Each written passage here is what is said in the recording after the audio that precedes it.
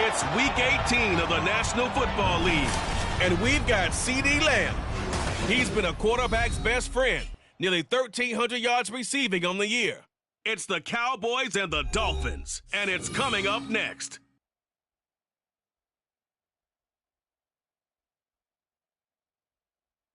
We are sandwiched between Fort Worth and Dallas, Texas, and Arlington at the luxurious AT&T Stadium.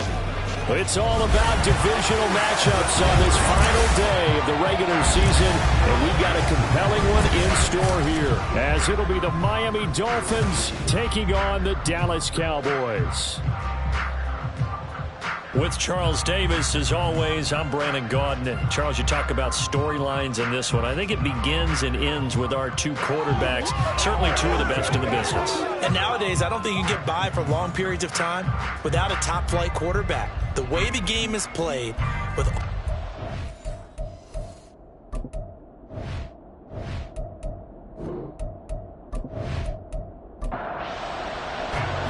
set for football now at AT&T Stadium. Brandon Aubrey has the honors, and we are underway here in Arlington.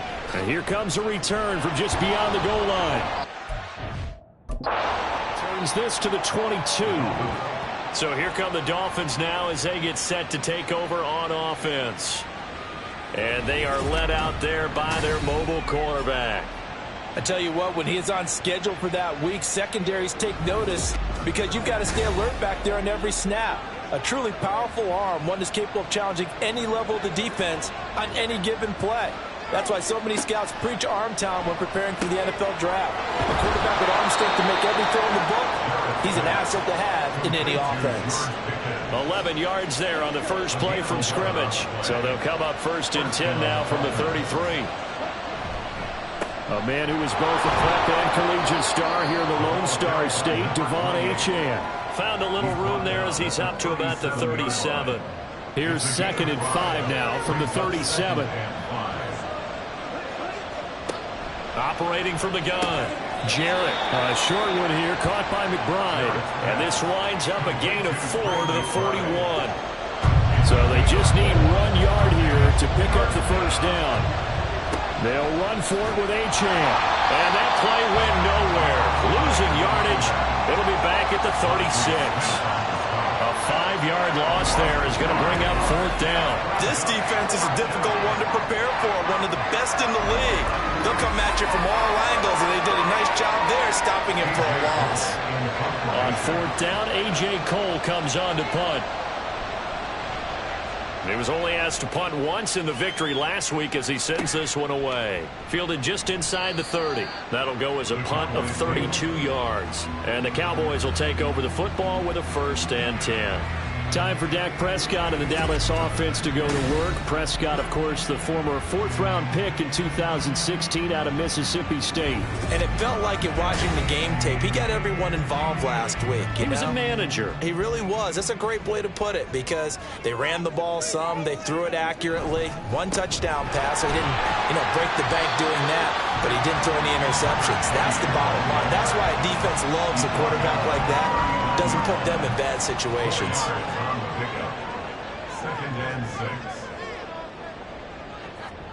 2nd down, Prescott. And the Dolphins rush gets home. Down he goes.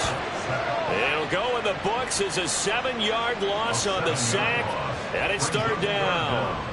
And not an easy spot here. They'll be in search of 13 yards to try to pick up the first. On 3rd down, they'll try and run for it on the draw. No gain on the play there, and it'll bring up 4th down. Well done to sniff that out defensively. He had it diagnosed pretty quickly. I love that description because diagnosed is perfect on that one. Read his keys, made the play, and he couldn't even get going moving the football. On 4th down, Ryan Stonehouse on to punt.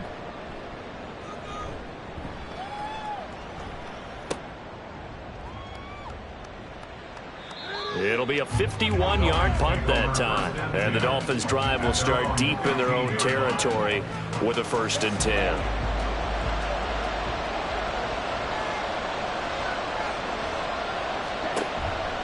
They go play action here on 1st down. A throw left sideline falls incomplete. And this pass defense, they were sensational in the win last week, and they're looking good here so far in this first quarter. You know, we often talk about how offenses get locked in, and that runs over multiple games where they're really, in that zone. Defenses can be the exact same way, and I think we're seeing an example of it here. A couple extra tight ends in the formation here as they line up 3rd and 2. A run straight ahead with Achane. And he'll have a Dolphins first down as the tackle made just shy of the 30.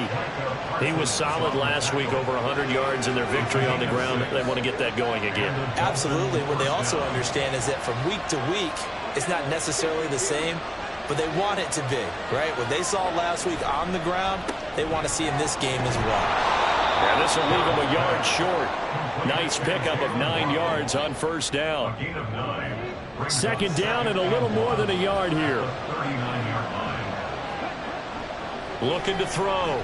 Jarrett looking left side, and he's got a man. That's Watson. And he gets this one to midfield before he's brought down.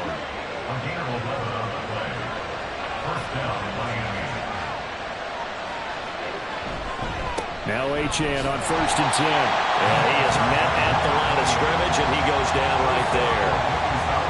There was Osa Odighizuwa on the tackle. From the midfield stripe, they'll look to throw. A short one here, caught by McBride. They do get a yard there, but only a yard. Leaves them with 3rd and 9 looming. They'll come to the line here needing 9 yards to pick up the first. On 3rd down, Jarrett. Pass taken in by his big tight end. And he is out of bounds inside the 35. Back-to-back receptions for him, and it's another first down. We often hear the phrase sure-handed tight ends, and he certainly fits into that category. Plus, he's got a quarterback who knows to look his way when they need a big pickup. And on this play, he finds him for the first down. Back to the ground, Achane breaks a tackle. 11 more yards that go around, a first down as well. The first drive this unit had, they punted. This drive, much more polished, just looking crisper, aren't they, moving the ball? Maybe the first drive was a little bit of a wake-up call. Probably a little bit angry that they had to punt the ball away the first time they had it. Got motivated, got to the sideline, said, okay, let's not let that happen here as we take over again. And some determined running there as he'll pick his way down to the 12-yard line. 10 more there and another first down. And that's a run that'll energize an offensive line. They'll take that one all day long. Fundamental breakdown by the defense. You've got to be able to make plays on the edge. And he's got his man in stride, complete. Down to the 6-yard line on a pickup of 6 as he gets halfway to the goal line. 2nd and 4. They could still get a first down without scoring. Operating from the gun. Jarrett looking end zone, but it's incomplete. They've been targeted quite a bit on this drive, and finally I think the guys on the defensive side, they said no more. They slapped the double coverage on him, made it very tough for him to get the ball. Touchdown! Jalen Waddle, touchdown number 15 of the year. And the Dolphins are on the board first here this afternoon. A nice throw there by the 2nd-year quarterback. And I don't believe that was the kind of play he would have made as a rookie, because usually your rookie season is a continuation of your college days. A lot of one read, and if you don't have it, you just take off and go. Now he's settled in the pocket a little bit more, reading the field and getting to a 2nd and sometimes 3rd progression. That was a nice play. Extra point by Patterson, up and good. And it's now a 7-0 game.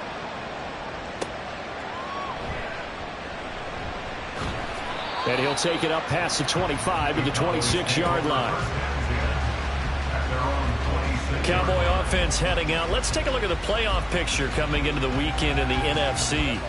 And right now they're in that number 2 spot. They would love to hold on to that, but obviously first things first. They want to clinch the division. And that's what everyone plays for. Win your division first, guarantees you a spot in the playoffs, but still a nice spot to be in. Not as good as it was when the number 2 seed meant a first-round bye. That's all changed with the new playoff system, but still a nice spot to be in. On 2nd down, they'll run it here. 6 yards to pick up, and that's a first down. The Cowboys at 14-2 heading into this final week. They've been playing their best football of the year, winners of 4 in a row. And I thought that they played pretty well last week. Their execution, their discipline, their resilience, all on display in that victory. So 5 yards here, 5 on the play, and that will bring up second down.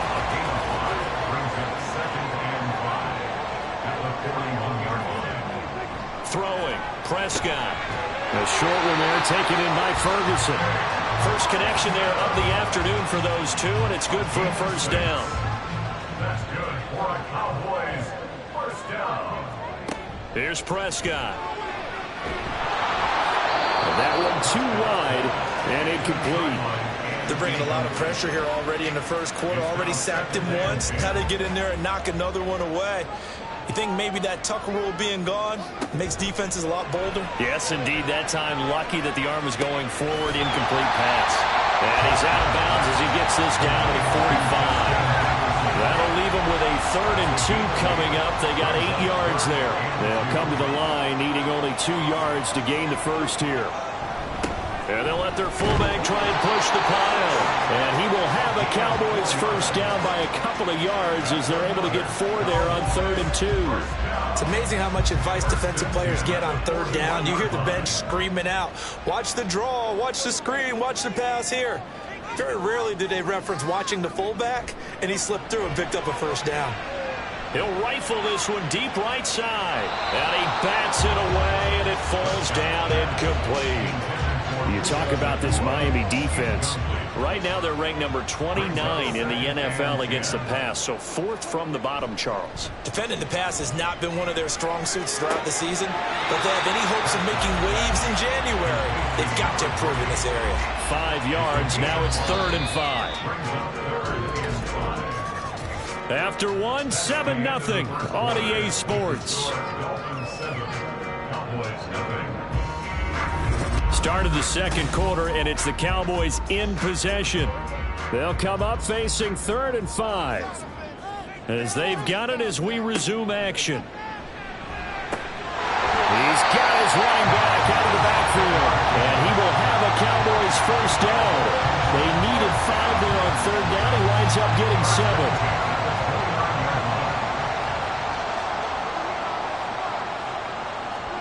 And again, it's Prescott. Going to be taken in here by McClure. And taking it to the 15-yard line before he's brought down. Line of scrimmage, the 15. It's 1st and 10. From the red zone now, Prescott. And his throw's going to be incomplete. Yes, sir. How about an attaboy there on 1st down? Got his hand in and knocked it away. Here's 2nd and 10. Prescott now. Touchdown, Cowboys! A 15-yard touchdown grab. And the Cowboys are within an extra point of tying up this ball game. Well executed there offensively. Defense looked a little confused, but he found his receiver, and that one good for 6 points. And the payoff we just saw there tells us how many times they ran this play in practice over the past few weeks, because they executed that flawlessly right here on game day when the situation arose.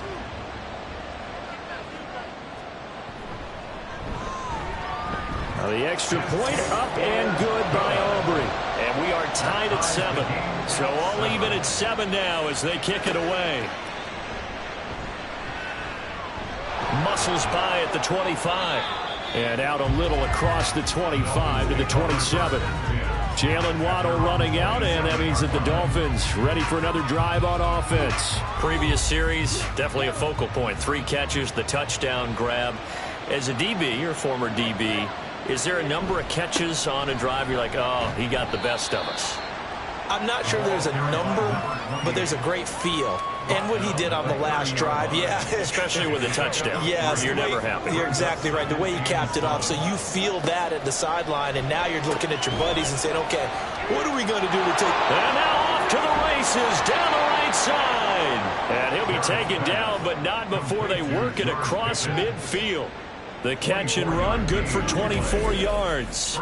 If you're going to blitz, likely going to leave you in man coverage with this guy, and that is less than ideal. It is, because just about any offense that has an elite receiver, if you blitz and have him in man coverage, you're going to him, even if he has an elite defender on him, because he usually knows where the ball is before the defender does. The throw over the middle, taken in. Give him a gain of 5 on the completion, and that'll bring up second down. It's a gain of 5. Brings up second and 5 at the Cowboys' 41-yard line. Operating from the gun, Jarrett. And his throw is going to be incomplete. Everything about that play tells you about today's NFL offenses and what they're asking out of running backs. You can't just be a guy who can run the football. You have to be able to catch it as well, and he didn't get that done on that play. And now the third down throw incomplete as well. Well, the other day they told us when we've got 3rd and 5 or less, we have to be able to convert. And I guess every team would say that, Charles, but an opportunity missed there. What they were trying to tell us is they believe it's a matchup game at that point, and they liked some matchups that they had, thought they could exploit them, unable to do so on that play. Give them credit. They knew what they wanted to dial up on 4th. They executed it for 9 yards, and the offense stays out there. Now a play fake here on first down. The throw out wide going to be incomplete.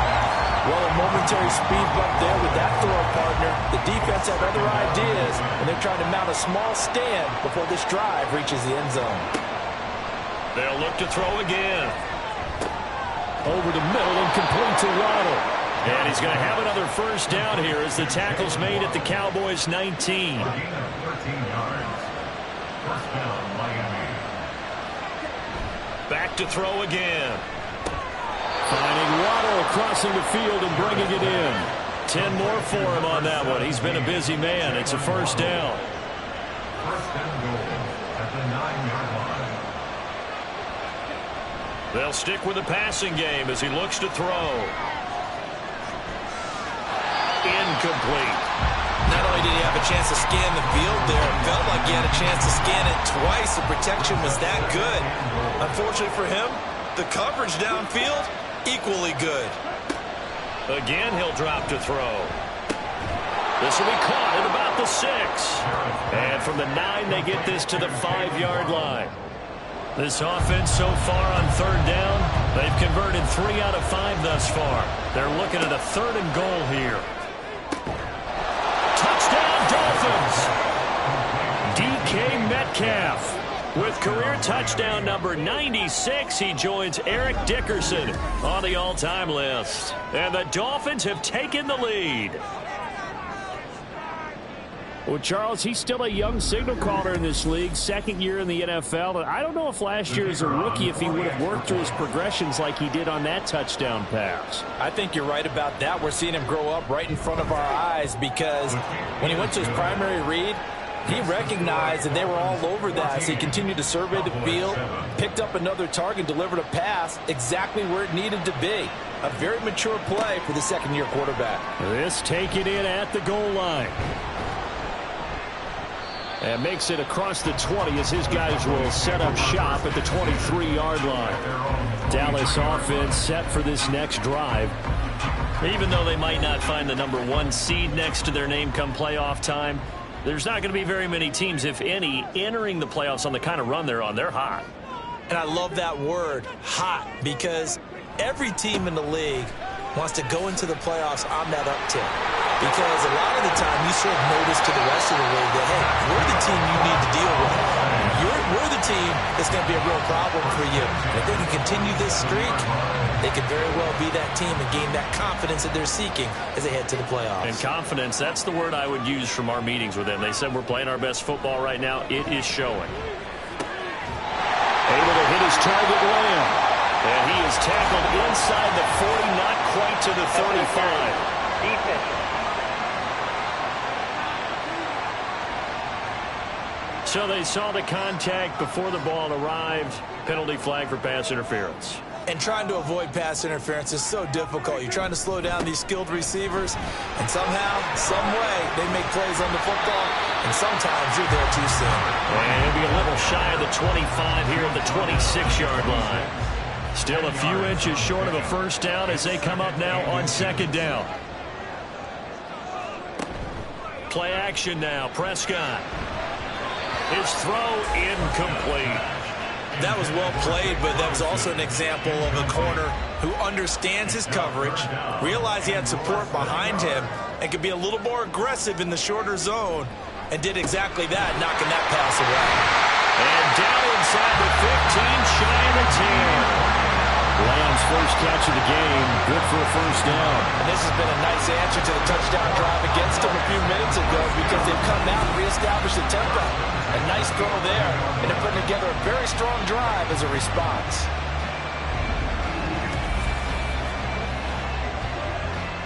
Now a 1st and 10 at the 11. Looking to throw. Prescott. And that is caught. Touchdown, Cowboys. Puka Nacua with his second touchdown here in this first half. And the Cowboys are an extra point away from evening this one up. In the second quarter and already his second touchdown reception. Absolutely the definition of a difference maker here in this first half. Clearly one of his quarterback's favorite targets in this game, and I figure he's going to draw a little more attention and coverage moving forward. Aubrey good with a PAT, and we are tied at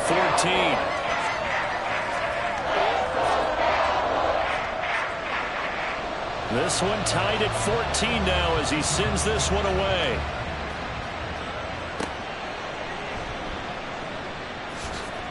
And all deep in his own territory, he coughs up the football. Oh, one of the linebackers has got it. So they will set up shop. Excellent field position in the red zone at the 19-yard line. So here's a 1st and 10 now down inside the 20. Prescott to throw it. He finds his man complete. That's Ferguson.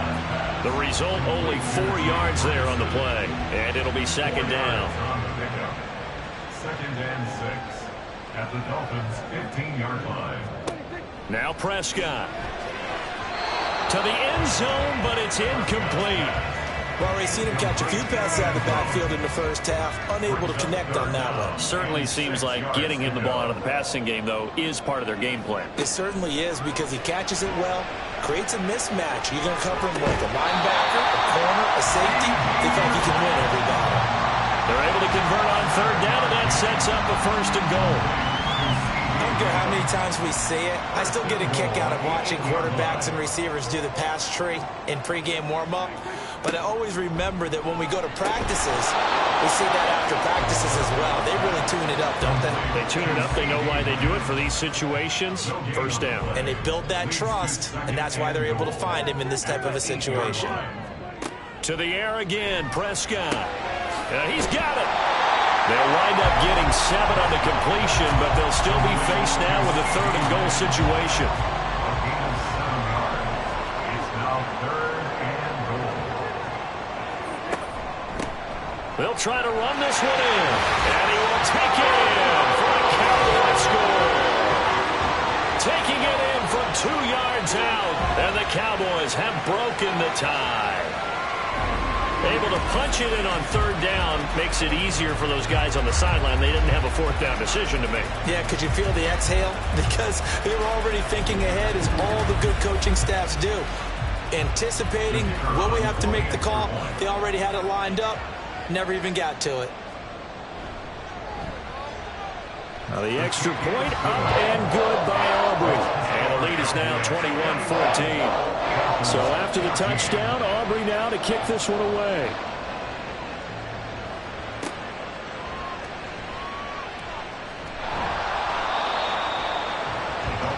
Miami set to take over. But right now, we've got a little bit of an offensive masterpiece going on both sides, moving the football, scoring points. It's almost like somebody put the defense on rookie mode in this one. I mean, we haven't even left the first half, Charles, and we're certainly on pace for a shootout. An excellent start for both offenses. The fans have to be enjoying this to see all these points go up on the board. As a former defender, you know I'm not enjoying this at all. But right now, both these teams just trading haymakers. Let's see if anyone slips up first. Can anyone counter with a nice little jab and get things going in their direction? Here's 3rd and 10.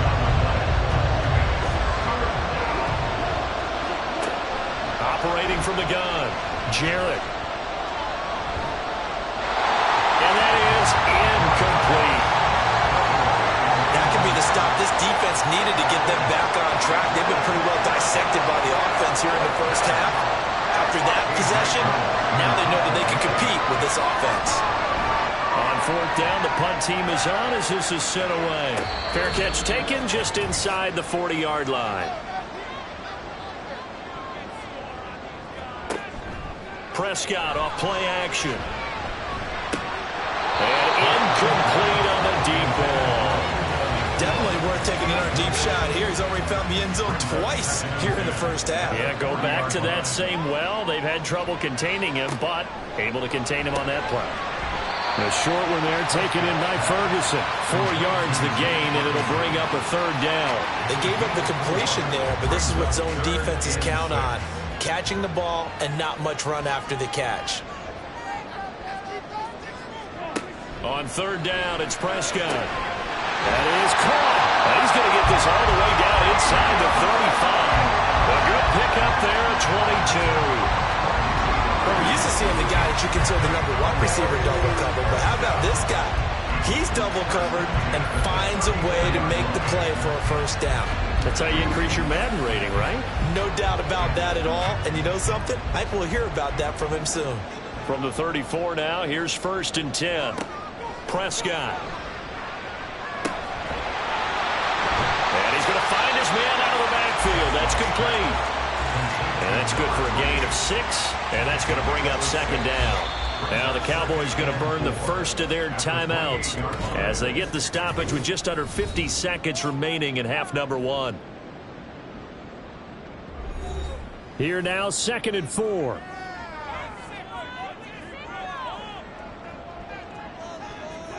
Prescott yet again. Out of his hands quickly to CeeDee Lamb. And Lamb going to have a Cowboys first down as he'll take this down to the 22-yard line.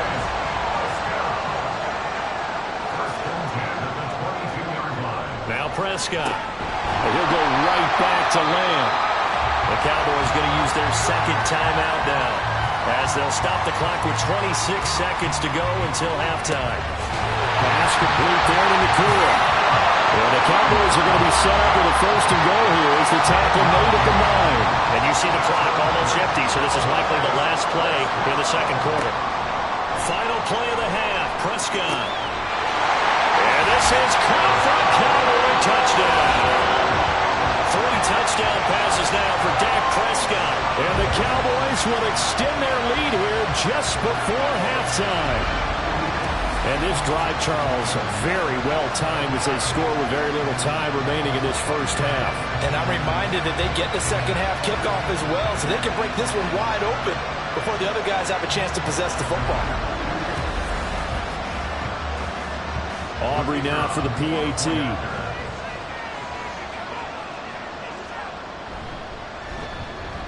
He's got it as they double up the lead.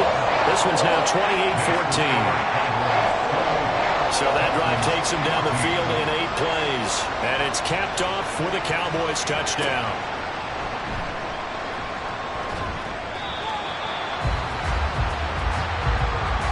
So we have come to halftime here in Dallas with the Cowboys out in front. As we'll get you over to Orlando, where standing by is Jonathan Coachman. He has our EA Sports halftime report. All right, Brandon, thanks very much. It's all down to this. Week 18 of the NFL regular season. Lots to be decided, so let's get right to it. We'll get started up at FedEx Field in our nation's capital. And it's the Broncos who have the lead at halftime. Javonte Williams, over 100 yards rushing with a touchdown run. From there, we head down to the Sunshine State to check on the Jaguars at home in Jacksonville. And you can see they have the lead over the visiting Tennessee Titans. The Jaguars looking to sew that one up, and they look to be in pretty good shape. Finally, we finish at MetLife Stadium to see what's going on with the Jets. As you can see, the score there in the 2nd quarter. 3 touchdown passes in that one for Justin Herbert. The Cowboys were treated to a fine first half from number 4, quarterback Dak Prescott. He was slicing and dicing this defense and wound up with 3 touchdown passes in the first half.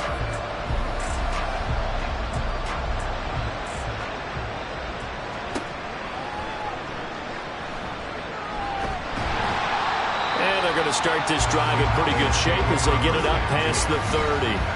The Cowboy offense set to go to begin this third quarter. So Prescott of the Cowboys now with a 1st and 10 at about the 32.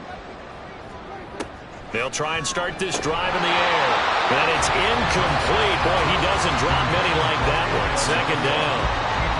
Now it's 2nd and 10.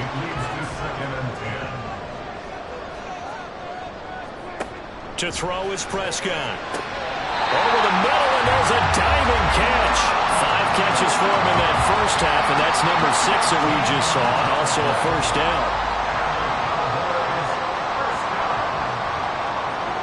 Throwing, Prescott. Going to be taken in here by Nakua. And able to break one tackle, but then quickly brought down. But a nice little gain. 2nd down and 4. Prescott now. And he's got it. Got his man on the end route. Complete. He's been big. 2 touchdowns earlier. Now he's got a 1st down here. Here's Prescott. Wide open receiver, complete. And finally down he goes as they work it inside the 10 to the 7. He got 29 yards that time. Just picking up yardage in bunches here these last few plays. They have moved right down the field, and just like that, they're going to be set up with a 1st and goal.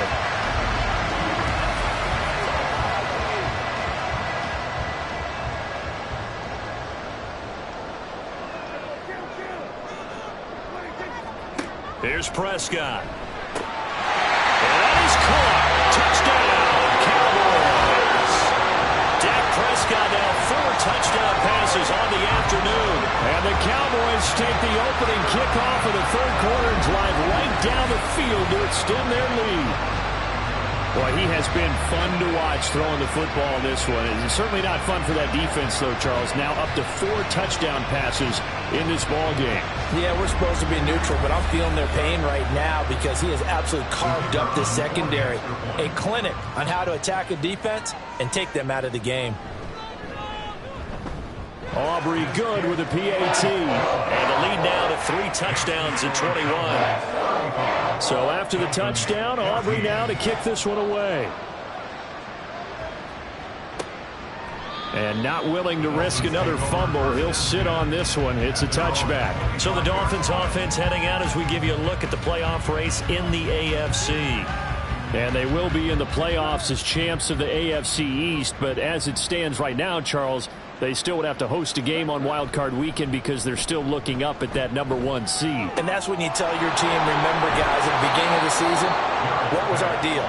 Let's win our division and get to the playoffs. That was job 1. Let's not get greedy about the whole thing because whether or not they end up with a first-round bye or not, you and I both know this team's going to be a tough out in the playoffs. This one into the hands of Metcalf. And taking it across midfield and just shy of the 40.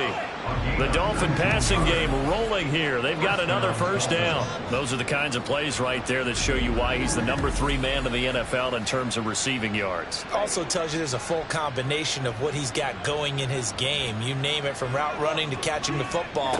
That's why he's able to produce those types of numbers. Shrugs the tackle.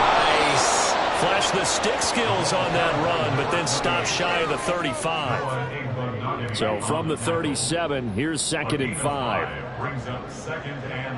Waddle, the motion man, right. Right back to Achane on 2nd down. And a short gain there down to the 37-yard line. They follow up the gain of 5 by only getting 1 there on 2nd down. This offense in desperate need of a conversion as they come up on 3rd down. Work in the middle of the field, and he's got a man complete. And he'll be taken down, but he does have 1st down yardage. The drive stays alive, a 3rd down gain of 8.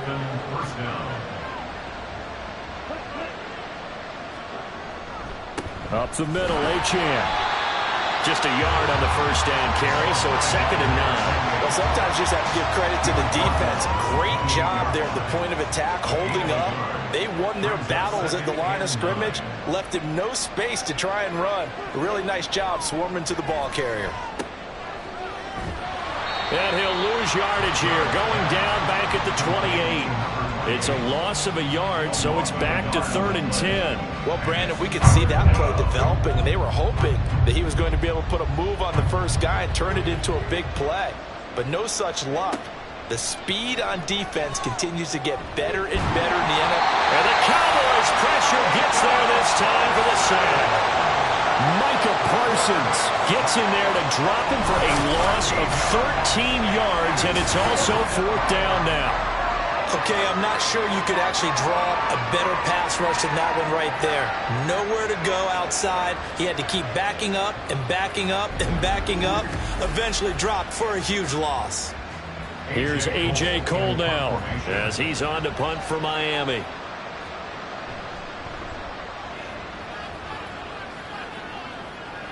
That'll be out of bounds, and how good was that? They'll say the 3-yard line. That's where they spot it. Now the Cowboys offense heads back onto the field. Well, this offense, this team, they are rolling right now, Charles. They've scored on 3 straight possessions. You look at the scoreboard, and they pretty much right now got this thing on cruise control. Yeah, and this is that time of game where you and I have to be prepared, right? Isn't this kind of like that empty the bucket time where you have to go into your blowout material and make sure we have some different things? That's what we're staring at right now, the way this one is going. Brings up 2nd and 7. Out of the gun, here's Prescott. This one brought in by Jefferson. And he'll be out of bounds up past the 10-yard line. So the completion good for 7 there. And that's going to make it 3rd down and less than a yard. They'll drop to throw. Pass taken in by his big tight end. And he will have a Cowboys first down as that'll be a pickup of about 5 as they convert on 3rd and inches.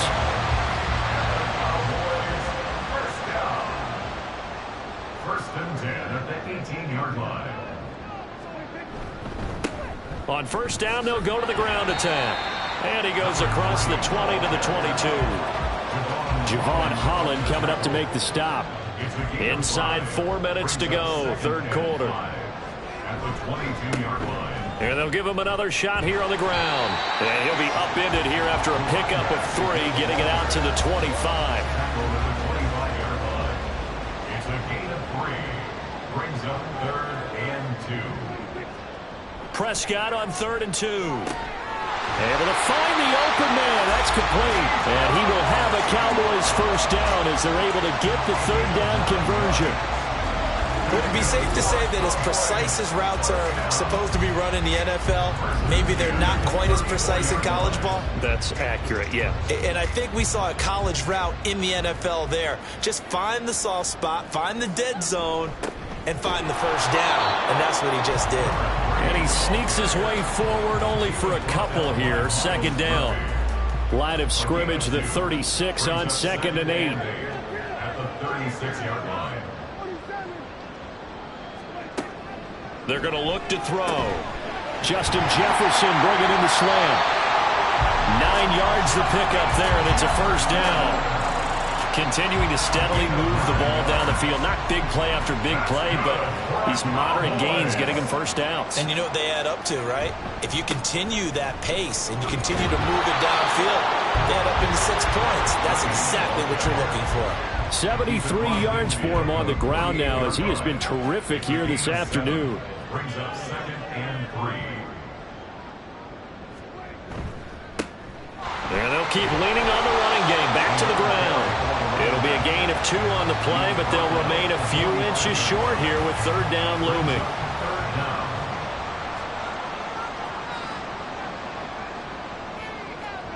Looking to throw. Prescott. And this pass broken up. The contact well timed there, and now 4th down. When you run in the slant, timing is everything, and against that man coverage, there was no space available, and incompletion as a result.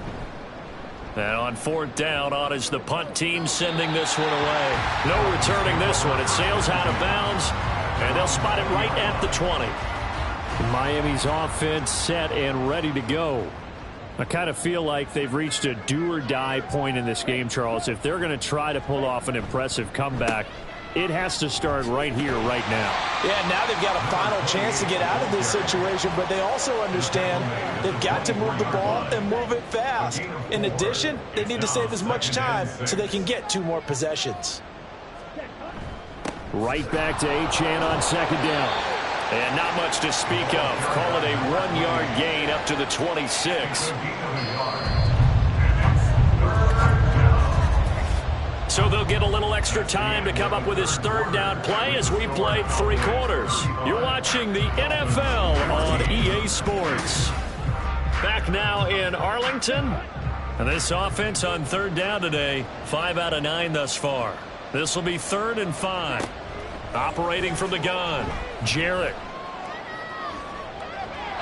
And he knocks the ball away, and it falls incomplete. And they're at the point of the ball game now where they've got to take some chances. They've got to put the ball in the air and just see what happens. But this defense knows that all too well. Got to try it here. He's back to throw. Throw left side, hauled in by McBride. And he will have a Dolphins first down by a good couple of yards as they end up getting 6 there on 4th and 4. Back to throw. Jarrett. Left side here, taken in by Metcalf. And he gets this up across the 35 before he's out of bounds. From the 38 now, here's 2nd down and 3. Back to throw again. A quick target here, complete to Metcalf. 5th catch of the afternoon, and that gives him a first down. A 5-yard gain on the play. First down, Dolphins. They'll stick with the passing game as he looks to throw. Over the middle, that's caught by Metcalf. The Dolphin passing game rolling here. They've got another first down.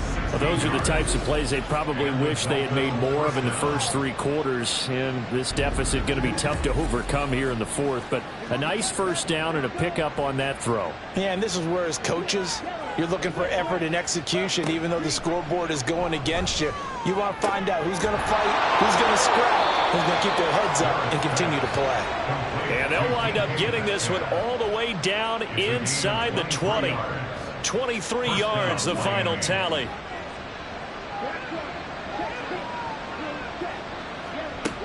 Again, he'll drop to throw. And it's knocked away and incomplete.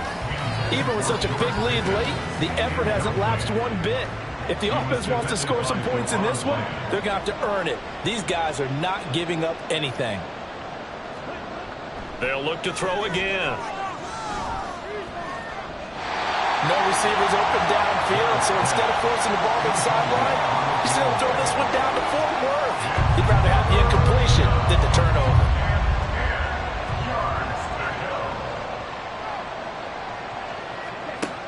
To throw on 3rd down, Jarrett. Looking end zone, but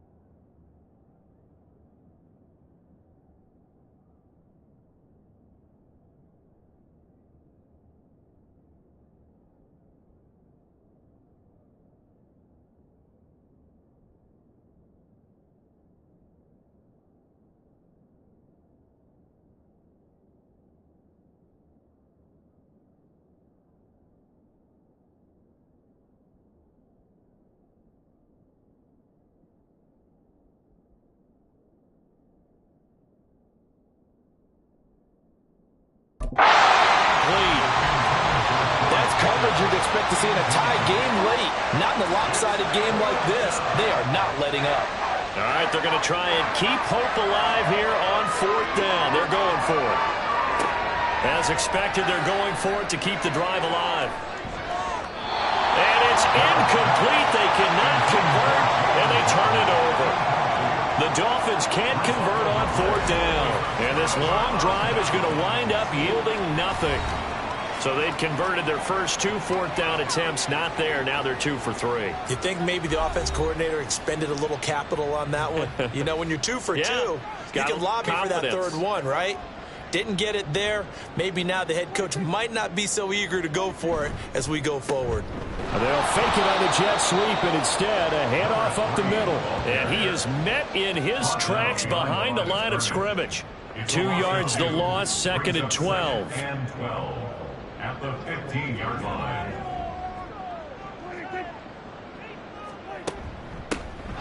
And they'll run on the inside handoff. And he'll be stopped right at the 30. On a play that started back at the 15, they pick up 15. It carries like that. That's how they're going to continue to salt this thing away here, Charles, in the 4th quarter. Yeah, how about that? A new set of downs. Clock continues to move. No better way to close out a game than to tap those mastodons you have up front and say, guys, keep pounding them. Let's keep the ball, keep their offense on the sidelines, and let's close this one out. Now 2nd and 9. At the 32-yard line. From the gun, he'll hand this off. And he'll get about 3 up close to the 35. That's it. That's what you want. Straight ahead positive gain. Just keep that clock ticking. Brings up 3rd and 6. Hands it off out of the gun. And this won't do it. He needed 6. He only got halfway there. Well, this was just simply excellent defense. On this 3rd down, they had to be alert for the possibility of a pass, but that didn't stop them at all from understanding what was going on when they decided to run the football, and they just swarmed and stuffed them for almost no gain. Here's Ryan Stonehouse now. As he's on to punt for Dallas. And a great job on special teams to down it, as this will be marked out inside the 5-yard line. Dolphins offense returning to the field. Even though they were able to force the punt defensively, still a big hole to climb out of, especially at this late stage of the contest. A short one here, caught by McBride. Call it a gain of 6 on the play, and it'll be 2nd down. It's a pickup of 6. Brings up 2nd and 4 at the 10-yard line. Looking to throw. Jarrett. He's got this to Pickens. And he'll get this one way up just shy of the 45-yard line. Just like that, out of danger and up past the 40 now for 1st and 10.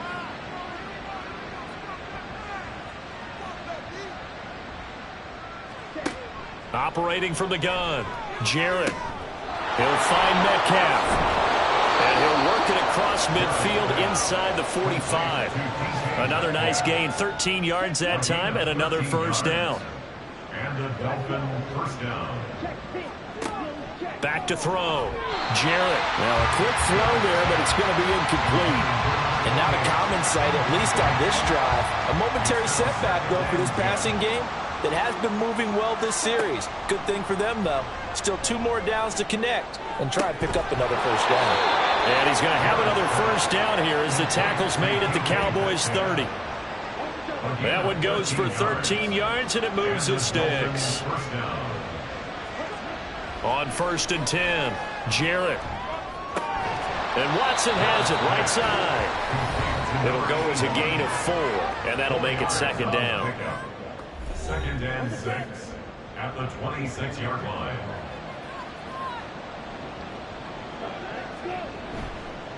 Off play action, Jarrett. Over the middle and complete to Waddle. And he gets it all the way down inside the 10 and mark him at the 5. Looking to throw. Jarrett. Targets Metcalf along the sideline. And he goes backwards on this one, losing yardage to the 7. To throw on 2nd down. Jarrett got his tight end. That's complete. It's Watson. This likely a must-have. 3rd and goal. Operating from the gun. Jarrett. He had a man open, but he missed him, and it's incomplete. So now 4th and goal. You're trailing by a decent amount here. What are you doing, Coach Davis? Well, I've got to think to myself, just how many more opportunities am I going to have this close and have this chance? I've got to go for it right here. The clock's dwindling on me. Let's go get it done. Now they go for it on 4th, but this one is going to wind up incomplete. They can't hook up here on the 4th down pass attempt. And this Cowboy defense comes up with a goal line stand. They kept it in the air on 4th, Charles. They ran on 1st and 2nd down, tried it through the air on 3rd and 4th. Couldn't come away with anything on 4th and goal. And remember, in these situations, the field is really condensed. Everything is squeezed tight. So as a defender, you can actually take more chances here because they won't have as much time to throw the football, and the receiver really can't run past you. If they do, they run out the back of the end zone. Nice job by the D, shutting them down. Marte Mapu, the one to bring him down. At the 6-yard line.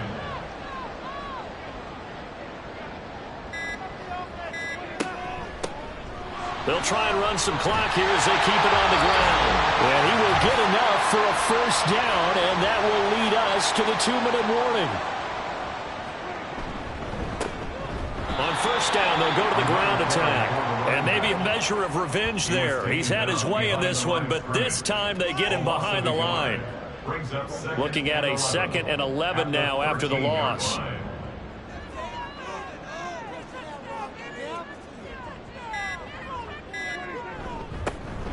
One back in the backfield, he'll get the carry.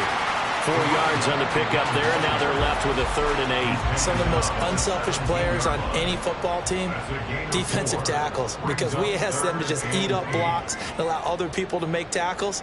But when he can make a play himself, as we just saw there, that's a big day. And he'll get this up to the 30-yard line.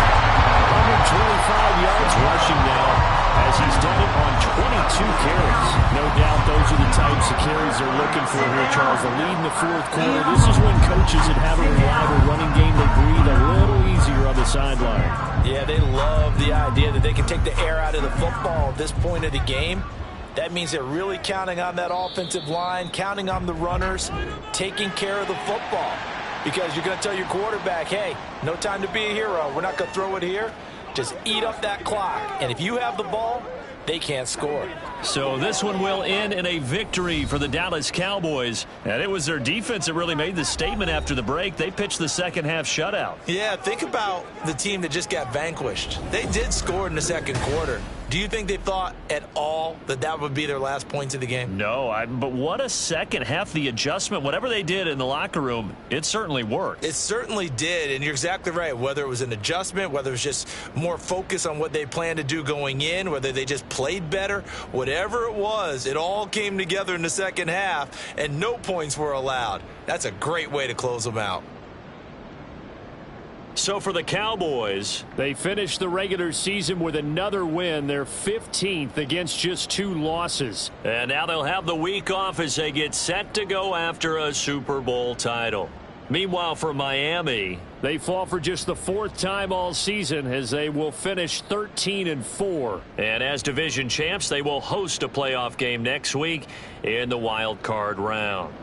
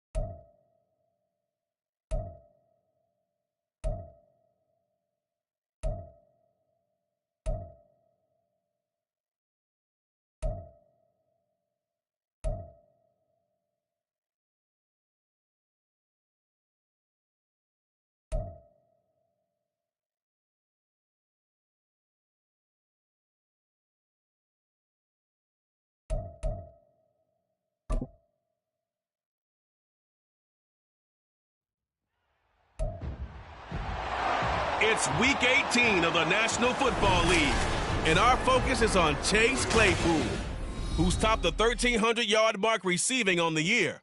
It's the Falcons and the Texans, and it's coming up next on EA Sports.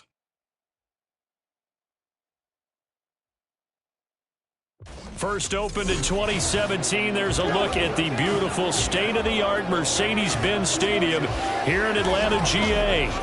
It's all about divisional matchups on this final day of the regular season, and we've got a compelling one in store here, as it'll be the Houston Texans taking on the Atlanta Falcons. With Charles Davis, as always, I'm Brandon Gaudin. Charles, you talk about storylines in this one. I think it begins and ends with our two quarterbacks, certainly two of the best in the business. And nowadays, I don't think you can get by for long periods of time without a top-flight quarterback. The way the game is played, with all the responsibility he has and how the game flows.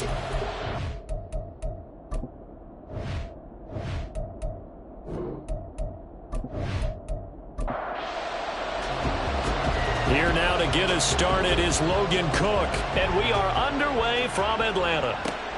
Taken at the goal line.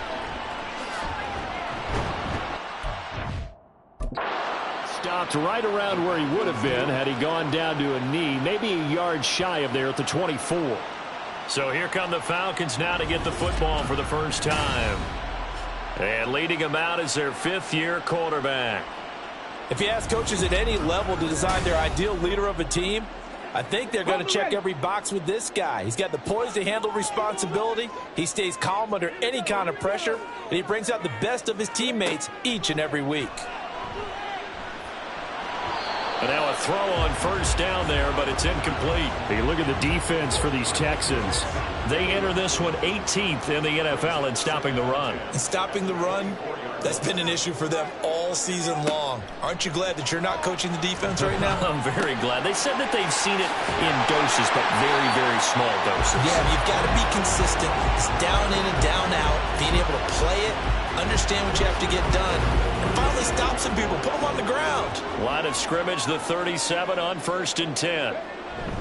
Play action. Stroud now. Firing quickly, but it's incomplete.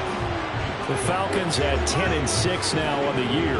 And they come in on a pretty good roll here. Winners of 3 straight. And the offense last week, they certainly have things humming, because if you can run up 40-plus points a game, you certainly take a lot of pressure off of your defense, and you're not going to lose very often. He'll get only 3 there, so it leaves him with a 3rd and 7 ahead. So 7 yards from the first down here as they come up to the line of scrimmage.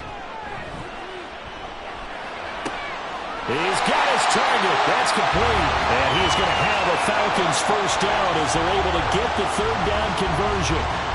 Well, I think when they look at their offense, they think to themselves, weapons everywhere, and they want to move the ball around. They want to spread it to different people. But you absolutely know they want to get this man involved as well, and that's what they just did on that play. So a 1st and 10 now in Houston territory at the 49-yard line. They'll run this one right with Robinson. A decent run there following the display of quick feet down just inside the 45. From the 44 now, here's 2nd and 4. Back to throw, here's Stroud. A quick throw, but incomplete. They've given him some different looks here defensively in the early going. He's only hit 2 of his first 5 passes. With a big 3rd down coming up, he's hoping he's got a play dialed up that can take advantage of whatever the defense throws at him. Completion here to Claypool.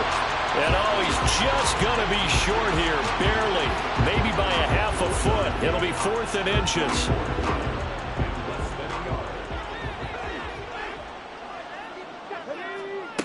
Stroud working out of the gun.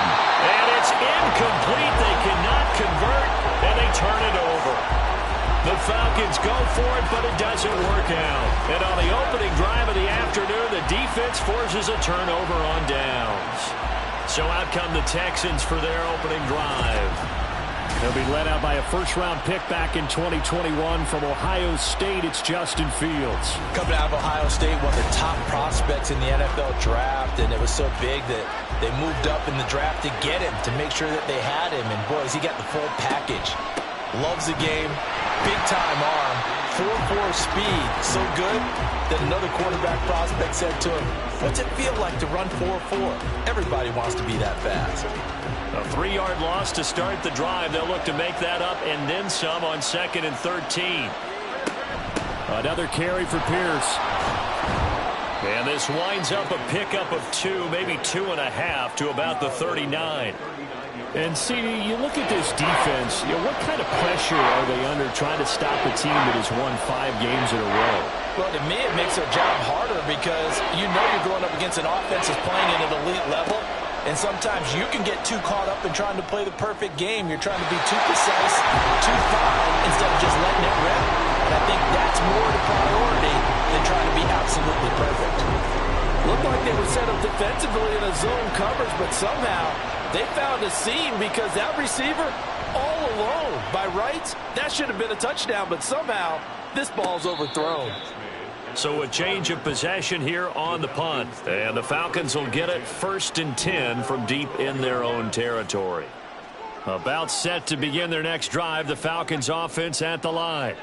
A kind of a lucky break on the prior drive, Charles. The turnover on downs at the offense. There he goes left side. And they finally take him down, but not before he reaches the 43.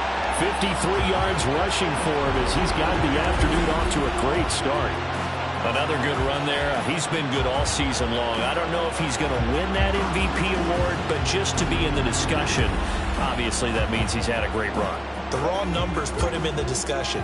Can he carry his team to enough victories? Can he put them in a spot where we say to ourselves, well, an MVP carries his team to the playoffs. That's what he's going to need in order to get that award. So give him 5 yards there on the pitch and catch, and it'll be 2nd down.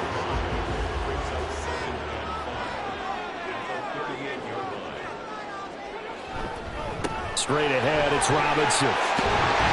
And maybe a little over pursuit there as he's able to take this down to the 25-yard line. 12 yards is the pickup, good for a 1st down for the Falcons. Well, there's plenty of real estate for him to maneuver on that run, and let's face it, it shouldn't be a surprise. He's one of the better backs in the league. Had to come into this game with the idea, slow him down, otherwise it's going to be a long afternoon.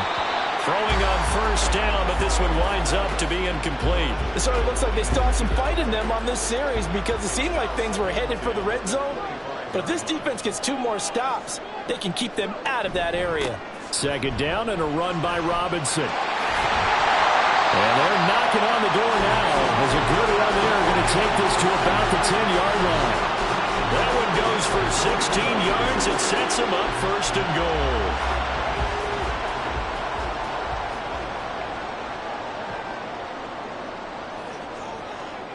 A shotgun snap to Stroud. His pass caught at the 4. That's good for a gain of 6. 2nd and goal.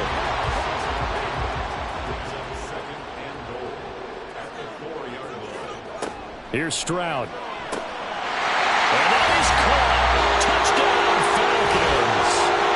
Gabriel Davis with touchdown number 8 on the year. And the Falcons will jump on top with the game's first score here this afternoon. Well, these guys have won 3 straight ball games and another good start to this one out to the 6-0 lead. And I've talked with so many different coaches, as have you along the way, and they always talk about winning streaks and the mood of a team and how much easier it is to actually prepare during that time. Guys are sharp, guys are focused, everyone's feeling good, and we're seeing it early in this one. Extra point by Koo, up and good. And that makes the score 7-0.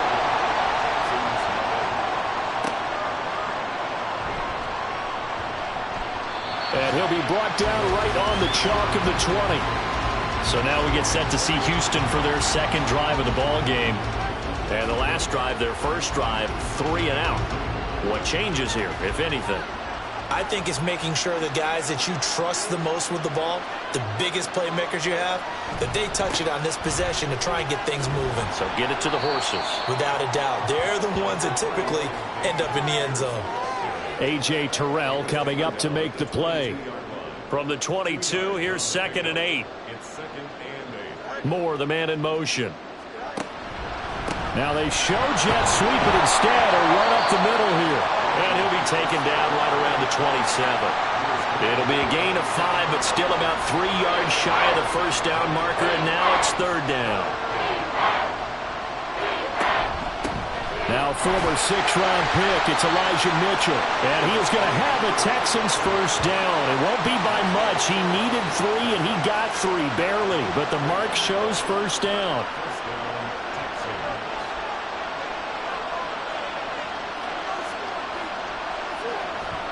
On play action, Fields. That's complete. It's Collins. He's brought down at the 34. Call it a gain of 4. Line of scrimmage, the 24. This is 2nd and 6. Here's Fields. He gets this complete to Shaheed. And he'll be stopped right at midfield.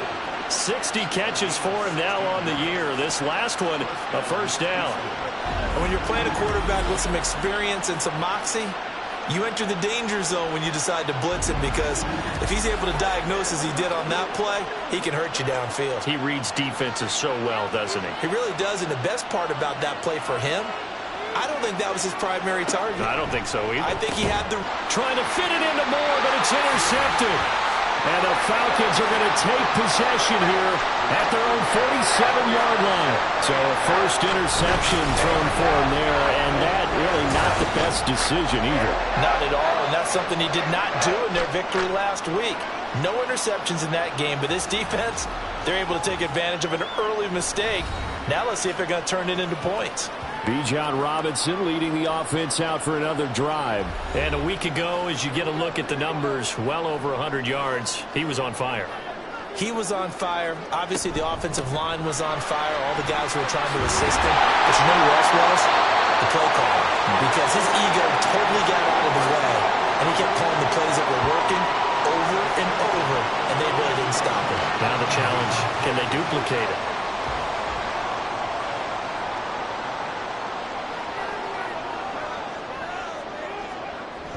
Stroud sets up the play action. And he slings one that's incomplete. I think he's got to be careful not to force anything into coverage right there. There weren't really any throwing lanes. But the best part for him, he's got 2nd and 3rd down to fall back on.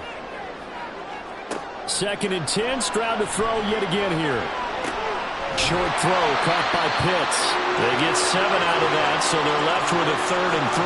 Well, this defense for the Texans, they were very good in the win last week against Jacksonville. It was a little bit enlightening talking with the defensive coordinator about their performance last week, because the feeling was that it was a good, solid performance. They did what they needed to do to get the job done and get the win, but definitely a few lapses that they're looking to correct. 14 yards there, a Falcon first down. Not too shabby for his first carry of the game. That's exactly what most teams are looking for, a really good change of pace back.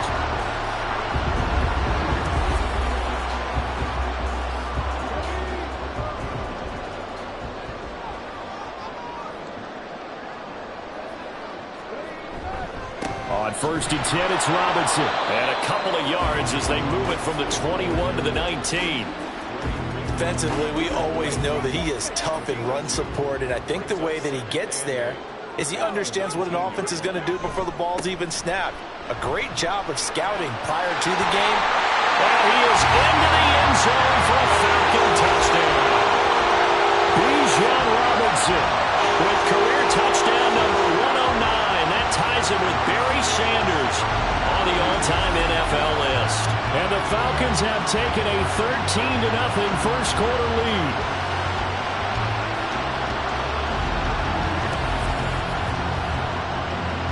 Koo now for the point after.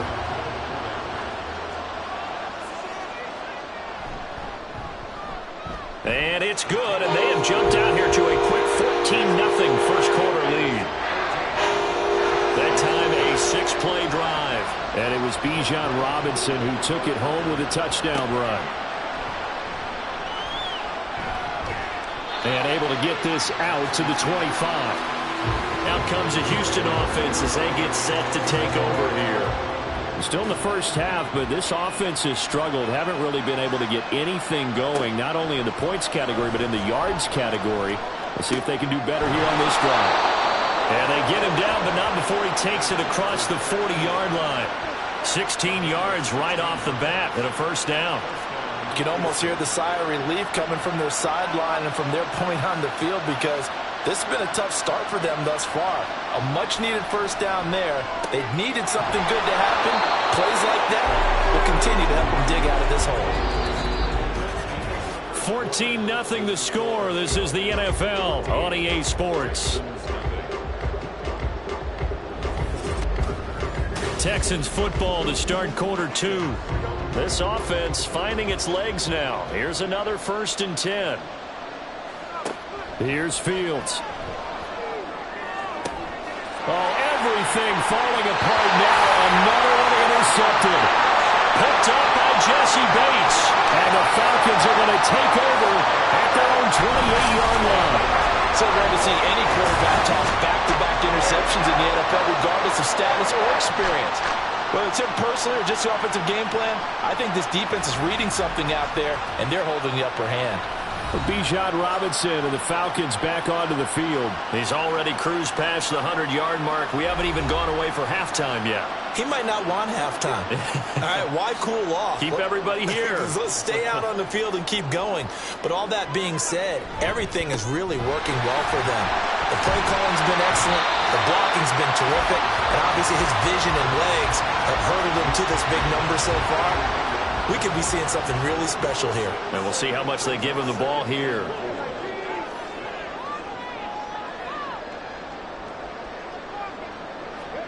Now Stroud. That's going to be caught by Pitts. And they got it well across midfield down to the 40 before it's all said and done. 27 yards there, a first down.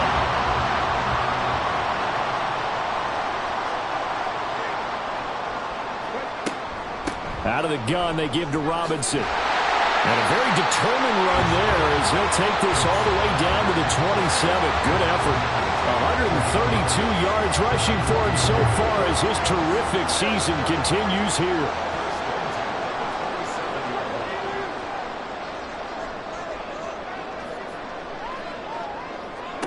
Stroud now on 1st and 10.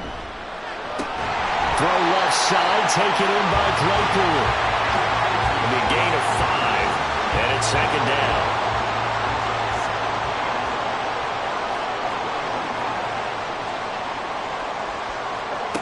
Stroud. Oh, he'll want that one back. Incomplete. He doesn't drop too many in that department. 3rd down. They'll need 5 on this play to move the sticks. From the gun on 3rd down, here's Stroud. He's got his man, London, right side. And he'll go out of bounds in the red zone just inside the 20. So just 3 yards on the completion there. And that's going to make it 4th down. They'll try and run for it. And they are going to stop him on 4th and 1 as they'll wind up going backwards. The Falcons go for it, but it doesn't work out. And this Texans defense stands tall. So they've gone for it twice now on 4th down in this game, and both times unsuccessful. I wish we could hear the headsets now between the head coach and the offensive coordinator. Now that they're 0 for 2, if they get into a 3rd situation, head coach might say, hey, you got anything for this one? Might get radio silence back.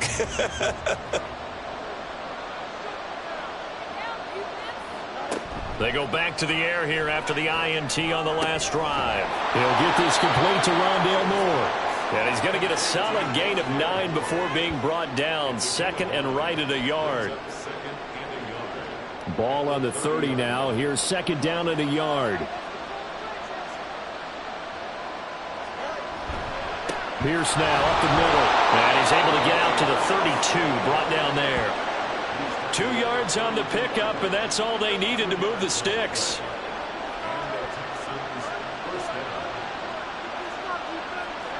Fields now to throw. He's got it to Collins, complete. And he gets this one to midfield before he's brought down. Give him 17 on the pickup there, and the Texans also get a new set of downs. 1st and 10, it's Pierce. And he's going to take this ahead for right around 3 yards, but no more than that. Second down. It's a pickup of 3. Brings up 2nd and 7. To throw is Fields. And he's got a man on the crossing route. That's Moore. And that's going to be good for another first down as the tackle's made at the Falcons' 25-yard line. 23 yards the pickup there. Well, these guys have definitely been outplayed in the first half. I like their countenance. I like the way that they're having panicked out there, the way they're carrying themselves. They're starting to move the ball, and what you have to do, maintain your poise and start to put together some drives. And that is caught. Touchdown, Texans. 25 yards for the touchdown. And the Texans have got it back to within a score. A nice connection there, finding his target, and that'll put 6 up on the board. Just like they drew it up in their playbook and reiterated on the sidelines, right? Perfect route, a good throw, and the defense, they had no answer for that right there.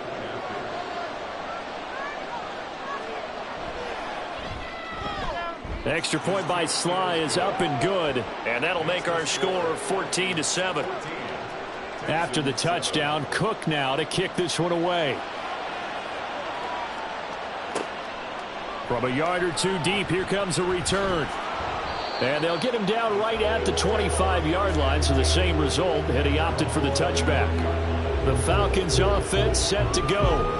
And on the last drive, they were in field goal range. They just opted not to kick it, didn't get it. How does that change the mentality this go-around?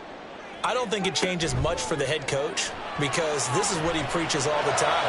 Attack at all times in any spot on the field, and he likes touchdowns, not field goals. Now, your field goal kicker, you got to make sure you nurse him through and say, okay, don't worry about it. When we need you, you've got to be ready to go. And the team, of course, loves to see points on the board. So let's see if it changes a little bit if they're in the same spot again. Yeah, we'll see what the decision is here if they get to that spot. And he'll take this beyond the line of scrimmage as he slides to a hole. The offense on third down, they've hit 2 for 4 thus far. This will be 3rd and 5. Targeting Pitts on the out route, and he's got it complete. And he is going to have a Falcons first down by about a yard as they find a way to convert there on 3rd down and 5. So from the 36 now, 1st and 10. And defensively, they were in zone coverage there. Do you have to be a little careful you're losing playing against a good quarterback like he is to not play too much zone? Yeah, you have to be careful about how much time you're giving up. I think it's a good point you just brought up. So maybe if you still want to play zone, you go to a zone blitz scheme. And you can drop anyone out of your defensive front. Defensive end, defensive tackle. It doesn't matter. You just exchange someone to bring. And he's going to go down. The Texans come at him and able to bring him to the ground. Multiple players combined for their team's first sack of the game.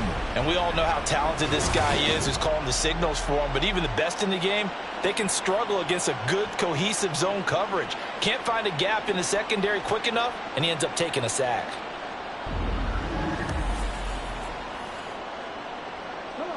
How to approach this. 3rd down and 16 yards to go. As Stroud now to throw. Able to find the open man. That's complete. And he'll be brought down with a penalty flag on the field. It was a late decision to throw, and it might have been too late.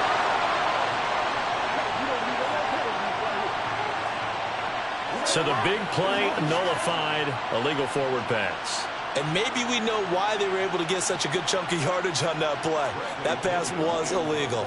On 4th down, Bradley Pinion on to punt for the Falcons. And the win last week punted 4 times as this one's away. And he fields it cleanly. 42-yard punt, 6 on the return. And the Texans will take over with a 1st and 10. He threw touchdown pass number 30 on the year last time he had the ball. We'll look to build on things here, 1st and 10. Fields on 1st down. That'll be taken in by Shaheed. And he slips up past the 45 before being tackled.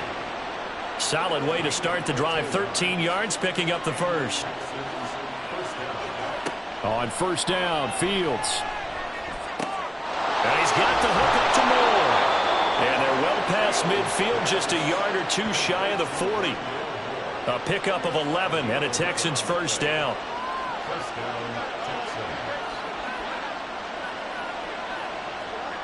Fields throwing quickly there, but it's incomplete. Well, they've been back on their heels a little bit here in this drive, but a chance to exhale just a little bit there with incompletion on first down. Now they have to gear up, try and get 2 more stops, and escape this drive. Here's a throw to his running back. It's complete. And he gets it down a yard or two shy of the 30 before he's out of bounds. They need 2. Here's third down. Pierce will try to pick it up. And he's going to have the first down yardage as he's down at about the 30-yard line. A third down gain of 3 yards, and that'll be enough. So first and 10 now from the 30. They'll fake the handoff. Now Fields. Targeting Moore, and he's got him on the crossing pattern. Touchdown, Houston. Rondale Moore. 30 yards. And the Texans are an extra point away now from tying this ball game. I feel like I'm back in school. What was that book, you know? It was the best of times. It was the worst of times. This has been a tale of 2 quarters so far. They trailed 14-0 after 1. How about the rally we've been watching? Yeah, a couple of touchdowns. PAT here to tie it up. This is a good ball game all of a sudden. Slide for the PAT.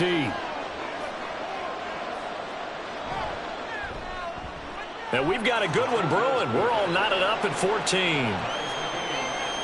A drive that time of 6 plays. And the result, a Houston touchdown. This one tied at 14 now as he sends this one away. And he'll decide to not bring this one out as their drive will begin at the 25. Here comes the Atlanta offense now ready to take over here. And that 14-0 lead to begin the ball game, well, that's gone now. Time to regroup. I think even up 2 touchdowns, they knew this wasn't going to be a walk in the park, and I think that's why we would see the head coach going up and down the sidelines telling his team, let's stay with it, let's keep going. It's almost like he knew they were going to make their run at him, and they have. As you said, let's see if they can regroup and get going again. Second quarter, 2 minutes to go. Tie ball game. A reminder coming up here at halftime. We'll ship you off to Orlando. Jonathan Coachman will have first-half highlights and analysis from a back-and-forth first half that we've seen. Stroud's throw into the hands of Pitts here.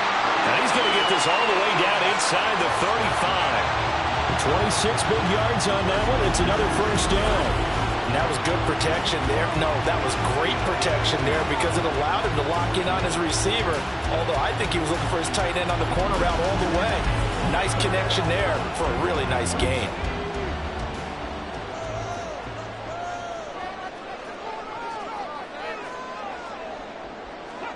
Stroud to the air on 1st and 10. That's out wide here for Robinson. Stopped short of the 25. The nice move couldn't ultimately free him. Well, he was a busy man out of the backfield a week ago. They got him the ball early and often. I have no doubt in my mind that he'll be a big part of the game plan here as well. Meanwhile, Stroud's throw taken in by London. Now the Falcons going to use one of their timeouts as they get the stoppage with a little over 50 seconds to go in the first half. Pressure applied, and he's going to be taken down. They sack him back at the 33-yard line. It looks like a loss of right around 11 there on first down to set him back on second. Now that was a passer's nightmare. The front door totally shut down by the defense, so he kept going backwards, hoping to find another avenue of escape. It didn't exist. So second and long, and got to be careful not to fall out of field goal range. Stroud looking to throw. That'll be incomplete as the clock will stop with 14 seconds remaining. 7th play of this drive coming up, but a long way to go on third down. Throwing now is Stroud. It's caught on the right side by Robinson. Now a timeout taken. Perhaps a chance for one more quick play and then another timeout if they hurry. We'll see. Koo knocks this one through the post. So he's been automatic to this point of the season, and he connects on the field goal there. And what a luxury it is to have a kicker you can depend upon, partner, because he hasn't missed all year long. Converts on that one as well. And kudos to you. You didn't jinx him.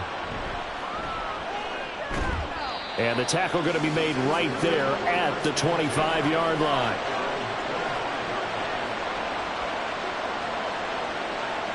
The final second ticks by, and that's going to do it for the first half of play. So we've hit halftime, just a field goal separating these two teams at the break. As we'll head down to Orlando, that's where we find our man Jonathan Coachman at our EA Sports Halftime Report. Coach. All right, Brandon, thanks very much. It's all down to this. Week 18 of the NFL regular season. Lots to be decided, so let's get right to it. We'll start over at Raymond James Stadium in Tampa, and it's the Buccaneers who are out in front. The Bucs trying to gut this one out, as it would be a good victory for them if they could get it. From there, we'll keep the Florida theme going as we head north to check on the Jags at home in Jacksonville. And you can see they have the lead over the visiting Tennessee Titans. The Jags seem to be on their way to what would be a good victory. Lastly, let's check in on our nation's capital to see what's happening with the Washington Commanders at home at FedEx Field. As you can see the score there in the second quarter. Javonte Williams, over 100 yards rushing with a touchdown run.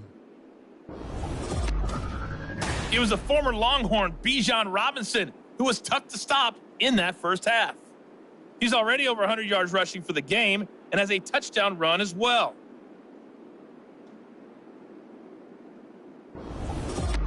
Okay, Coach, thanks as always. This one's still anyone's game as we welcome you back for quarter number 3. A field goal the difference. 17-14 is the score. Back underway here now in this third quarter. And no run back here as the third quarter will commence with a touchback.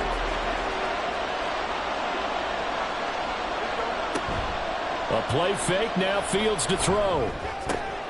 Throwing the out route incomplete. It's Collins. And he takes us up to the 40-yard line before being corralled. It's a first down, his 4th catch of the game after having 3 in the first half.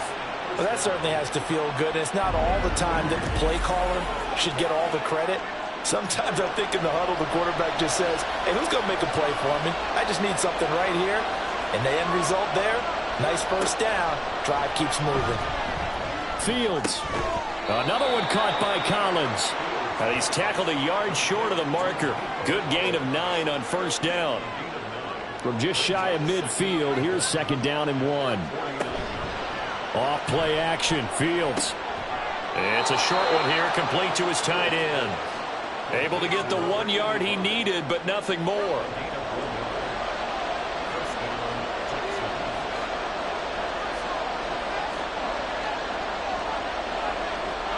From the 50, here's Fields. And he can't get rid of it. He's taken down. Montez Sweat. Credit him with a sack, and it goes as a loss of 6. Work to be done here on 2nd and 16 after the sack. Here's Fields. That's underneath to Pierce. And he's going to be taken down. Plus, there's a penalty flag in the backfield. They may get 15 more on top of this.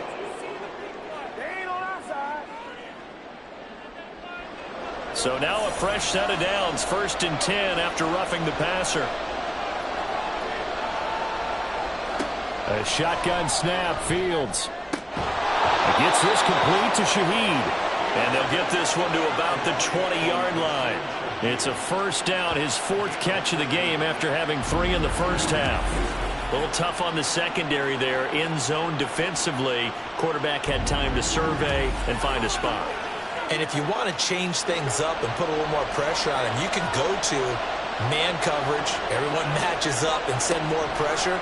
But you can also do it out of zone coverage if you're worried about what's going to happen on your back end. Send someone else, drop someone else out of the line. The old zone blitz could come into play to try and get that pressure on the quarterback. Second down and a yard. Back to throw, Fields. And this throw incomplete. Well, the defender all over him that time, and it's going to lead to third down.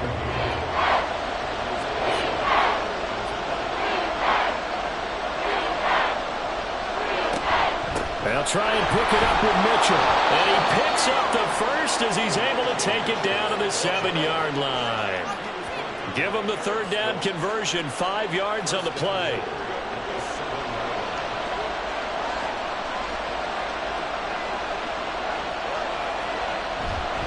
They'll run here with Pierce. And he gets him a little bit closer. He takes it from the 6 inside the 5 to the 4. You know, when this offense gets down here near the end zone, they're going to turn to their bell cow, and this guy's been a touchdown machine all year.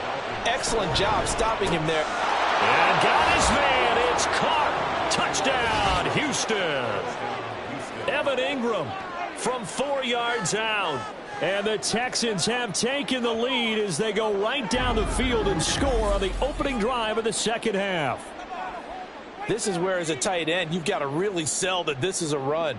They're going to fake the give, hope the linebackers bite, and here they do just enough. That split second, that's all it takes for that tight end to leak out into the end zone. Touchdown. Now Joey Sly for the point after. It's up and good to make it 21-17. A 10-play drive that time. And Evan Ingram able to finish it off with a touchdown reception. From a couple yards deep, he'll bring it out of the end zone. And ultimately cannot get this out to the 25-yard line as he's dropped it to 23. Here comes the Falcons offense. It's their first possession of the second half now. And, Charles, it feels like we're set up for a good second half here. Came out of the locker room, one-score game. Now the lead has already changed hands. Well, this offense, they've got an opportunity right now to take that lead right back. Yeah, and it feels like you're going back and forth, almost a little bit like a tennis match, right? And we're just, our heads just keep moving. Which side has it? Which side's going to score? How are they going to go out doing it? A little bit of a challenge for each side, trying to match each other. 140 yards rushing for him now as his sensational afternoon continues. And that's a nice pickup of a first down on that second down run. And at that yardage gained, they can run that play on any down. 1st and 10, it's Stroud. Firing quickly, but it's incomplete. His back has been a dependable safety valve all game, so he went back to him when his first read was covered. Just unable to connect, so the play results in no gain. On the counter, this is Robinson.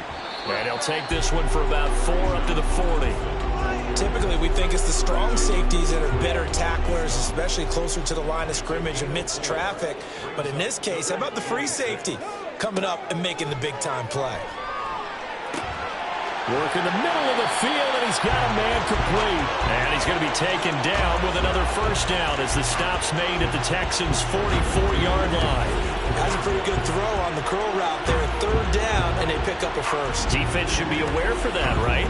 They should be aware, but it was so hard sometimes. Yeah, it's not easy. Because when they sell that route really well, you think they're going upfield, then they curl back, show their numbers to the quarterback, and complete the play. Robinson, he'll try the left side. Oh, that's just not fair, and now room to run. And a good job of finding the open space to run as he's down close to the 30 here. Another nice gain, 13 yards that time, and another first down.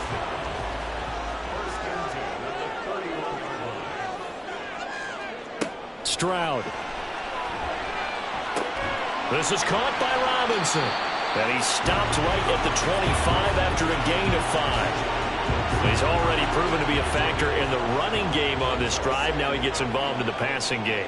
I think what we're seeing here is the modern version of workhorse in the NFL, being able to run it and catch it with equal proficiency. 5 yards on first down, but now just a 1-yard pickup there on second. This will be play number 9 of the drive here as they need 4 yards on 3rd down. Stroud working out of the gun. And that will be incomplete. Blanketed coverage by Houston. Makes it 4th down. Whether that's a little grabbing, a little hand fighting, by any means necessary on 3rd down, he was able to get the job done in the secondary and swat that one away. Koo knocks this one through the post. And that'll bring him back within a point. So the response to that touchdown on the other side to begin the third quarter. Look, just 3 points, but still a response nonetheless. You're exactly right about that, because I think you needed to answer back with something, even though it's not 6. Just enough to send the message that says, hey, we're not going away. And no chance to get away as they'll get him down at about the 17-yard line. Houston set to take over. This drive here beginning probably with a pair of motivated groups. Remember, the offense scored a touchdown on their last time out. Looking to repeat that in Charles's defense. They were very frustrated after giving up 6 the last time on the field. And frankly, it's just a battle of wills in a lot of ways, because you know they're both motivated, they both game plan for this drive, and they both have specific outcomes in mind. To me, it just comes down to who can execute better and which side can step up and assert its will over the other. 5 yards, now it's 3rd and 5. Running lanes were at a premium in the first half, but he's able to find some room there, and he's hoping that that's a precursor of a big second half. Now Fields. Firing quickly here, and that's complete. And I don't think he got there, no. He's short by maybe a foot, maybe. Call it 4th and inches. Here's Logan Cook now, as he'll punt it away for the second time.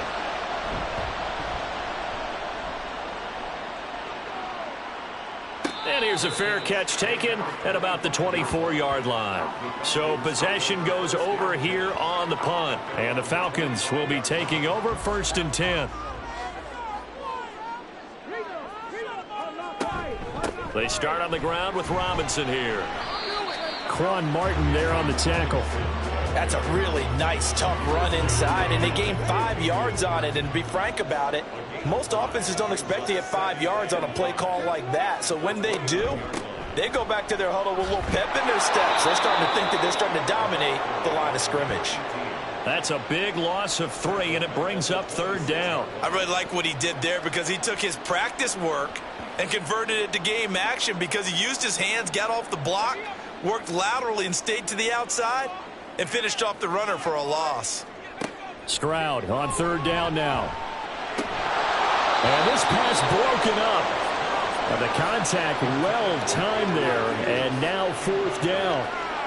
And those two just have been in sync thus far. They've done a nice job against him, but still, with his talent, you would expect them to have more completions to him in this game. It's a 40-yard punt, 4 yards on the return. And the Texans will take over. And now out comes Houston. Now they've got the lead here getting late into the 3rd quarter. And the passing game for them, it's been terrific. We've seen that, but the rushing game almost non-existent. And with the lead and trying to finish this game off, they need the running game to come back to life. They need to get sparked that way, take some time off the clock, and keep the ball away from their opponents. And able to get this one across the 45 before he's brought down. The drive starting with a 1st down, 11 yards on that pickup.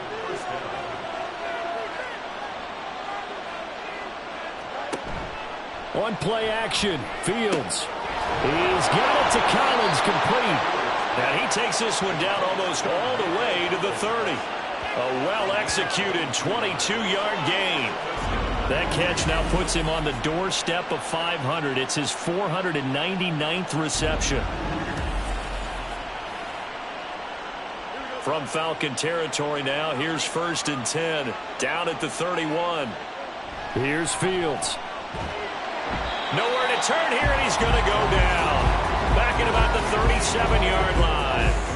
Montez Sweat able to get in there for his 2nd sack of the afternoon. To throw is Fields. Escaping the pressure right.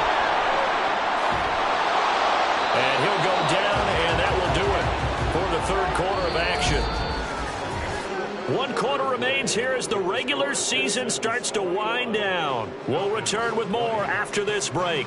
You're watching the NFL on EA Sports. Back now in Atlanta. The Texans on 3rd down. They've converted 3 out of 5 thus far. This time they face a 3rd and 2.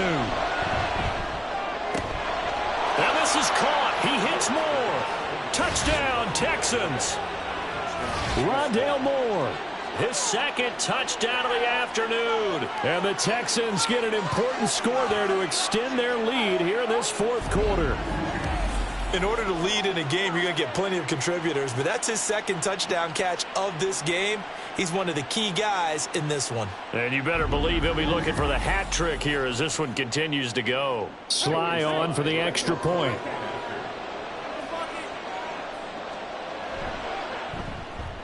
And with that, the lead is up to 8. 5 plays there on that drive. And it results in the Texans finding the end zone. After the touchdown, Cook now to kick this one away. This fielded right at the goal line. And up to about the 26-yard line, just across the 25. Falcons offense making their way onto the field. Let's take a look at the playoff picture coming into the weekend in the NFC. And it's a good news, bad news proposition for them. Mostly good news, and that's that they clinched a playoff spot. That's the important thing. Bad news, though, if they want to make a Super Bowl, for the moment at least, they'd have to do it out of the 6th seed. And bottom line, everybody wants to play at home during the playoffs. We know that's a given. But nothing builds character for a ball club quite like winning on the road in the playoffs, especially when no one thinks you can do it. And if you win one and gain confidence, who knows, you might get on one of those magical runs. And they'll go play action here with Stroud. That is caught. And he'll be taken down, but he does have first down yardage. They're able to convert with a gain of 4. This possession means so much for them. They've got to focus on this drive and find a way to make this a one-possession game. Yes. Got to get a score. Yeah, so good with a field goal. Don't necessarily need a touchdown. Stroud now on 1st and 10. Short throw caught by Pitts. Now this will leave him a yard short. Nice pickup of 9 yards on first down. Ball on the 47-yard line. Here's 2nd and a yard. Here's Stroud. Going for Kyle Pitts again. He's got him again. And he's going to be taken down with another first down as the stop's made at the Texans' 39. 15 yards there on the catch and run. And that's a much-needed first down right there. Look, they're down by 8. So logic says they don't have to get a touchdown out of this drive. But the way things are going, I don't know if I'd put it in the hands of my defense here. You might not get the ball back at all. So if a 4th down situation comes up, I'm thinking hard about going for it right here and right now. Play action. Here's Stroud. He'll air this one out deep for Davis. And this is caught for a Falcon touchdown. Gabriel Davis. His 2nd touchdown of the game and his 9th on the year. And the Falcons have a chance to tie things up as they trail by 2 here in the 4th. So part 1 of what they needed is done. They get in the end zone. Now you have to imagine we'll see a try for 2. And that's what the book says, but defensively, they can't hang their head right here. They've still got a chance to come out with the lead if they make a play. They'll try and run it in. And he will get into the end zone for 2. And this game now tied here in the 4th. Still time to work with on the clock, but they wanted to tie now, and they got it. And I love their aggressiveness. Go ahead and get it done, get the game tied. Now your team has the momentum, and you're staring across the field saying, let's see if you can match us.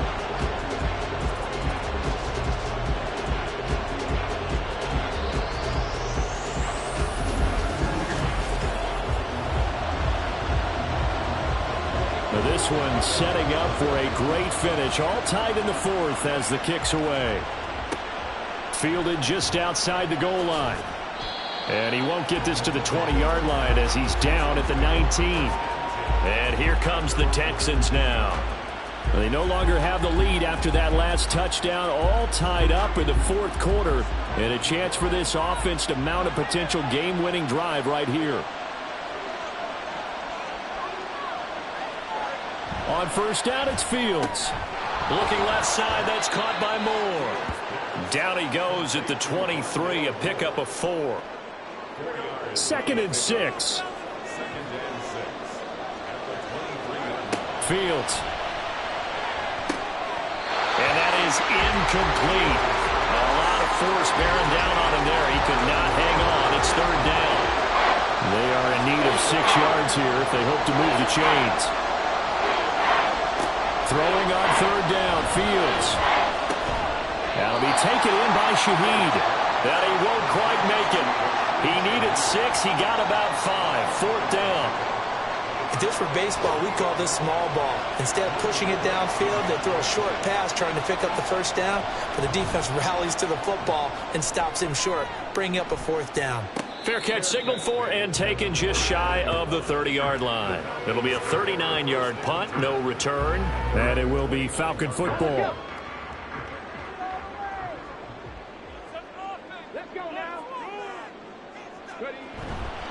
Stroud off the play fake. And that one on the money to Claypool downfield.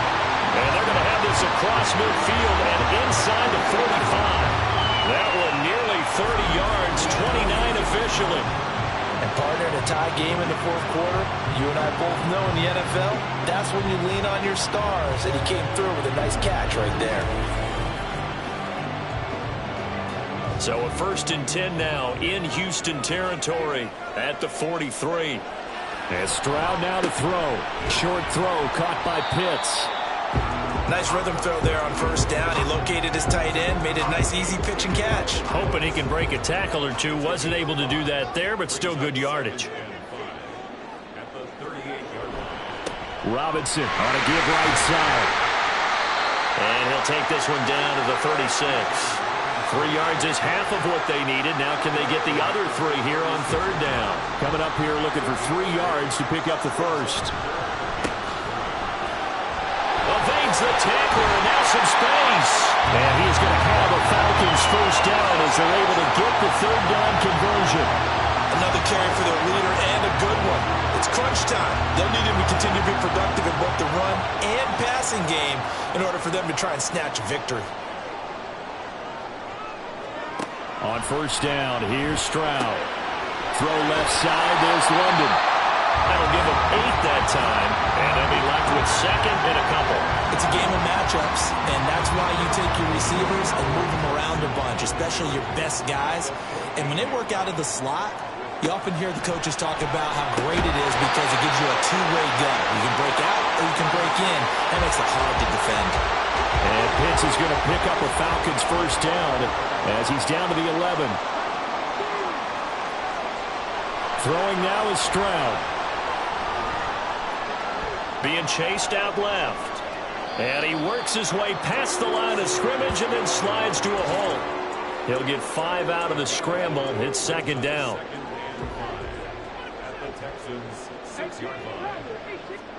Back to throw. Here's Stroud. Dancing to his left. And he'll take it into the end zone. Touchdown, Atlanta. C.J. Stroud. A 6-yard touchdown run. And the Falcons have broken our tie and have taken a fourth quarter lead. Well, I'd have to say that for him, that was an all-encompassing drive because it was his arm that got his team down to that point, but his legs that finished the deal. Give him credit for making it happen. Now Younghoe Koo for the extra point. It's up and good, and they've jumped back ahead, 35-28. So that drive goes 8 plays. And it was C.J. Stroud who finished off that drive with the touchdown run. And he will make it to the 20-yard line and no further. Out comes the Houston offense as they get set to take over here. They now trail by 7 after that last touchdown here in the fourth quarter. What a big spot for this offense. See if they can cobble something together on this drive. On the ground, it's Pierce to begin the drive. And he'll manage to pick up about 4. It's second down. They'll come up 2nd and 6 now from the 24. They go again with Pierce. And they'll take him down at the 31-yard line. 43 yards rushing on 12 carries for him now. That's a good, nice, crisp run for a first down. I wonder if the defense might have been loosened up a little bit, maybe anticipating a pass instead of the run that they got. Running it out of the gun with Pierce. And he gets this to the 35. Good for a gain of 5. If you're a coach, you'll absolutely take that run every time on first down because it really sets you up to go in a number of directions here on second. Back to throw. Fields. Got his man complete over the middle. That's Pierce. And he'll be stopped right at midfield. 15 yards, the Texans pick up the first down. I like the design that we're seeing right there. This is what they need. Down by a touchdown here in the fourth. They just need to keep working their way downfield. And when they see openings, take their shots. From the 50, here's Fields. And he can't find anywhere to go with it. And he goes down. Loss of 10 as multiple defenders get to it. But defensively on the previous play, they gave up a pretty good chunk of yardage, but right there, they got a good portion of it right back.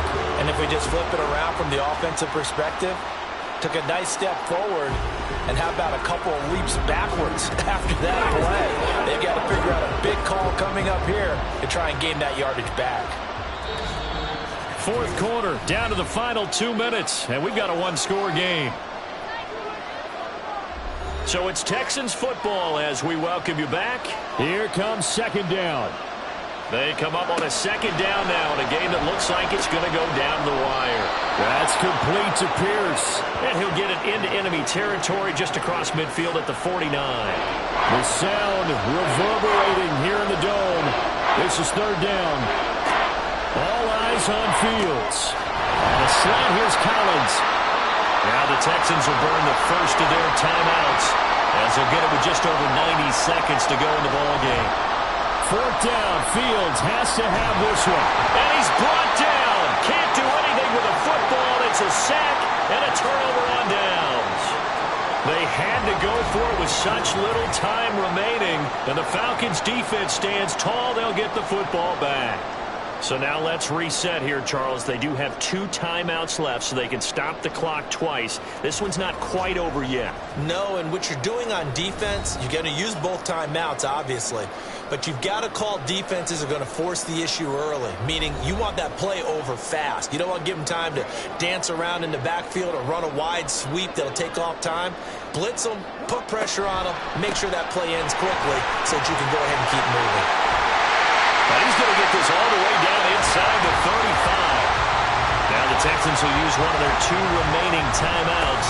5 points of contact necessary at this stage as they'll run on first down. The Texans going to signal for their 3rd and final timeout as they'll talk things over prior to this upcoming second down play. And they take a knee.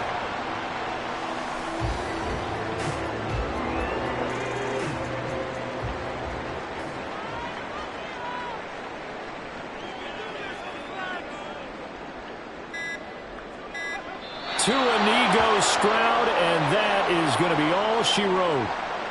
Partner, they took a knee to finish this one off. To me, that's the only thing they lost in the fourth quarter. How about that comeback? Yeah, trailed coming into the last frame. Got it done, taking the knee.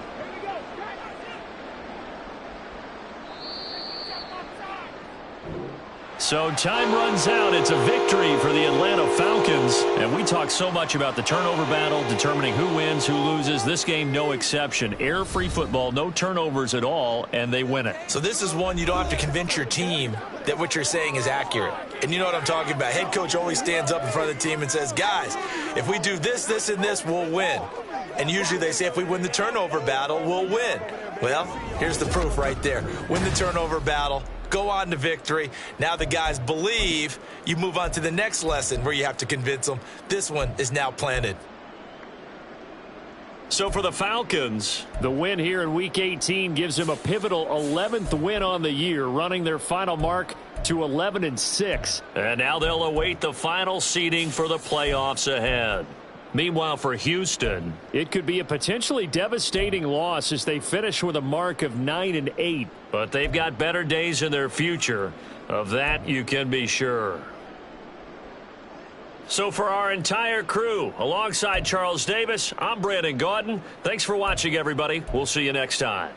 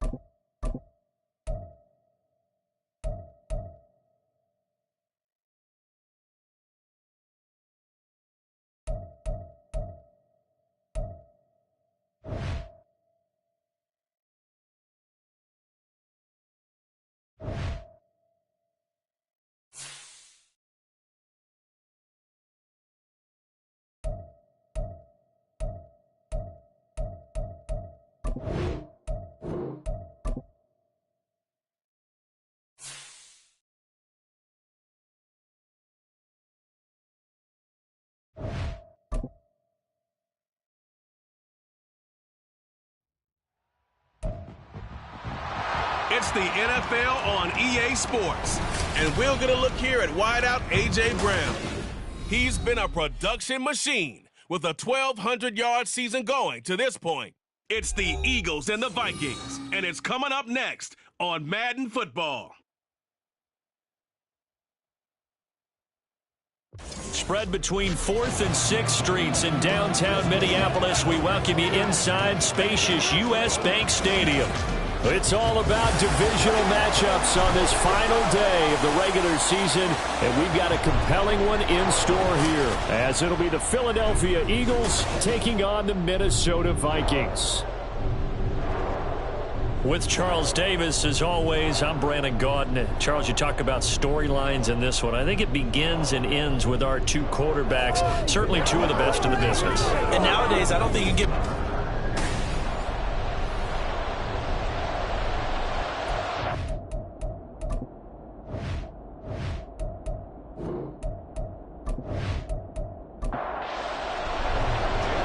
Here's the kicker, Jake Elliott, ready to get this one started. And we are underway from downtown Minneapolis. These guys will get the football right at the 20-yard line. So here's the Viking offense making their way out. And a peek at the man under center. He has 5 full years in the league under his belt, now in year number 6. And the numbers were not pretty. I mean, they don't look right. When you throw 2 interceptions, no touchdown passes, there's no way to really make that work. But I thought there were a lot of positives in watching his game tape. I think he's close to putting on a good performance. Let's see if he can flip those numbers around in this game. And, of course, rally his team to a win. The game's first play produces 6 yards, brings up 2nd down. Purdy will set up to throw it here. And this one taken in on the right sideline, but not in the field of play. They say it's incomplete. The throw led him a little too far. It brings up 3rd down. Out of the gun, Purdy. Looking for Godwin, and he's got him complete. And he'll get nothing out of that one. No gain on the play. And that'll bring up 4th down. As a defense, you're more balanced when you're in zone coverage because you're able to keep your eyes on the quarterback and see the play develop in front of you. They're able to keep the quick pass in front of them and stop it right at the line of scrimmage. With it is Brown. They'll call this a 41-yard punt, 7 on the return. And the Eagles will have it, taking over 1st and 10. Philly's offense getting ready, and Jalen Hurts ready to lead them. The 2nd-round pick who started his career at Alabama, then finished with an electric senior season in Oklahoma. And when you think about great seasons in recent memory, he's definitely putting one together here. There's a good chance he's going to go over 5,000 yards passing for the season. He's just a little bit under that mark coming in. And I tell you, it's pretty rarefied air when you get up there with numbers like this. So nothing doing there, and it's 2nd down.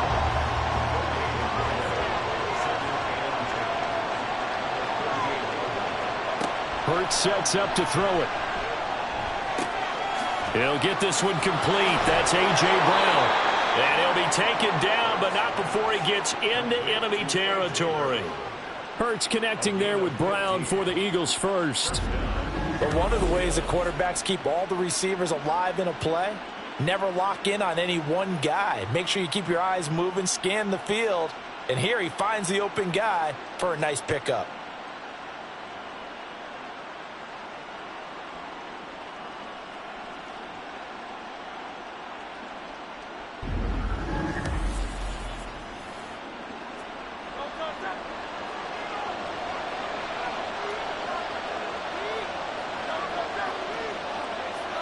They'll throw on 1st down with Hurts. He finds his tight end, Goddard. That's complete.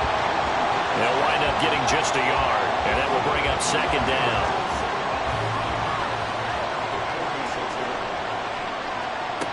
Throwing is Hurts. And his throw here is going to be incomplete. Hey, look at this defense for the Vikings. They're a top 5 unit right now against the pass in the league. In fact, they sit at number 5.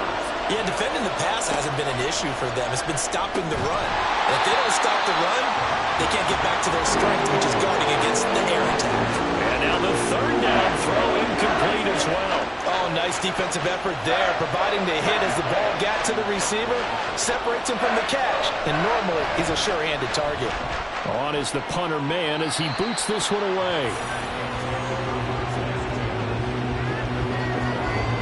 The Vikings offense making their way back out. Now let's give you a look at the playoff picture coming into the weekend in the NFC.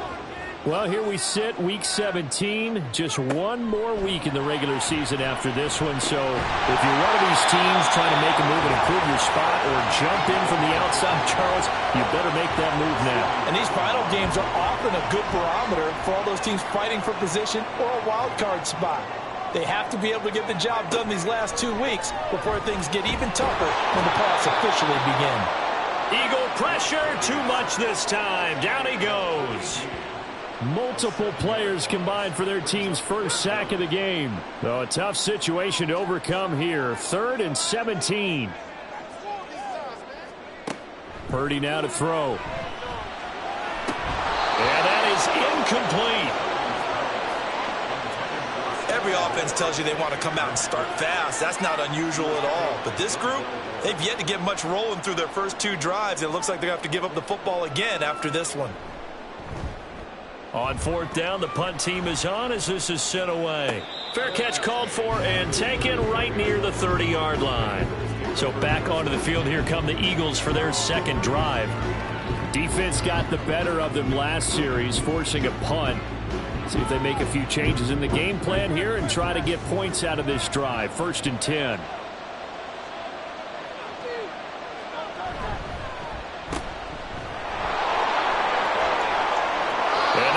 Across midfield and inside the 45. A really nice gain of 25 yards. And let's face it, that what we just saw there, not a surprise, is it? I mean, this is what he does well. And if you don't tackle him as soon as he catches the ball, this is the end result. Big yardage afterwards. Got the speed, the agility, so good with run after catch. And we're only in the first quarter, so they better get a wrangle and a hold on that quickly. Yeah, you're exactly right. What's really difficult to try and defend him is if you want to press him so that you get him on the ground quickly after the catch, a lot of times he'll just run past you at the initial point of contact, and he'll go deep. 2nd down, here's Jalen Hurts. He delivers another to Goddard, complete. And Goddard going to have an Eagles first down as he'll get this down to the 30-yard line.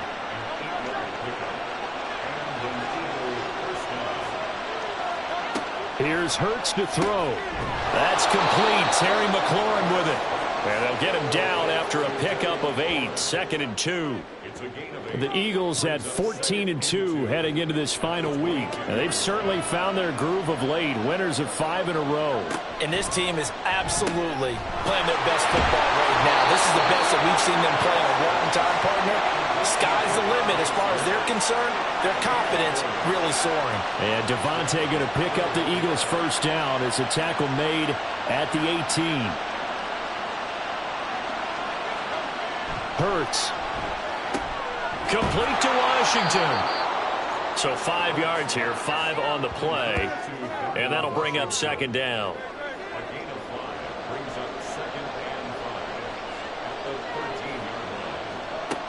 Again, he'll drop to throw. Out to the left there and complete to the tight end Goddard. 3rd catch for him on this drive alone, and it'll give him a first down.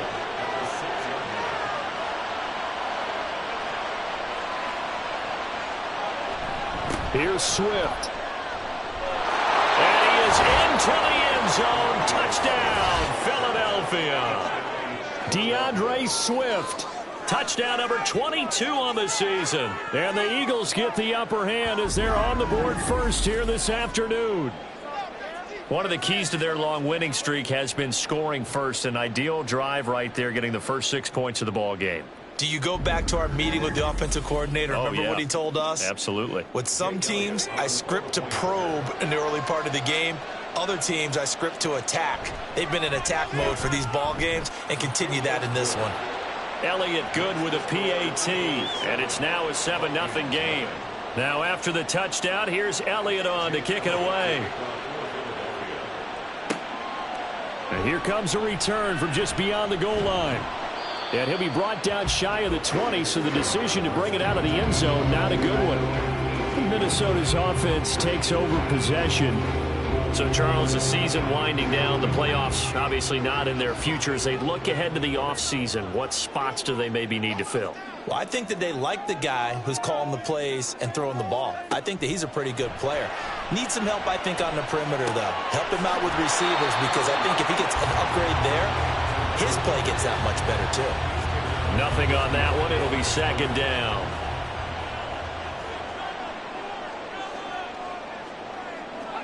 Here's Purdy. Going underneath, he's got Hockenson. 9 yards, and that leaves him just short, so it'll be third and less than a yard.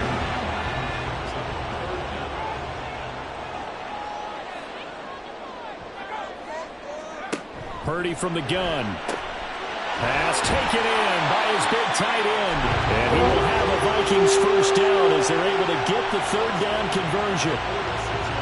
A lot of tight ends just use their size and their strength, try to occupy some space and kind of body people away and catch the football. But not this guy. He's a refined route runner. Makes me wonder if he took some dance classes in his background with his footwork.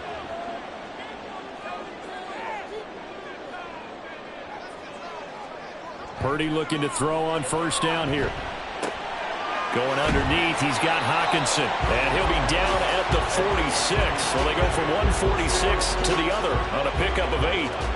From the 46, here's second down and 2. Purdy will look to throw again here. And that falls to the ground, incomplete. A nice job of bodying him up defensively. And now it brings up third down.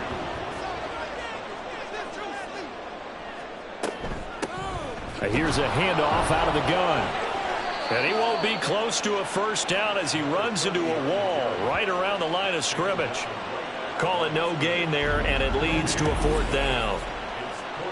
As usual, the hallmark of a good run defense, linebackers making plays near the line of scrimmage. Absolutely nowhere to run there. The Vikings send out their punter as he's on to kick it away. And he's getting a workout here in this first quarter as he gets it away. And this will be out of bounds at the what here? The 12-yard line.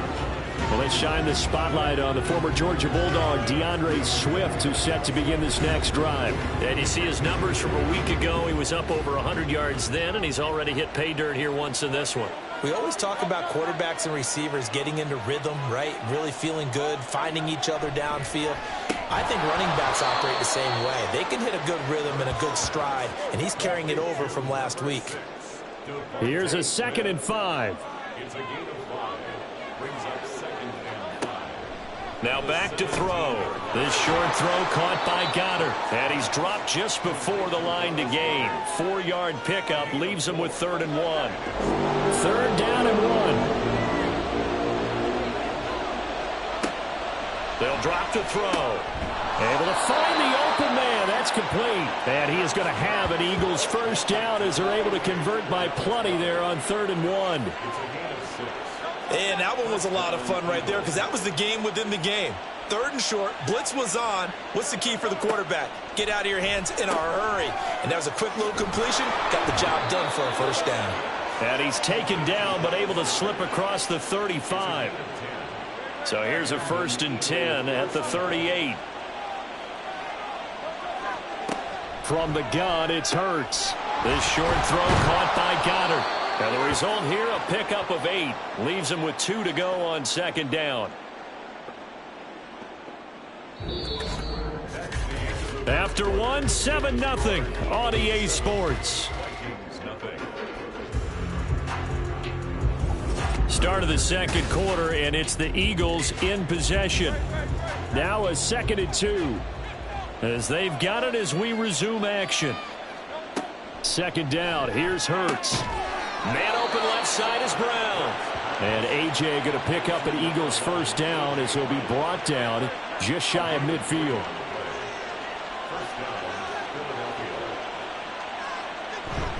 On 1st and 10, it's Swift. And he stopped immediately there.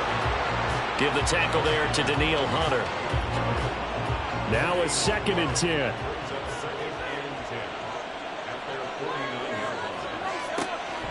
He'll drop to throw. This short throw caught by Goddard.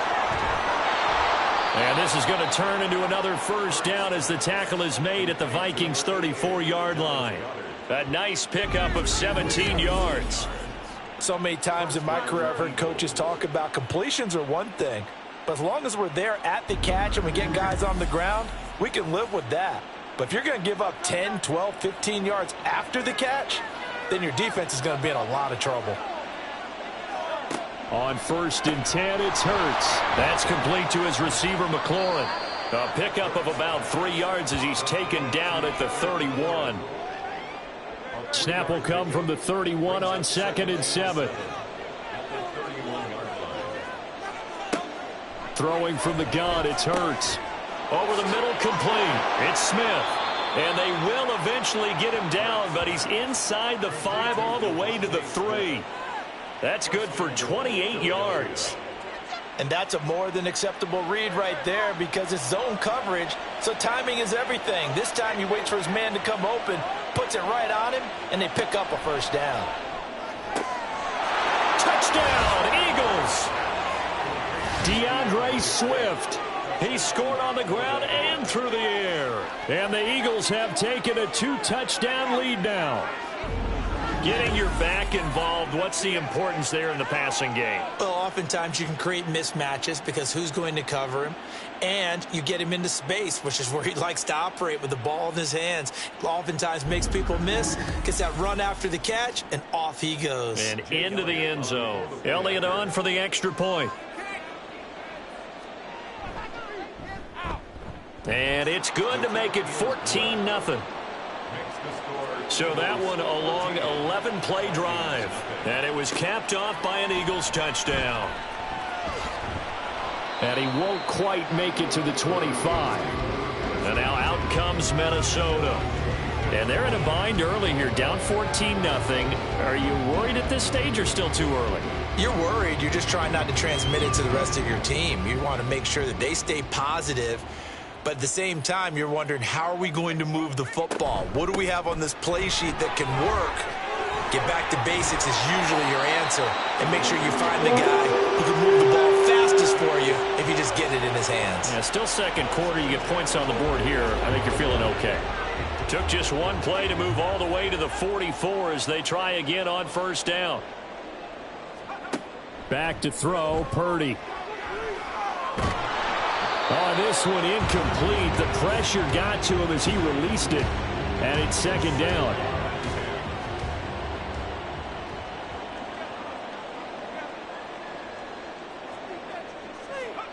Now Purdy. He'll get this complete to Kadarius Toney. And he has another first down as they'll get the ball down to the Eagles' 38-yard line. A gain of 18 and a new set of downs. And his offense has been a little slow to get going, but some signs of life here in this second quarter. They're moving it pretty good, and that helps the cause as well. Good yardage and another first down. This offense finding its legs now. Here's another 1st and 10. Purdy will set up to throw it here. And this one is incomplete. He did a fine job there of not hitting him before the ball arrived, and I've got to tell you, you can often mistime that play because of the angles of approach.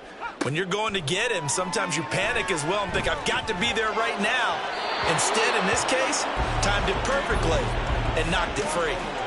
Another throw on second down, and this one incomplete as well. The Vikings on third down. They've only converted once in 4 tries. This is 3rd and 10. Steps away to his left. And he's going to get this inside the 30. A nifty bit of scrambling there. 12 yards, first down. No surprise to see his sideline fired up by that big play. Heck, we're fired up, and we're supposed to be neutral.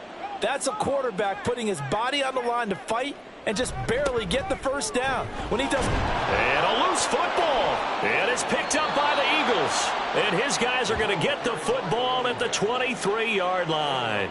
Do you remember in preseason we were going to the different training camps and visiting teams, and we always would see the running backs working out and going through those gauntlet drills, and, you know, guys either slapping at the ball or the machines. You got to learn to take care of it. Yeah, they lost it there. Big fumble. He's been sensational all year. He threw touchdown pass number 45 the last time they had it.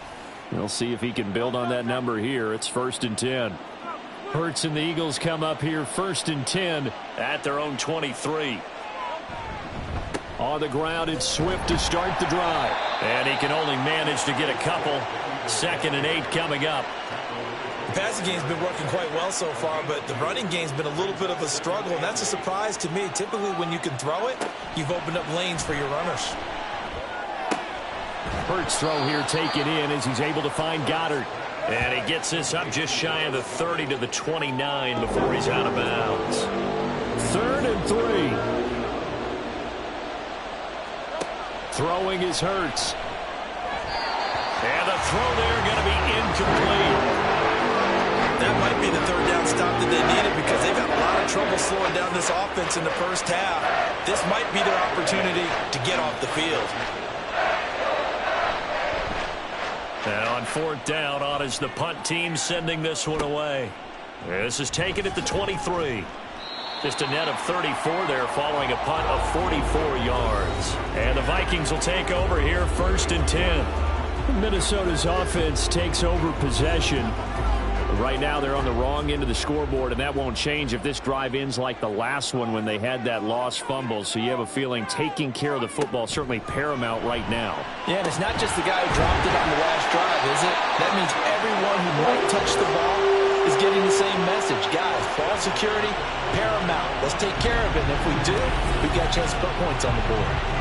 Certainly no settling into the drive there. They came right out on the first play and attacked the middle of the field for a big gainer and a 1st down.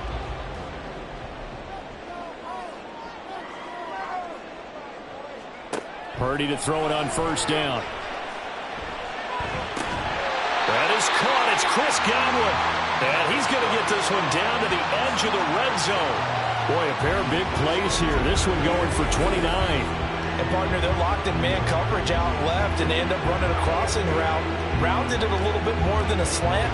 And he's just going to angle himself towards the right side of the field, and that's very difficult for a defender to shadow him across all that ground. Now on 1st down, it's Purdy. It's caught in the end zone. Touchdown, Minnesota. Kadarius Toney, his 2nd touchdown on the season. And the Vikings are back within a score. Well, on that connection, it looked like they maybe had some pre-play communication. Maybe one of them noticed an area that was open in the defense to get the pass to. When you put the time in, sometimes you have that great silent communication that you just noticed right there, because the best quarterback-receiver combos in the NFL, they know how to make those adjustments at the line of scrimmage when they see something pre-play, and they got it done there. Point after, right down the middle. And that'll make our score 14-7. Minnesota's kick team ready, and the Vikings boom it away. And he will be brought down here inside the 20. Good coverage as he's dropped at the 17. Now Philadelphia ready to get going on offense again. No points last time out. They were forced to punt, if you remember, but no time to dwell on that. They've still got the lead here and a chance to add to that here. 1st and 10 as this new drive starts. That'll go for a gain of 7, and it'll be 2nd down. Number 6, Devontae Smith. It's a gain of 7. Brings up 2nd and 3. Off the play fake, here's Hurts. Maybe not exactly what they had in mind, but that scramble good for 6 and a 1st down. Well, here's your first example of how this guy can beat you in more ways than one, because they took away his arm, but he was more than happy to dissect them with his legs for that 1st down pickup. They'll throw on 1st down with Hurts. That's complete to DeAndre Swift out of the backfield. So the completion good for 6 yards, and that's going to bring up 2nd down.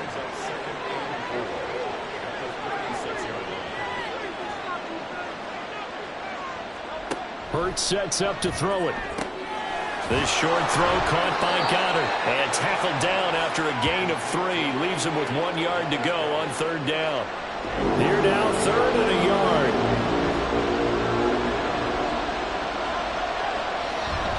Play action. Here's Hurts. That's going to be knocked away and incomplete. Well, the first 2 drives yielded touchdowns, so there's no reason for them to feel like they have to pull back on the reins. They pushed it downfield, looking for another one right there. Didn't get it, but we know they're going to continue to be bold. He's been a busy man here in this first half as he gets it away. Fair catch called for right around the 11-yard line. So a change of possession here on the punt. And the Vikings will be backed up deep to begin their drive as they take over 1st and 10. Here's Purdy on 1st and 10. And it's incomplete. Boy, he doesn't drop many like that one. 2nd down. 2nd and 10.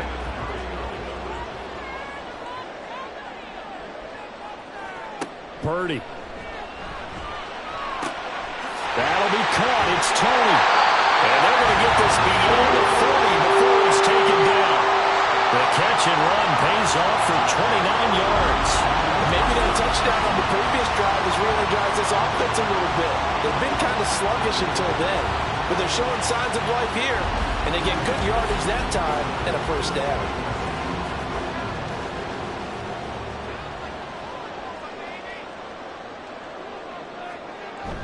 They go play action here. Purdy. Looking for Godwin, and he's got him complete. And he has a big gain inside the 40 before being dropped. Chewing up big yardage. Another nice gain there. This one goes for 20. We've hit the 2-minute mark of the 2nd quarter. 14-7. Coming up at halftime, I'll go from one personality, that's you, Charles Davis, to another one in Orlando, the coach. He'll have stats and scores from around the NFL. You and Jonathan Coachman both. Touchdown, Vikings! A great play there. 39 yards. And the Vikings are an extra point away from drawing level. So the quarterback drops to throw, looks over, and boom, a guy that wide open. He has to be thinking, wait a minute, this is some kind of a dream. This is too easy. Yeah, a great dream. One you don't want to wake up from. But for the defense, almost feels like there was a bust in coverage.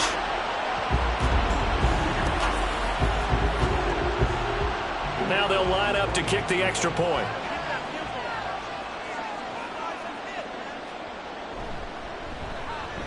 And we've got a good one brewing. We're all knotted up at 14. So that drive with 4 plays. And it all culminates in a touchdown for Minnesota. This one tied at 14 now as he sends this one away. And he won't return this one. He'll go down to a knee, and they'll start at the 25. The Eagles offense now gets set to head back onto the field. They had that 14-0 lead, but that has evaporated as they go to work here 1st and 10. Here's Hurts to throw. Quick slant here to Smith. And he's taken down, but able to slip across the 35. So from the 36 now, 1st and 10.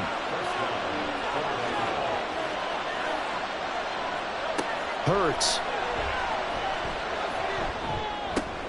Out route, and it's complete to Brown. And down he goes at the 45 after a pickup of 9. 2nd down, here's Jalen Hurts. That's out to the flat for Swift.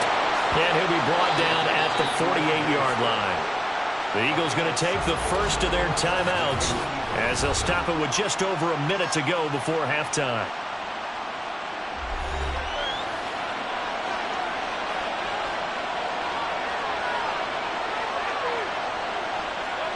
On 1st down, Hurts. And this is caught. It's Brown. And they'll wind up getting this one all the way down inside the 20. Good yardage after the catch. Is that play good for 30 and a first? Despite writing it down on my notes, I never give enough credit to the offensive line, and we have to here. The protection, that's what made this play a success. Quarterback had to wait for his crossing route to develop, and that takes a little bit of extra time. Excellent job by the big fellas up front. On 1st and 10, it's Hurts. And he's going to go down. He's sacked back at the 24. Now the Eagles will use the second of their timeouts as the clock will stop with 20 seconds to go in the first half. The Eagles will take their third and final timeout. And with halftime on the horizon, they'll be out of timeouts from here forward. 7th play of the drive now as they come up on a 3rd and 3. From the gun, it's Hurts. And they're going to get him. They bring him down to sack back at the 16-yard line. More than one defender there, and that's a loss of 5 on the sack. So we've hit halftime all even at 14 apiece. As we send you down to Orlando, where Jonathan Coachman has our EA Sports halftime report. Coach. All right, Brandon, thanks very much. It's all down to this. Week 18 of the NFL regular season. Lots to be decided, so let's get right to it. We'll get started up at FedEx Field in our nation's capital, where it was definitely a game with some intrigue, as you can see by the scoreline. Cortland Sutton, 2 touchdown catches in the victory. From there, let's get over to Arizona to check on the Cardinals at home in Glendale. And you can see there it's the visiting Colts who have the lead in that one. 2 touchdown passes there for Anthony Richardson. Finally, we finish at MetLife Stadium to see what's going on with the Jets. And they were winners in that one over the visiting New York Giants. Justin Herbert leading the way in the victory with 3 touchdown passes. We thought this one would be a close battle coming in, and we have not been disappointed. They're all even to this point. This has the feeling of a game that could go right down to the wire. One mistake or one big play could turn out to be the difference. All right, Coach, thanks. Yeah, both teams likely to make some changes in what's been a closely fought battle to this point. And ready to get the party started for the second half. It was an even first half, all tied on the scoreboard. And he'll get it up past the 20 to about the 22. The Eagles ready to go on offense to begin quarter number 3. This offense ready for the first drive of the third quarter. Well, quarters number 1 and 2 entertaining. We saw some good offense points put up, Charles, and all tied on the scoreboard. And it sets us up for what could be a really fun second half because we've seen both sides score almost at will here in the first half. And now, here in the second half, getting the ball first, you've got to think, hey, we can go out and really run our offense the way we did in the first half. But if I'm a defensive player, all I'm thinking is, can I make a play to really help out my team and break this streak of offense? After the incompletion, here now, 3rd and 2. Back to throw. This short throw caught by Goddard. And he'll be taken down, but he does have first down yardage. That's good for 9 yards as they convert on the 3rd down play. Got to say, I was a little surprised to see him, Charles, come out in the shotgun on 3rd and less than a yard. Yeah, but the way the NFL is nowadays, we hardly ever see anyone really run for it on short yardage. So they're going to throw the football more times than not. That was a nice, easy rhythm throw right there, and they pick up the first down. Hurts throw there taken in by Smith. And he'll be taken down, but not before he works it past the 50. From Viking territory now, they'll come up 1st and 10 at the 49-yard line. Here's a handoff to Swift running left. And down to the 44, 5 yards that time. Well, they're hoping that the second half is better for him than the first half. They've got to find a way to get him going. He's a big part of their offense. Throwing from the gun, it's Hurts. He's got Brown on the out route complete. They'll give him 4 yards there, and it'll leave him with 3rd and a full yard to go. He'll drop to throw. Work in the middle of the field, and he's got a man complete. And he is going to have an Eagles first down as they're able to convert by plenty there on 3rd and 1. From the 34 now, here's 1st and 10. He'll look to throw. Firing quickly, but it's incomplete. Yeah, their back's up against the wall a little bit, and they come through by forcing an incompletion. Now they've got to continue to ratchet up the intensity a couple more times and get off the field before giving up any more yardage. Throw to the right here, taken in by McLaurin. And this is going to turn into another first down as the tackle is made at the Vikings' 15-yard line. 19 yards the pick up there. Move the chains. That catch, number 750 of his NFL career, and it puts him even with not just one but two Hall of Famers, Michael Irvin and Charlie Joyner. So some pretty good company at 750. Yeah, you talk about the playmaker, Michael Irvin, and the guy who just made plays, Charlie Joyner. That's what we're seeing here. Similar style in terms of being dependable, being open, and turning it into plays that you remember. The escapability in evidence there as that one good for 15 and a first.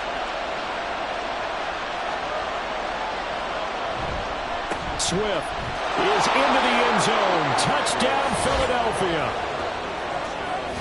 So they brought the extra bulk in down on the 1-yard line, and they're able to push this one across. Yeah, I can just see your face right now because I know we're mind melding on this one. Coach Madden would love this. Power football, hat on a hat, chest to chest, driving forward, touchdown. Elliott now to add the extra point.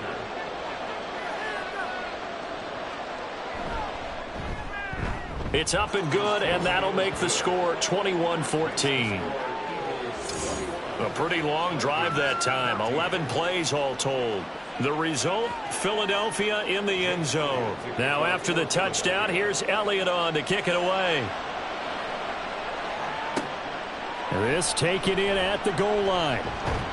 And beyond the 20, but not by much. In fact, just a yard pass there to the 21. It's the Vikings' turn on offense. We get ready for their first possession of the second half. And this game was all square at halftime, but now they find themselves down 7 following the opening drive touchdown here in the third quarter. And they need to take a good, relaxing, deep breath, don't you think? Because right now they might start to feel like they've got to play catch-up here and start matching them point for point. But it's still too early to get there. They can still run their offense. Plenty of time to get back in this game. And they'll give him another shot here on the ground. And he'll be upended here after a pickup of 3, getting it out to the 25. Here's 3rd and 6.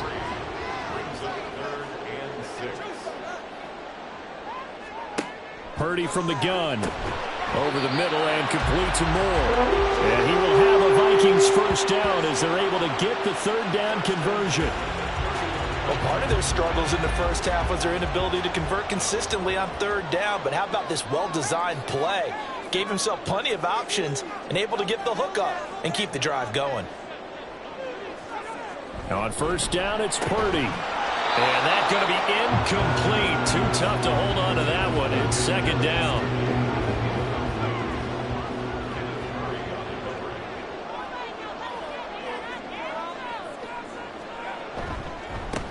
They'll try and run this one right up the gut. Found a little room there as he's up to about the 37. 5 yards. Now it's 3rd and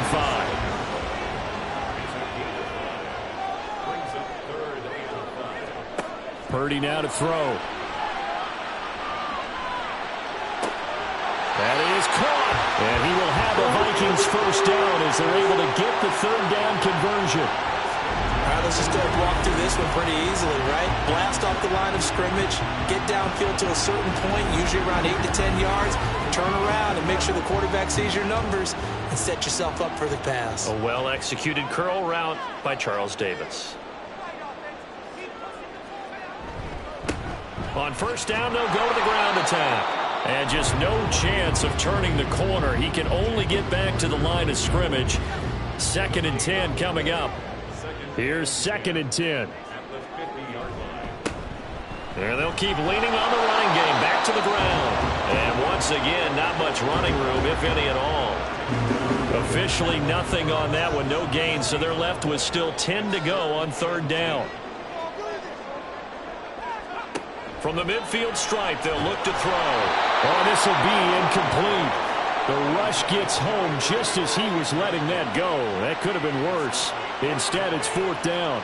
The Vikings send out their punter. He'll boot it away from about his 35. This is away, but boy, headed straight for the sidelines. And this one will not be returnable as it sails out of bounds. Philadelphia getting set to take the field. And they'll just simply be looking to build off the confidence of the last time out where they scored a touchdown. And confidence is powerful, isn't it? When you've scored once, you feel like you can go back out there and get it done again. Doesn't matter what the defense throws at them. They feel like they're in a groove right now, and they want to get out there and show it. Yeah, hoping to stay in that groove here this go-around.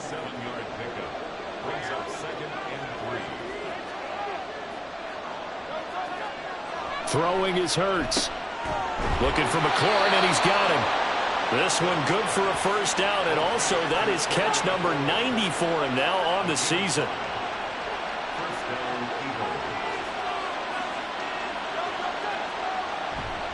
They'll run right here with Swift.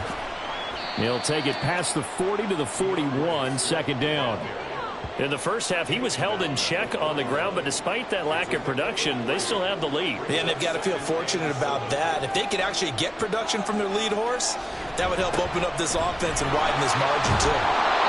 And he'll get about 3 here, up to the 44-yard line. I'd say they've got to find a way to get him going. He's such a big part of their offense. I wonder if they might throw it a little and come back to the run. Anything, because you're right, he's pretty much been completely neutralized. And taking it across midfield and just shy of the 40. He's now just 3 yards shy of 197 yards receiving on the contest and a first down. Oh, that's a nice job of clearing space in the middle of the field for your tight end. He's going to start behind the line and run an angle route, hoping to kind of get lost in the middle of the field. And this is put right on him, and he's able to pick up a first down. From Viking territory now, they'll come up 1st and 10 at the 42-yard line. They will run straight ahead with Swift. And a good push up front, and he's able to navigate his way down inside the 30. 40 yards rushing for him now with a couple of touchdown runs to boot. Sometimes it's hard to believe, but there are times this game is about patience, isn't it? Has had the game he expected, but that run there, that may get him going. I was just going to say, maybe that gives him a little juice, because you're right, he struggled, especially in that first half. Yeah, and I know the great ones always think to themselves, just hang in there. I'm just one big carry away from busting this open. That's a good start for him. I guess no need to force it when you can do that instead. First down, 18-yard gain. Hurts sets up to throw it. He finds his tight end, Goddard. That's complete. Call it a gain of 3 on the play, and it'll be second down.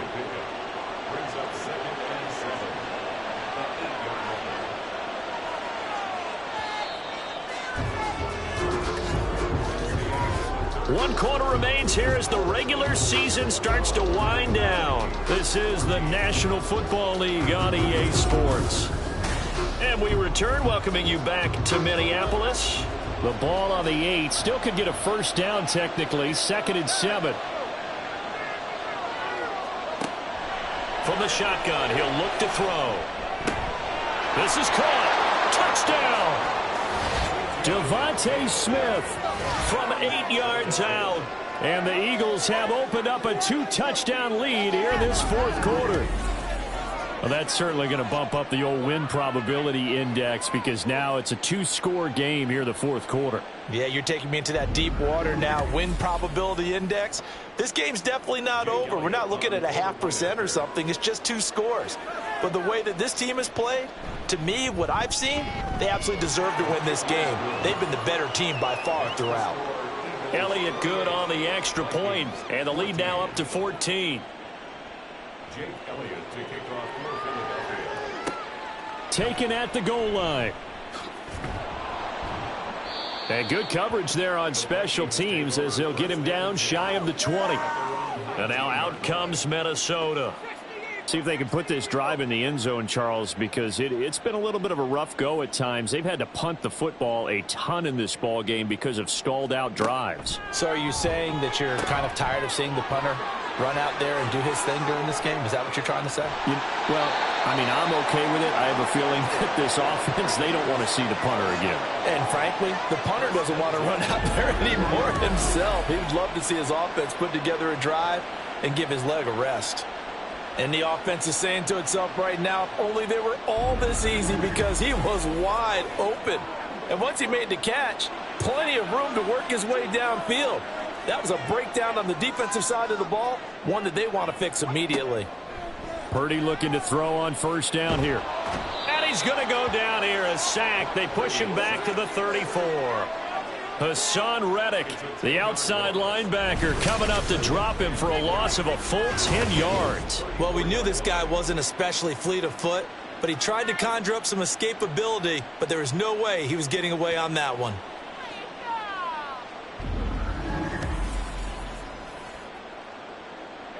And the job becomes twice as difficult now. After the sack, it's 2nd and 20. Purdy. Eluding the pressure right. And he'll slide to a halt here, still a little shy of the first down marker. He turned that into a nice gain, gets him 8 yards closer for 3rd down.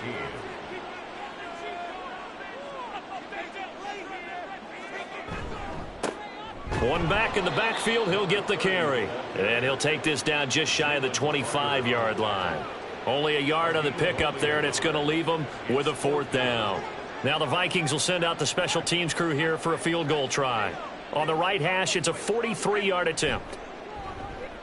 And his kick here is good. And that will get the disadvantage now back down to 11. Well, he was a spectator for much of this game. This is his first field goal opportunity of the entire contest, but he's able to connect. Yeah, he had a pretty good seat to this one, didn't he?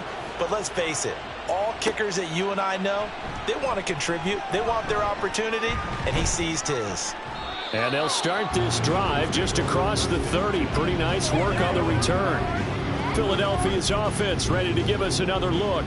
Well, there are 2 scores on the plus side. Still time here in this 4th quarter, but maybe you start thinking about playing keep away? Yeah, I think here's the situation. You're not thinking touchdowns anymore. You're just thinking first downs. To keep up with your theme there, playing keep away, first downs, they can't touch the ball. It's a pickup of 4, and it'll bring up 2nd down. And I'm guessing you'd say this is kind of the key here. Grind out some yardage, work on that clock, see if you can continue to tick it down. Definitely, you want to bleed things out at this point, right? Continue to possess the football, gain some yardage, and put the onus on the defense. Do they have to use timeouts? What are they going to do to stop you? You're taking charge. Here's Hurts to throw. He's got his target. That's complete. And he is going to have an Eagles first down as they're able to get the 3rd down conversion. And that pickup of a first down, that's going to leave a mark because they really needed to stop them there, didn't they? So frustrating. Defensively, you're a play away from getting that football back here down late. Tough. Now they've got to find a way to create a turnover or a takeaway. Otherwise, this one will probably get away from them. Over the middle to Smith. And taking it across midfield and inside the 45. This duo locked in, 14 yards there, and a first down.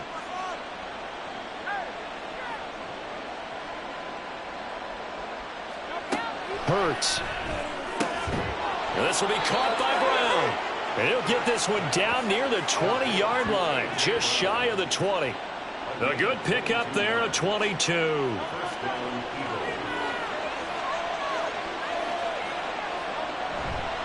A handoff, Swift running to the left. Even with the good move he showed, he'll be brought down short of the 15.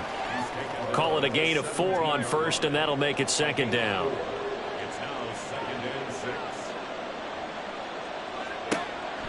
Out of the gun, they'll look to throw. Middle of the field, he's got McLaurin. And just 3 yards on the catch there. He couldn't get away. And that's going to bring up 3rd and 2.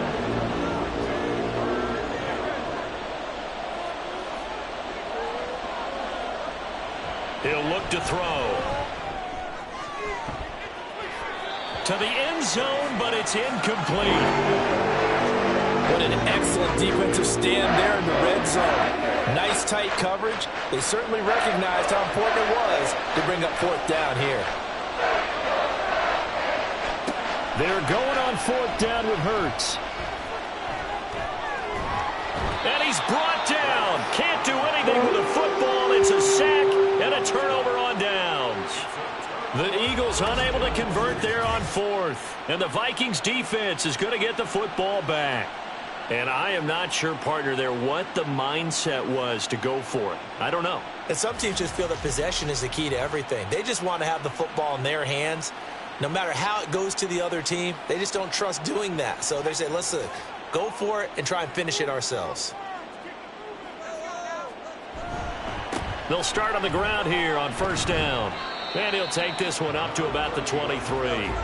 42 yards rushing for him now in the ball game. This 2nd and 4.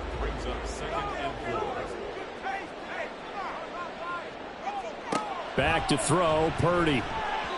From the snap, he certainly looked like he knew where he wanted to go with the ball, but surprise, that guy was covered. So that took his attention elsewhere to no avail.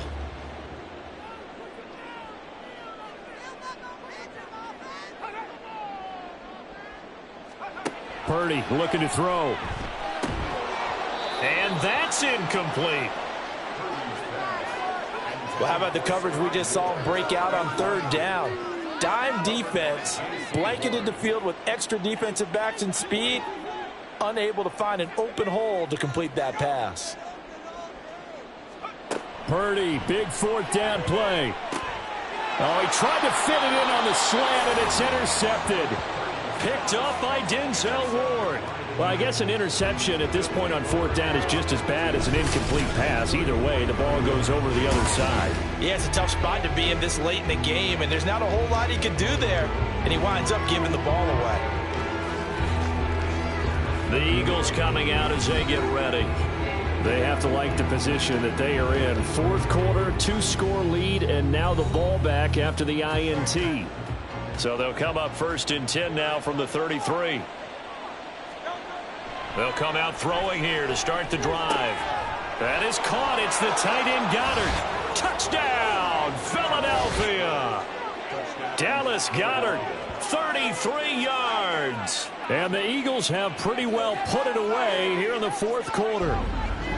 For a big tight end, he can sure move like a slot receiver when he gets a head of steam going. And as a defensive back, you've got a big decision to make when he's moving like that.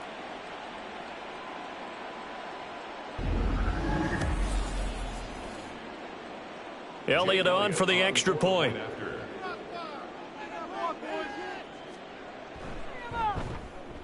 And he's been a busy man, 5 for 5 now as he knocks another one through to extend the lead. Well, the offense wasn't out there for a long time, but they were out there for a good time. One play, and they're able to hit pay dirt. And no chance to get away as they'll get him down at about the 17-yard line. And the Vikings now heading onto the field. Facing a big 4th quarter deficit here, things not looking good. You know, this offense, though, they've been in the top half of the NFL so far this season, but in this one, well, their defense has really struggled. Purdy's throw taken in by Hockenson here. You got the big lead defensively, willing to give them that underneath stuff, right? And this is why you work on your tackling. Tackle them after the catch, inbounds, keep the clock running. Just go ahead and bleed the game out that way. And they'll get it all the way up about 5 yards shy of midfield. Good work after the catch, going to net them 23 and a first. Purdy will set up to throw it here. Looking for Godwin, and he's got him complete. One thing you're hoping for when you run drag routes, you're able to hit a receiver in stride, and he can pick up a lot of yardage after the catch. But in this situation, the defense was effective, able to stop him before he could get a good head of steam going. Purdy's throw complete there to Moore. And he has another first down as they'll get the ball down to the Eagles' 38-yard line. Purdy will look to throw again here. Incomplete.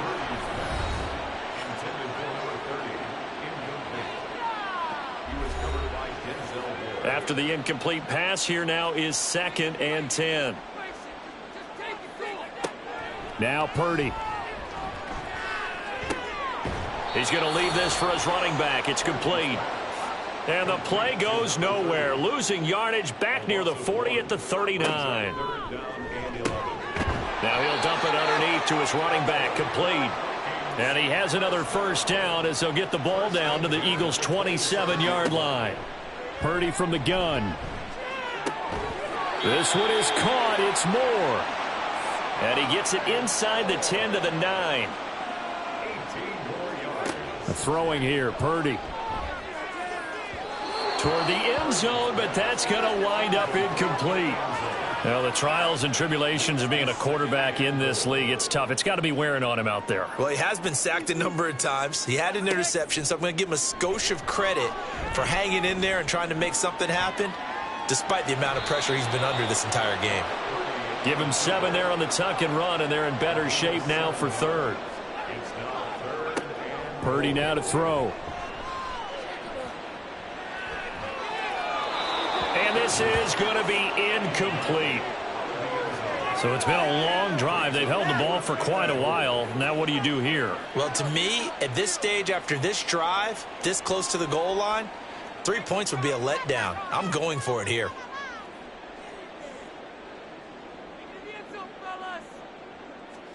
Purdy on 4th down. And he's brought down. Can't do anything with a football. It's a sack and a turnover on downs. He couldn't get the ball away on 4th and goal. And this Eagle defense stands tall down near the goal line. A breakdown by the O-line at the worst possible time. 4th and goal, and it leads to a sack. And I can just see it now. On the sidelines, they're telling the quarterback, you've got to get rid of it somehow, some way. At least get it in the end zone and give us a chance. If we throw an interception, so what? A sack? We didn't even have a chance.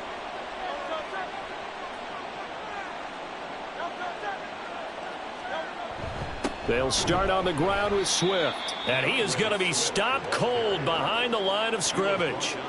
2 yards the loss, 2nd and 12. 2 minutes left to play in this football game here on EA Sports. So it's Eagle football here as we get you reset. So the opening play of the drive goes backwards. Now they'll come up on 2nd and 12. Once again, it's Swift. And a short gain here across the 10 to the 12. Give him 3 yards on the run there. That still leaves him with a difficult 3rd and 8 coming up.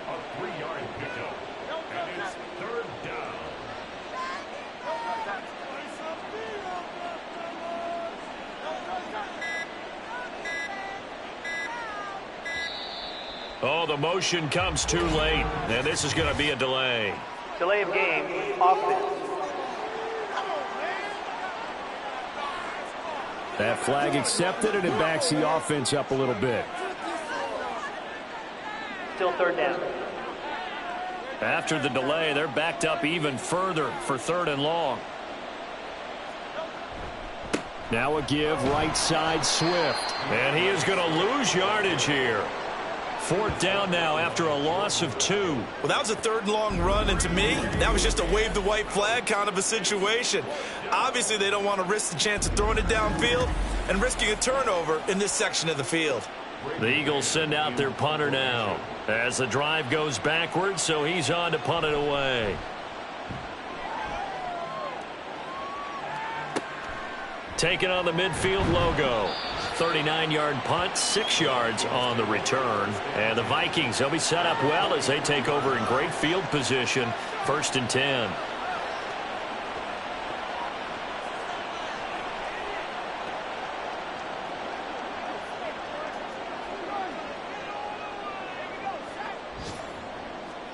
On 1st down, Purdy.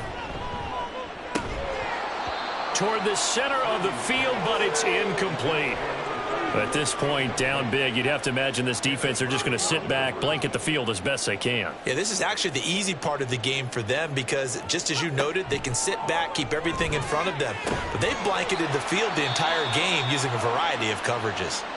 The Vikings going to signal for the first of their timeouts. Shotgun now with Purdy. As the clock will stop with 21 seconds to go in the football game. Now the Vikings will use the 2nd of their timeouts. That'll leave them with just 1 remaining in this 4th quarter of play. Here's Purdy. And that is incomplete. I think this is what this game's become now. Just go deep, see if we can get something to go our way. Yeah, not the most creative or most inventive play call there, but not much has worked for them throughout this game. They're almost at a loss about what to dial up. The Vikings going to use their third and final timeout. And as the two teams talk it over on their respective sidelines, we take a break. Throwing on first down, but this one winds up to be incomplete. We're going to give out a little applause on that play. It has to go to the defense. More good work by them. They've taken away the passing lanes all game long, and you can see the frustration that it's causing because he just about threw that one into the first row. Now, meanwhile, here's a second down throw that's knocked away and incomplete. So back-to-back incompletions, and that has them staring at a 3rd and 10. Purdy with one final shot here. And he's not able to get away. Sacked back at the 22. Well, this was a very close ball game at halftime, Charles, but in the second half, that offense kind of kicked things into another gear, and they were able to pull away for the victory. And, Brandon, I think they're the type of team that just looked in the mirror and said, hey, ton of pressure on, but we're the type of team that can flat out handle it. They stood up with confidence, and made it happen for a victory. So for Philadelphia, it's one more win to finish the season as they wrap up with a sterling 15-2 record. And now they'll have the week off as they get set to go after a Super Bowl title. Meanwhile, for the Vikings, it'll be double digits in losses as they fall to 7-10 for their final mark. And I think you have to say, ultimately, this was a team that really underachieved. I'm Brandon Gaudin. Certainly have to thank Charles Davis, my broadcast partner, and our entire crew. We'll catch you next time right here. It's the NFL on EA Sports.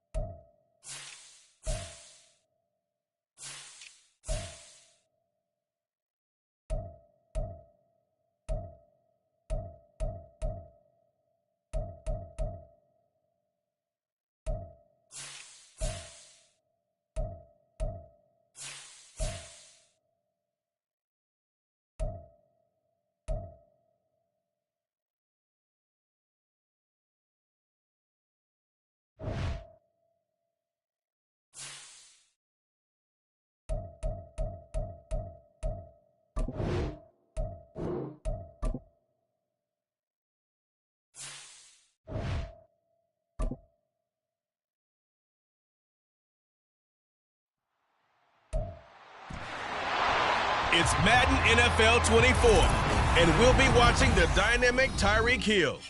He's over 1,100 yards receiving so far and looking for more. It's the Steelers and the Chiefs under the lights on Sunday night. EA Sports coverage of the NFL brings us to the world's steel capital in the city of bridges, Pittsburgh, Pennsylvania, and Acrisure Stadium. Tonight, it's the 272nd and final game of the regular season, and we've got a good one to finish things off, as it'll be the Kansas City Chiefs taking on the Pittsburgh Steelers. With Charles Davis, I'm Brandon Gaudin. Charles, we look at this Steeler ball club entering play. They come in playing pretty good football, winners of 4 of their last 6 games. Meanwhile, for the visitors here, the Chiefs, they're in a real groove of late, winners of 5 of their last 6 games. And last week they put together a 3-touchdown victory and were never challenged in that game. Let's see if they have a little bit of a letdown here.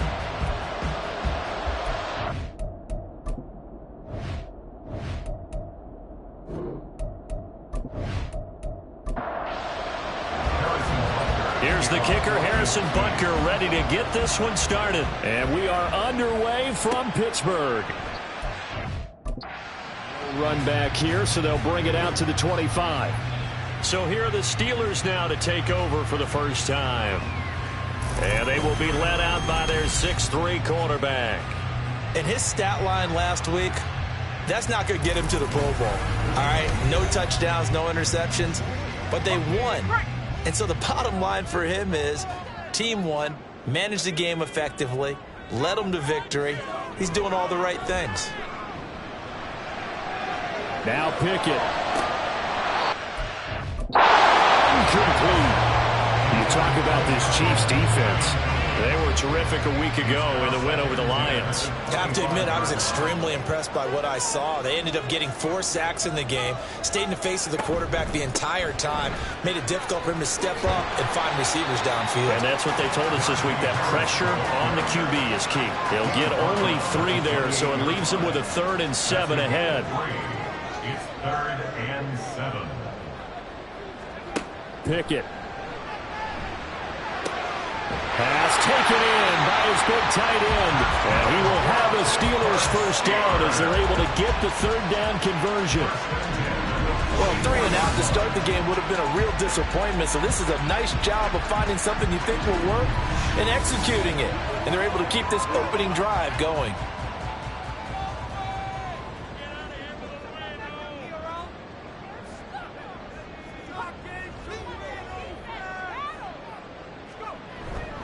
Now a first down carry for Harris. And a lane slow and materializing there as he'll get maybe a yard up to the 45. Ball spotted at the 45. Here's a 2nd and 9. Now Pickett. And the Chiefs are going to get him.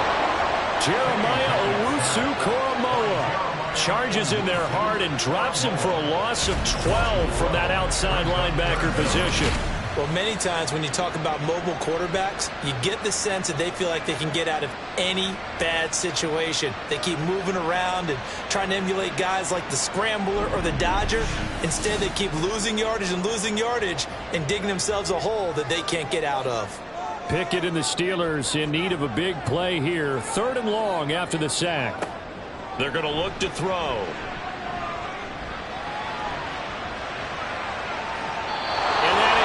Incomplete. Well, that play was certainly a little bit different because on the previous play, he was sacked. This time, protection a lot better. Had time to survey the field and still couldn't find an open receiver. They only punted twice in the win last week as he gets this one away. Pulled in at the 24. It's a 40-yard punt, 4 yards on the return. And it's Chiefs football, 1st and 10. So out comes this offense to take over for the first time. And a look at a guy, definitely got a little razzle-dazzle to him. Can do it with his arm or his legs. Their mobile QB. I guess we're going to have to nickname him the thrower, aren't we, or something like that. After last week. I mean, man, you're talking about over 400 yards throwing the ball. The running backs and everyone else may be looking at him like, hey, don't forget us. And he'd probably just tell him, listen, you want to get involved? Go out and catch some passes. I'll make sure you touch it. That one unable to develop, never got going. A loss of a couple, and it's second down. At the 26-yard line. Back to throw.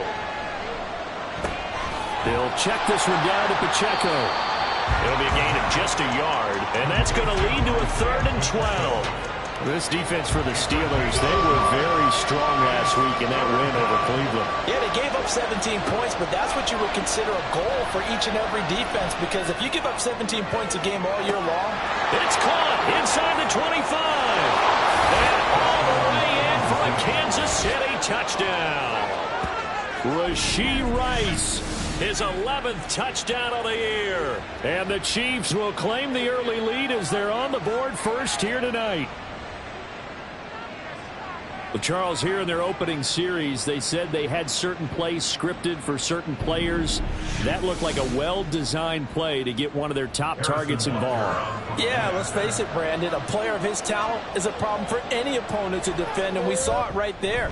They tried to deny an open lane to him. He still outplayed the coverage and scored the early touchdown. Good luck trying to figure out how to defend him as this game moves on.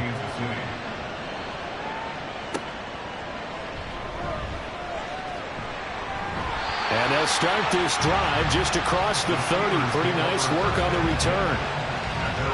So with the Steeler offense on their way out, let's take a look at the playoff picture in the AFC. And it's all come down to this, hasn't it? Final week of the regular season. As this year's playoffs play out anything like the regular season has gone, could be in for a wild and fun month of January. And we can break the rules because we can look ahead. All right, there's not a coach out there that's ever said to their team, all right, let's look three weeks down the road. It's always right here, right now. Forget that.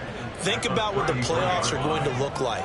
The teams that we see that are already in, the teams that are trying to get in, we could have some great matchups. And he'll be taken down right around the 34 after a pickup of only a yard. Now 3rd down and 7. Brings up 3rd and 7. Looking to throw, Pickett. And this is going to be incomplete. Anytime he reads man coverage, I don't think it's going to be the only time he'll try and hit that route to the outside in this game. He'll test the perimeter, but that time, they were up to the challenge. And he'll get this away into the icy winter air. It'll be 37 yards there on the punt, and out will come the offense as they take over. Kansas City taking the field for their second drive. They'll be looking to duplicate that first drive, the one that got them that 7-0 lead. Of course they would. Look, they're on the road, so getting the 7-0 lead was huge for them, right? Imagine getting up 2 touchdowns on the road, taking the crowd out of the game. It'd be ideal. Ball on the 30 now. Here's a 2nd down and 9. Brings up 2nd and 9 at the 30-yard line. Out of the gun, they'll look to throw. A quick throw, but incomplete. You look at this Steeler defense, and they've been a very good unit against the pass, defending at 5th best in the league. And this is where we talk game inside the game. Top 5 passing offense versus top 5 passing defense. I wouldn't be surprised defensively if they change up coverages a bit more than usual to try and combat what they expect to see. 4th down, so Kansas City sends out Tommy Townsend. Back deep is Tyreek Hill. He was only asked to punt once in the victory last week as he sends this one away. It's a 42-yard punt. They keep him to just a yard on the return. And the Steelers will go on offense here, 1st and 10. Pickett leads the Steelers up here with a fresh set of downs at their own 27. They'll try and start this drive in the air. And that one drops down, incomplete. Good coverage there, forced the ball free, and it's 2nd down.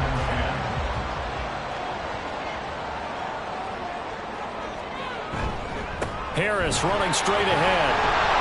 And he tries to power forward, but he will not get back to the line of scrimmage.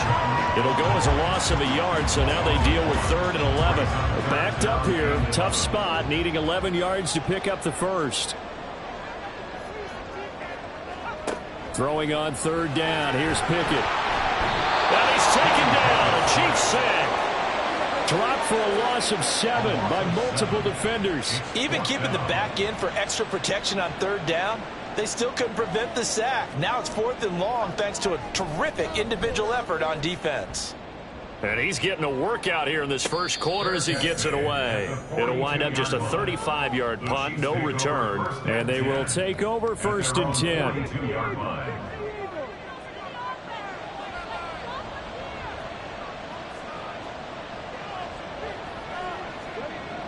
He'll look to throw.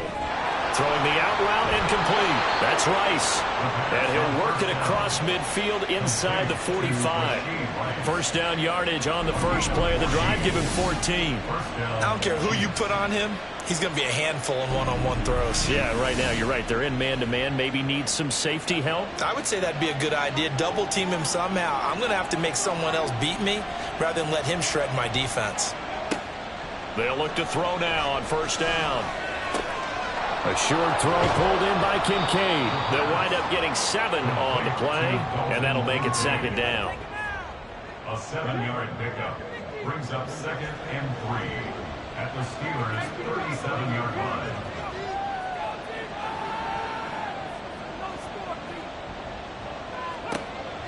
They'll set up a throw, and that'll be incomplete. I think he's a little trigger happy right there, and it turned into an ill-advised throw into their zone. We know he has confidence. He'll throw it any place, anytime, anywhere. That time it fell incomplete. Again, he'll drop to throw. That is caught. And he'll be taken down, but he does have first down yardage. Move the chains, a gain of 7 on third down.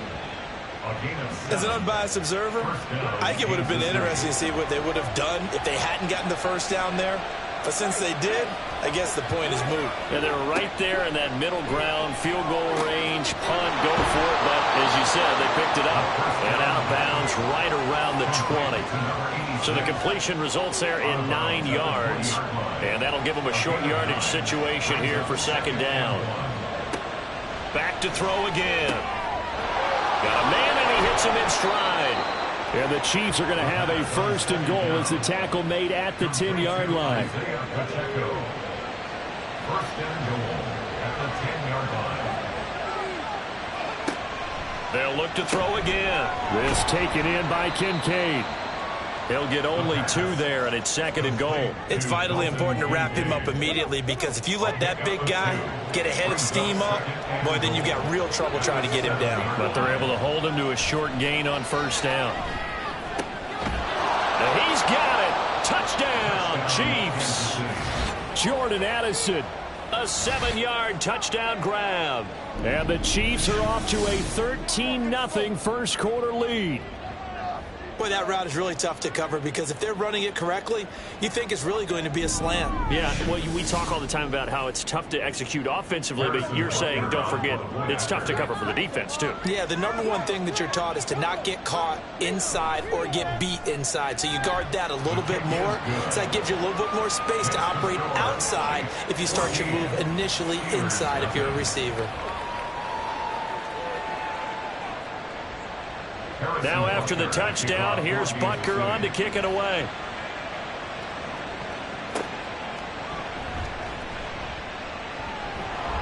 And not much happening on the return as he'll get this to about the 23. And Pittsburgh getting set to take the field. As the season winds down and you look at them in totality, you know, the offense has struggled. The defense has been pretty good, so I would imagine the changes this offseason may be more on the offensive side of the ball. And this is where we always hear the term complementary football, because as you noted, the defense has played well enough for them to win games, and the offense has held them back.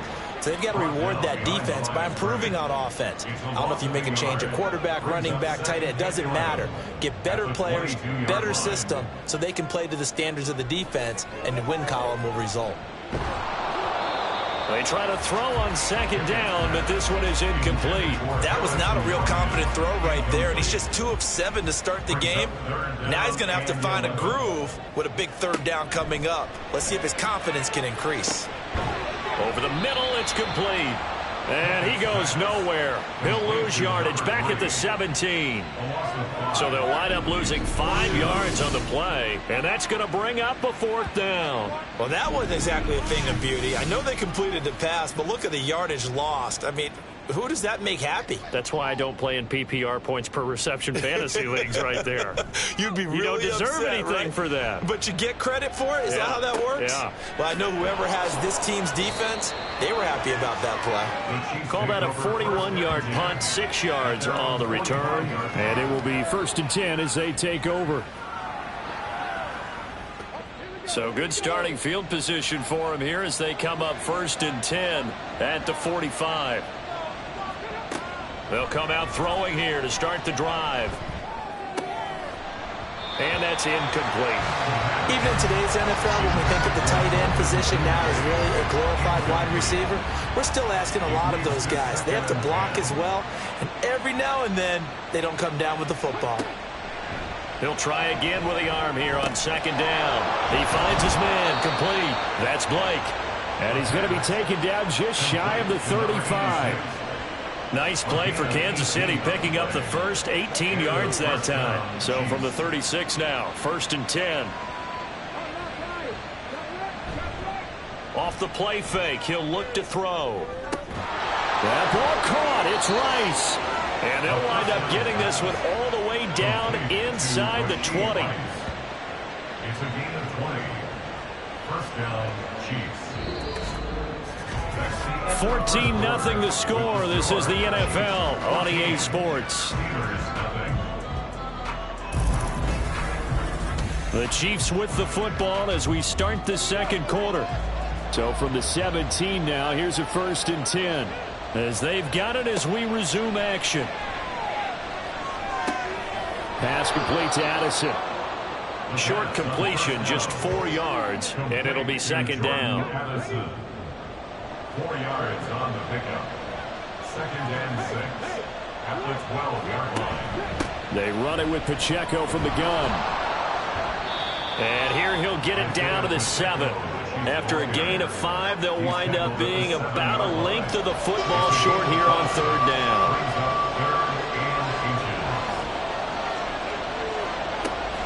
They'll look to throw. That is caught by Rice for a Chiefs touchdown. A great effort there. His 2nd touchdown of the game, giving him 12 on the season. And the Chiefs have moved out in front by 3 touchdowns.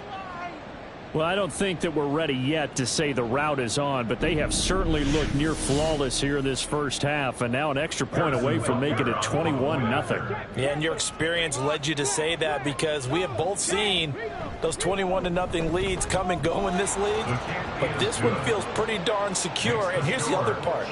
Even when people chip away at it, it forces you into being almost perfect on the other side, doesn't it, in order to try and mount a comeback.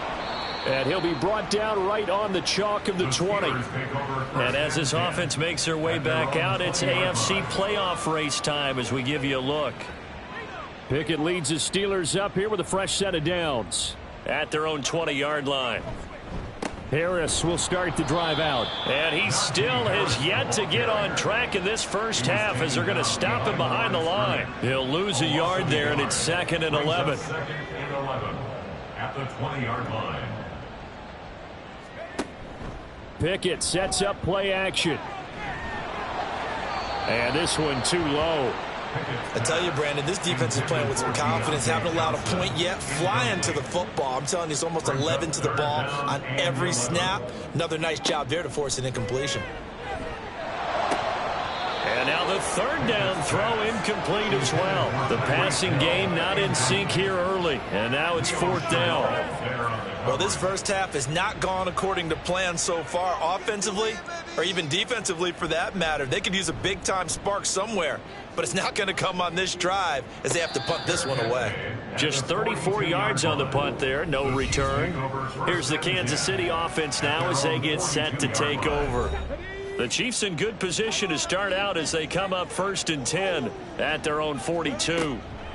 From the shotgun, he'll look to throw. And he's going to have to eat this one as down he goes. Keanu Bitten busting through to get him for a loss of 6. Protection certainly going to need to be a bit better here on 2nd and 16.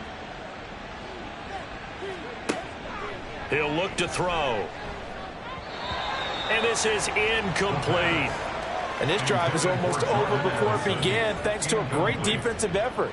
Sacked on 1st down, followed by an incompletion. One more good rep, and they get off the field.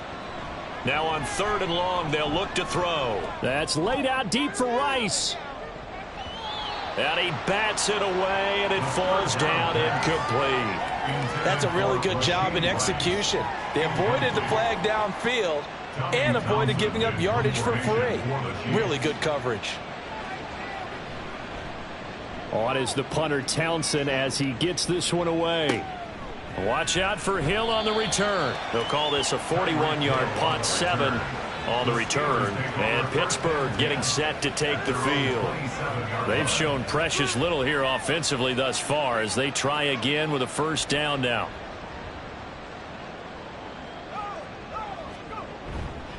They'll start on the ground with Harris. And he'll push his way forward to about the 32. 5 yards on the carry. Good pickup on 1st down. 2nd and 5. Pickett will look to throw it here. It's a short one here, complete to the tight end. 9 yards to pick up there, and it's a 1st down. 1st and 10 at the 42-yard line. Back to throw, Pickett. And that one incomplete, but now a penalty flag coming in late. That might be PI. Defense. So a PI call going to cost him there defensively. What did you see? Well, I think it's the right call, partner, because sometimes we'll see officials kind of let them play. But by the letter of the law, that's definitely a penalty. Flushed out right. Give him a couple on the scramble. It's 2nd down. Brandon, once that one broke down, there were only so many options left for him to take. Fortunately, only 1st down, so he smartly got the yardage he could get and didn't worry about trying to turn it into a bigger play and end up taking a bigger loss. Here, they hope they can regroup and get something different going here on 2nd down. And he'll go down, but not before getting this inside the 30. That burst good for 20 and a 1st down. With that run, double check my math. Yes, he has hit 8,000 career rushing yards. And that's fantastic. That means he's now approaching the top 50 all-time rushers in NFL history. That means he just sped past Terrell Davis, who's in the Hall of Fame. And now he's just got to go ahead and be strong and run hard because he's chasing down Larry Zonka. And his throw's going to be incomplete. He didn't just deny a big throw there. He broke that one up in the red zone. An excellent play, one that may help save points on the board when this drive is over. Off the play fake, here's Pickett. And it's incomplete. Took a shot, couldn't connect. All right, help me out here a little bit, partner, because what I'm seeing is a passing game that's just struggled to complete anything. No rhythm, no timing. Seems like every pass is also contested well, so give some credit to the defense. Now yet another incompletion here as they fail to connect on 3rd. Smart move to throw that one away. You're in field goal range, so you definitely don't want to be loose with the ball. And that's great work by this defense to force a 4th down. Santos' kick is up and through, and the deficit drops now from 21 down to 18. So they do come up with their first points of the game, but Charles, the question is going to shift to their defense. Yeah, the way things have gone, 3 points could become insignificant fast if this grows to 28-3 or 35-3. They need this defense to come up with a stop, and they need to do it now. And he returns this to the 22. So now here are the Chiefs as their offense makes their way back out onto the field. Obviously not the intended goal last drive. They had to punt the football, but still they've got the lead here and now a chance to add on to that lead if they can get points on this drive. 1st and 10 upcoming. A throw left side to start the drive is complete. And he's taken down but able to slip across the 35. 15 yards is the pickup there, and the drive starting very nicely. 1st down. 1st down, Kansas City.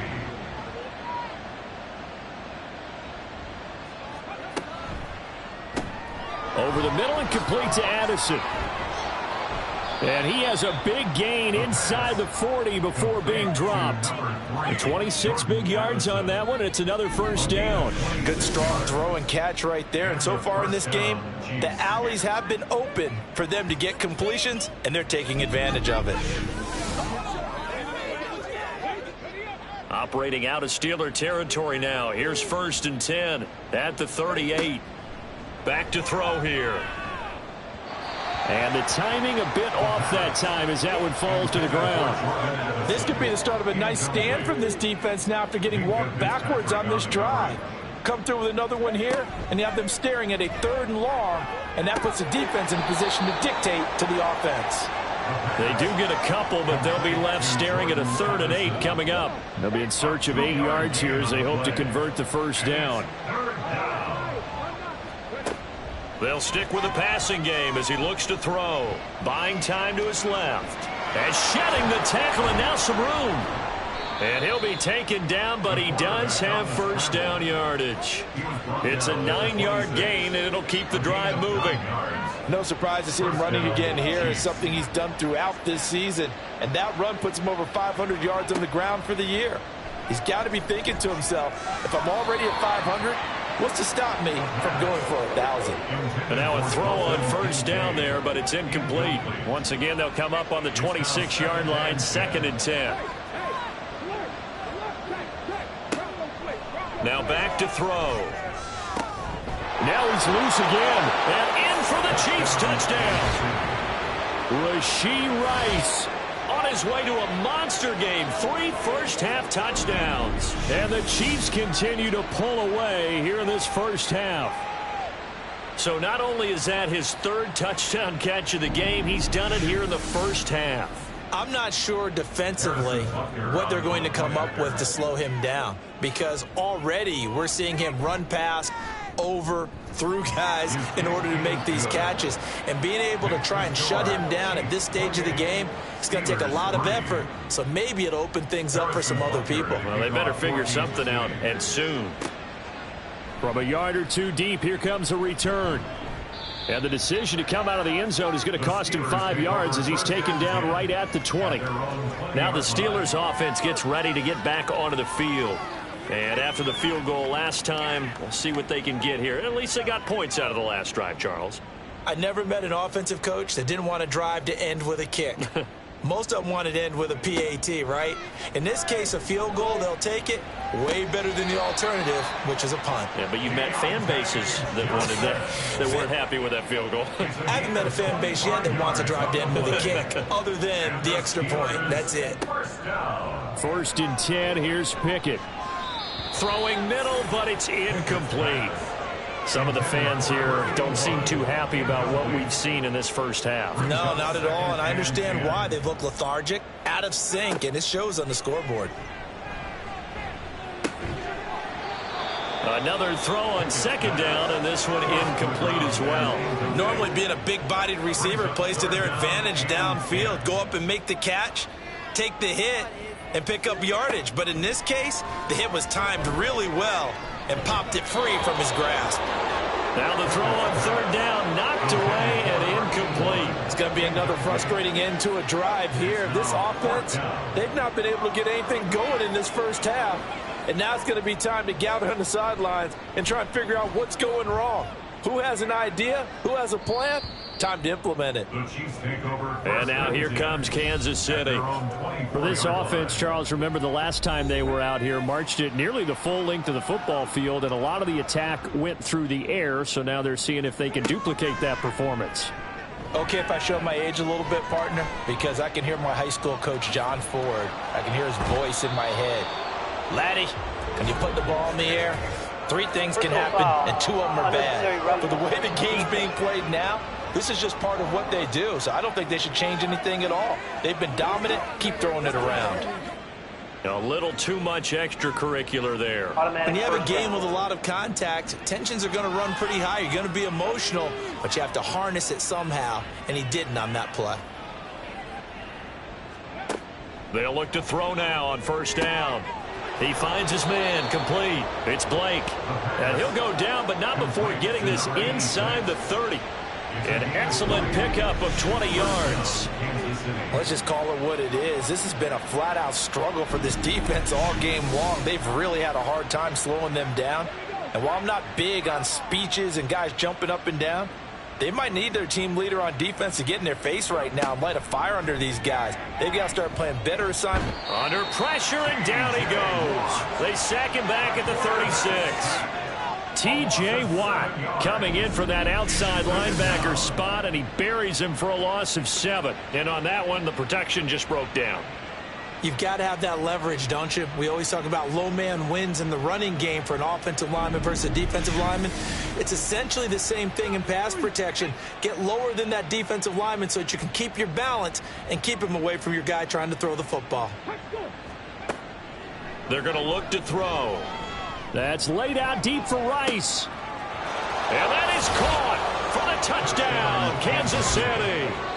Rashee Rice on his way to a historic performance, 4 first-half touchdowns. And the Chiefs have got it on cruise control. Well, that's what I call an answer right there. They gave up a sack on the previous play. How about what they did to finish things off, turning it right back around? That's the response, and that O-line feels a lot better now, don't they? Yeah, without a doubt, because give up the sack on the previous play, that just hurts those guys because they never want to see their guy get hit. Extra point by Butker is on target. And a route is on here in this first half. Steelers 3.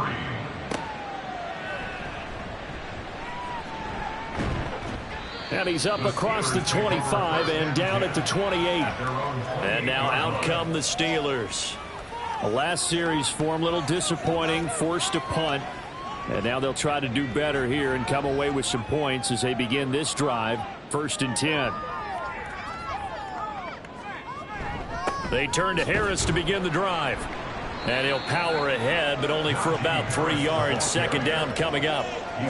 Not a huge carry there on 1st down, but not all of them will be. But still, all in all, a positive play for the offense. It's all about picking up at least a few to set up what you're going to do here on 2nd down. Pickett in trouble, and down he goes. These guys have punted 4 times already, and they're staring at a 5th, barring a conversion here on 3rd down. They hand this off to Harris. Trying to keep those big legs churning, but he's going to go down in the backfield. The Chiefs now going to use the first of their timeouts. So as they talk it over, we step aside. And the Chiefs offense ready to go again. There's really no reason to change what they've been doing to this point. They've got the lead. They've looked good this first half. I agree with you totally, and a lot of coordinators, play callers feel exactly the same way. Until you stop what I'm doing, why should I make any changes? But there are a few that kind of outguess themselves or try to outguess the opponent. Well, he's free going down the left side. It's a foot race. And all the way in for a Kansas City touchdown. Isaiah Pacheco. 61 yards. And the Chiefs are able to strike quickly to add on to their lead. Well, forget about the weapons out wide. He knows he's got another weapon in the backfield of the passing game, Charles, and he utilized him perfectly on that play. And the offense coordinator showed me something on that play, Brandon, because so often during a game, our cameras find them looking down at their play sheets, and you wonder if they're absorbing anything. He had something specific in mind, and he went to it, and it worked well. Extra point by Butker is on target. And a route is on here in this first half. And no effort to bring this one out. It's a touchback. Out comes the Steeler offense now, ready to see what they can do here. These guys definitely hoping for a better showing than their last appearance. They couldn't really even move the football much beyond the shadows of their own goalpost, Charles. We'll see if they can get a better, more sustained drive going here. Yeah, and every team that we ever talk to says the exact same thing. When you start a drive from that deep in your own territory, the goal is a minimum of at least 2 first downs, because even if you have to punt then, you change the field position, right? You flip the field a little bit. They didn't get that done. Oh, now Harris lost it. It's a fumble. But it looks like one of the DBs has it. And his guys are going to get the football at the 37-yard line. And in this very cold night air, how much harder, Charles, is it to hang on to that football? It's a lot harder, and I know for the most part we think about a ball being slick when there's rain or snow, any type of moisture. But when it's cold and dry like this, it is cold. and it is cold, it's also slick that way because you're not able to really grip it. And now before the ball changes hands, they're going to take a look at this just to make sure that they have it right. And the question, was the knee in fact down before this ball comes loose? And is the video convincing enough to overturn it? A lot of factors here. Remember, you also need clear possession of the football afterwards. This is a tough one to overturn. So that one overturned. They say the knee was down, and that will not be ruled a fumble. Pickett to throw on first down. Got his man complete over the middle. It's Hall. Now the Steelers use the first of their 3 timeouts as they'll stop it with exactly a minute to go before halftime. Here's 2nd and 3.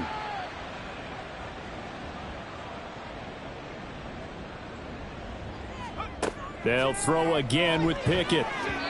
And an incomplete pass.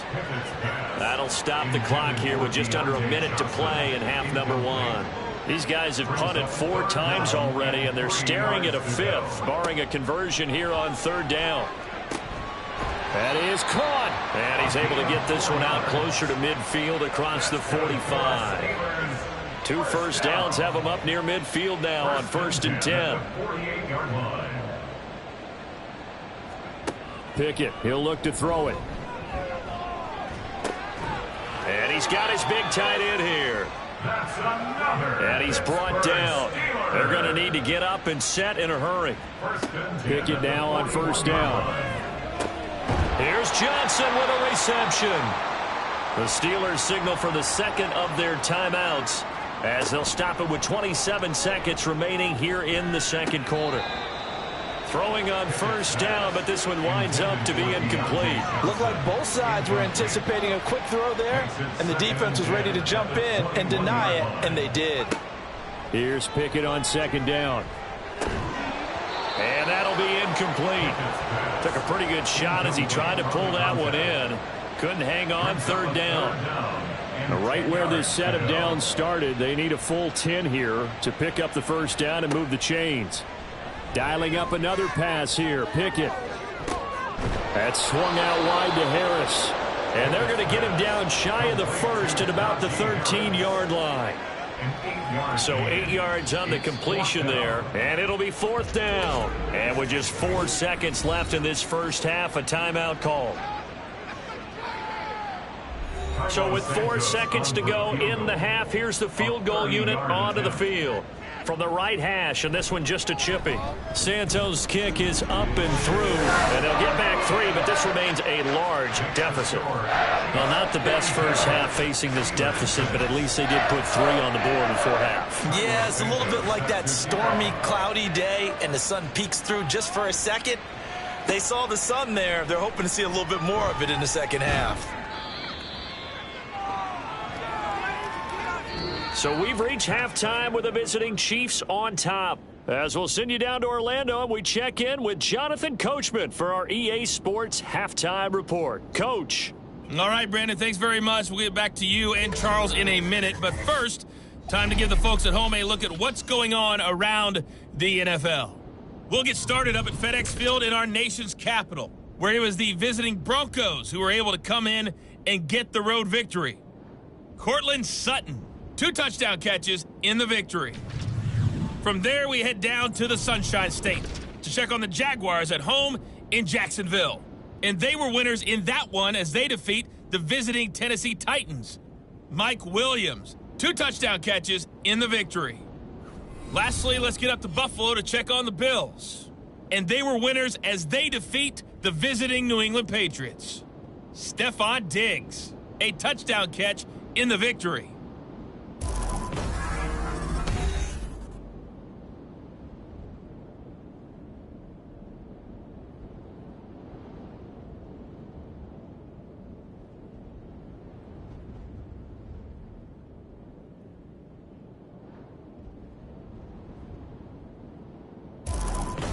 All right, right, Coach. Thanks very much. Fine work as always as we welcome you back for quarter number 3. Ready for the start of the third quarter. The Chiefs have the lead and set to receive the football. This fielded right at the goal line. And he had no room to run as he's tackled down inside the 20. Here comes the Chiefs offensive unit as they'll have it to begin quarter number 3. Well, this offense, this team, they are rolling right now, Charles. They've scored on 3 straight possessions. You look at the scoreboard, and they pretty much right now got this thing on cruise control. Yeah, and this is that time of game where you and I have to be prepared, right? Isn't this kind of like that empty the bucket time where you have to go into your blowout material and make sure we have some different things? That's what we're staring at right now, the way this one is going. At the 18-yard line. Now he'll look to throw here on 2nd and 10. Pressure comes, and the Steelers take him down. Keanu Benton, his 2nd sack of the night. Well, someone's closing in on the league lead in sacks. He came into the game in the top 5. Now you add 2 more to his total. 3rd and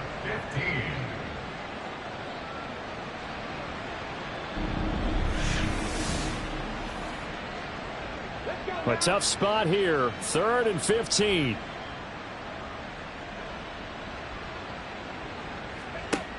They'll look to throw. This to the tight end, Kincaid. And they're going to get this beyond the 40 before he's taken down. Boy, a nice play there as they wind up converting on 3rd and 15. This is just more of the same. This defense has had no answer on a lot of these throws. They've let these receivers run wild, and here's another completion for good yardage.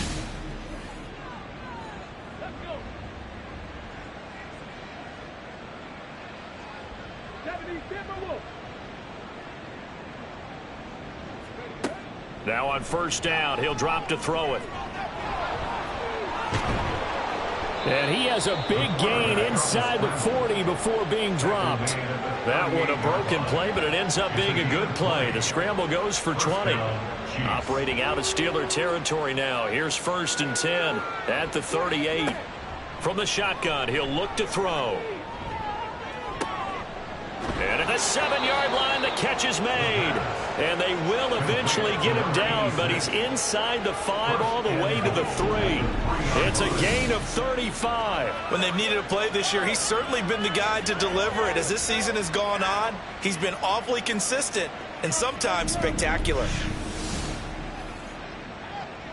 2 big plays in succession. Not sure this D knows what hit him, but now they got to get ready. It's 1st and goal. Pacheco. And they'll be driven back here, losing yardage to the 10-yard line. That's going to go as a loss of 6, and it'll set him back for 2nd down. Sometimes you just sit back and marvel at what he can do defensively. Speed, strength, quickness, he's the whole package. And that package just wrapped up the runner for a loss. Back to throw now on 2nd and 10. And he's got it. Touchdown, Chiefs. Dalton Kincaid from 10 yards out. And the Chiefs take the opening kickoff of the 3rd quarter and drive right down the field to extend their lead. Boy, another score. This lead gets even bigger. And, Charles, we haven't even hit the 4th quarter yet. Well, forget the deficit, right? They're really not going to cut into that a heck of a lot. But how can they get out of here with some dignity? Can they get a stop or 2? Can they make a play on offense themselves? Anything to start to feel better about what's happened to them here in this one.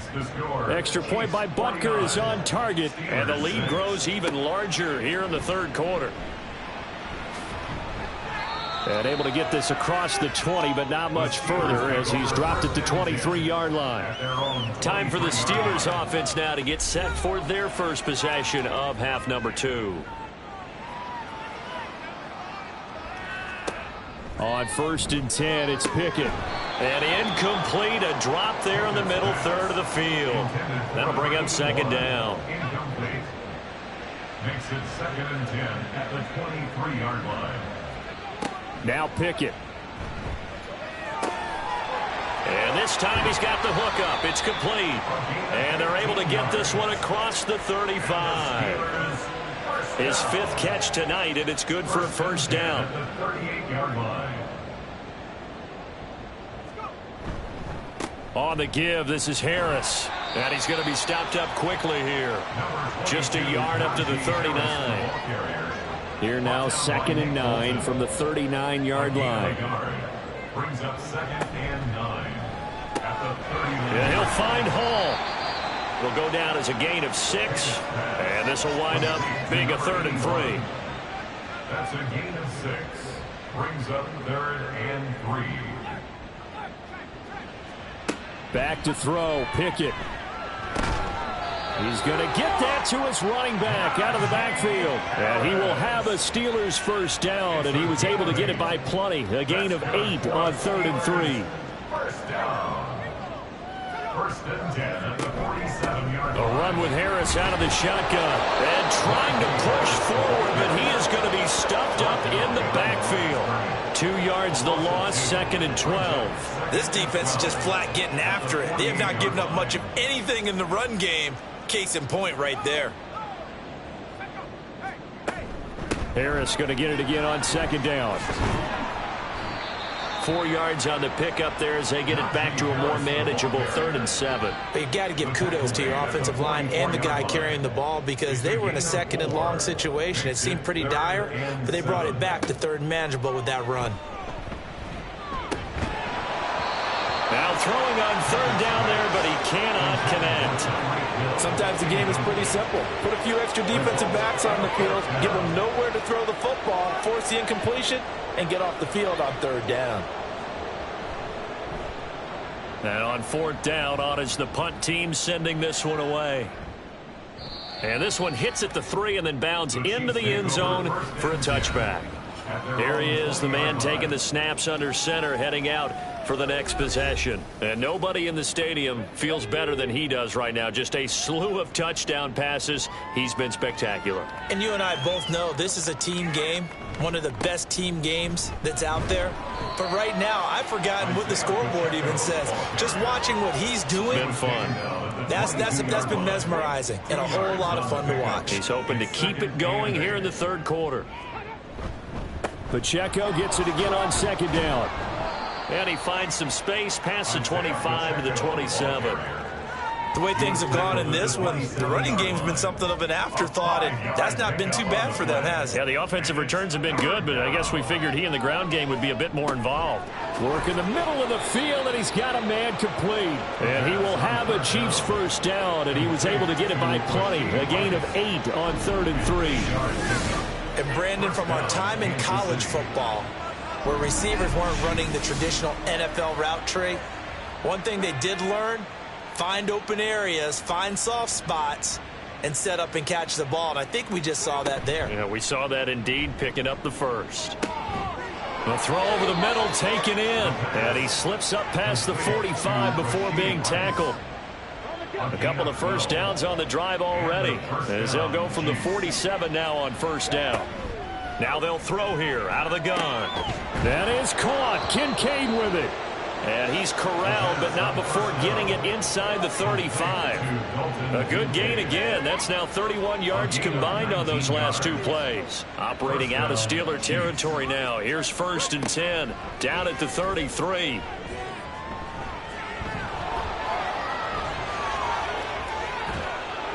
And he's brought down, but not before he reaches the 8-yard line.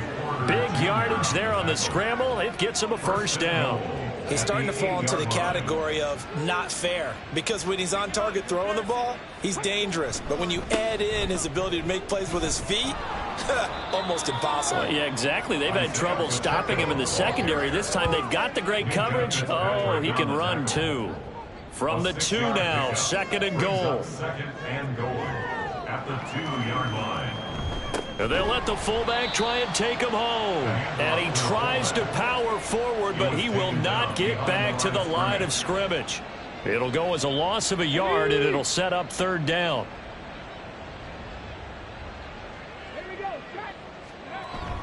They'll try and run with Pacheco. Losing 4 yards that time, and now it's 4th down. There have not been a lot of great moments for this defense throughout this game. Finally, they have one they can hang their hat on. A nice stop there.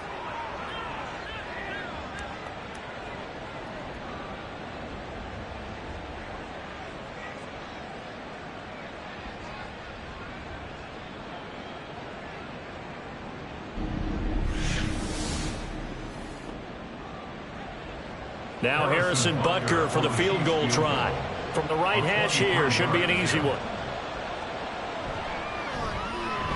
Butker's kick here is good, and that will extend their lead even further. So tack on 3 more, though this, it's just a rare drive where they did not find the end zone. Yeah, you're right about that, partner, but at this point, I don't think you're too concerned about that. You just want to possess the football for a while and drain the clock. If you can get 3 out of it, that's great too. And only able to get this to the 19, so probably should have opted for the touchback. And Pittsburgh getting set to take the field. Well, we're still in the third quarter, so there's some time to kind of clean this up and make it look more respectable. Now, a win, that's probably gone out the window, Charles, but I don't know. Do you look at this as a time to just improve and maybe start to look towards the future? I think you have to find something to play for, something to grasp onto until the clock runs out. But, Brandon, we've been around this game a long time. This is an outlier. You don't get many blowouts like this no matter how the game looks on paper going in.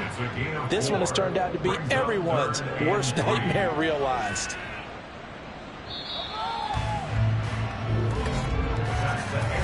One quarter remains here on a Sunday night. You're watching the NFL on EA Sports. Back now in Pittsburgh.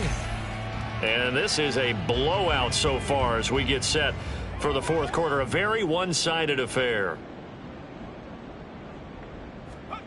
Trying with Pickett here on third down. Setting up the screen, Harris. And he gets this one just shy of the 40. They'll mark him down at the 39. It's a Pittsburgh first down, a gain of 13. And the Steelers first down. Pickett, he's going to throw it again. Complete on the crosser to Hall. And they'll get this down to around the 47-yard line. So on the other side of the field now, it's 1st and 10 as they've got things rolling on this drive. Pickett. It's brought in by Harris.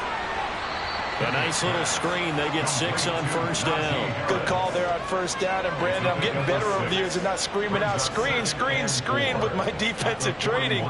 They want to keep those pass rushers honest, and they did so there, and they wind up picking up positive yardage. He finds his man, complete. It's Hall. And they just keep marching right along. First down on a pickup of 8 there. 1st and 10 at the 33-yard line. Here's Pickett. And this throw a bit late as he couldn't reach back for it. They lead big, and a major part of that has been how they've taken their play to a whole new level this second half. No points allowed since the break, and you can add another incompletion to the total number that they forced in this runaway contest. And he'll slide to a halt here, still a little shy of the first down marker. He'll end up getting 5 out of that, but now they're looking at third down.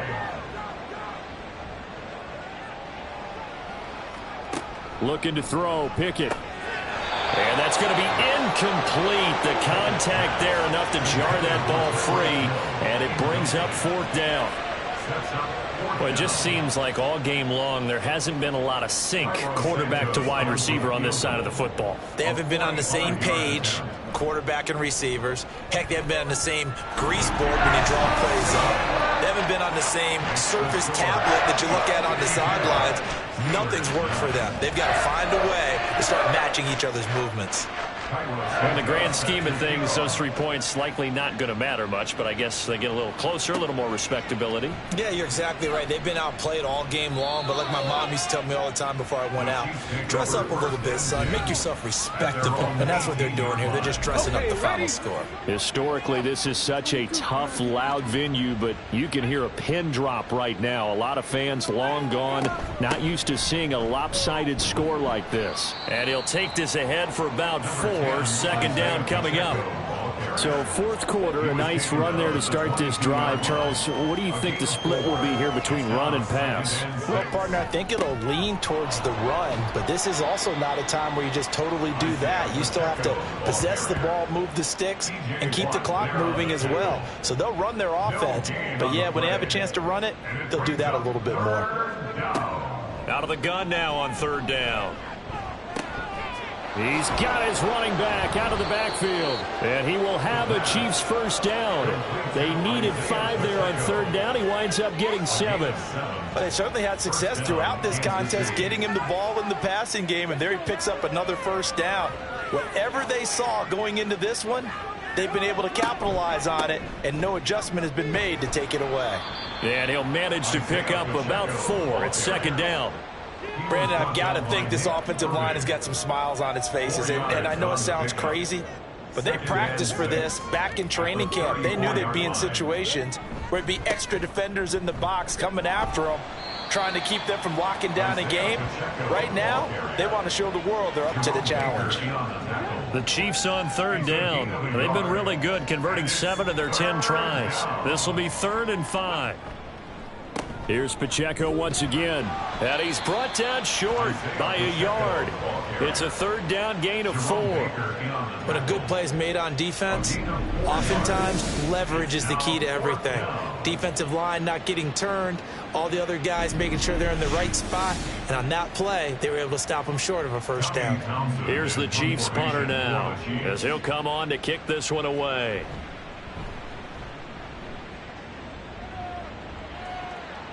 And the fair catch is taken at about the 13-yard line here. So possession goes over here on the punt. And the Steelers are going to take over 1st and 10 deep in their own territory. Pickett leads the Steelers up here with a fresh set of downs at their own 14-yard line. They'll try and start this drive in the air.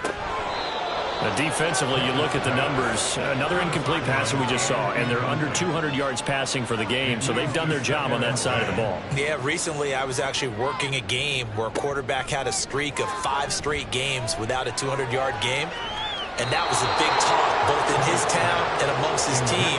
How do we get the passing game going? So big credit to them holding them under 200 today. Now they face a 3rd and 10 after back-to-back incompletions.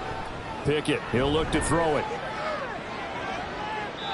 And that is incomplete.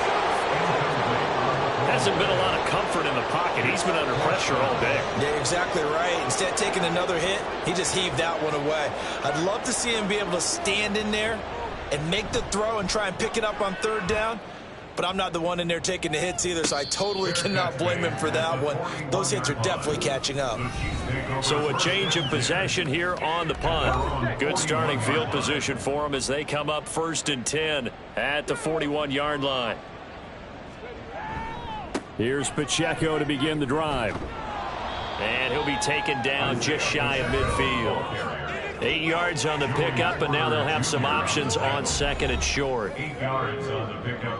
Brings up 2nd and 2 at their 49-yard line. Off the play fake, he'll look to throw. Open man is the tight end, Noah Gray. And he is tackled inside the 40, not quite to the 35. First target, first catch at a first down. Tell you what, partner, the way he's been slinging it in this one, I think he should be ticketed for a baseball cap and a set of headphones for the next drive. He's been absolutely sensational.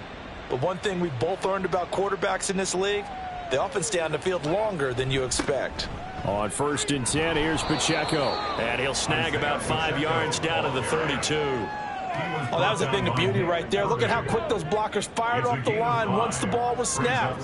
That was an O-line on a mission, all in sync, and the defense is lucky that play only picked up 5 yards. And he's able to get it down to the 25-yard line. 40 yards rushing for him now as he's carried it 16 times. Hate to be blunt, but it is just continuing to prove to be the case that this O-line is manhandling this D-line right now. They deserve to roll up their sleeves and show up their biceps because they're doing exactly what you just described, manhandling the defensive front.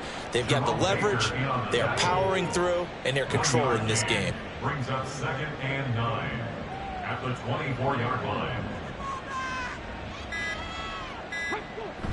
A run by Pacheco on 2nd down. And he'll get this pretty close to a first down as he's tackled at the Steelers' 17. He's taken down at the 17-yard. Just 2 minutes remaining here in the 4th quarter of what has been a one-sided affair. So the Chiefs in possession of the ball as we welcome you back. They've got a third down now as they look for one more first down to help salt this one away. They'll set up a throw. Pass taken in by his big tight end. And he will have a Chiefs first down. It's a gain of 6 that time on 3rd and 2. Many different ways to create space, but on that play, he did it with that big, wide body of his. Didn't get a whole lot of yardage on the play, but it did what it was supposed to. Pick up a first down. Pacheco gets it up the gut. And they are going to score again. Yet another touchdown as they just add to their totals.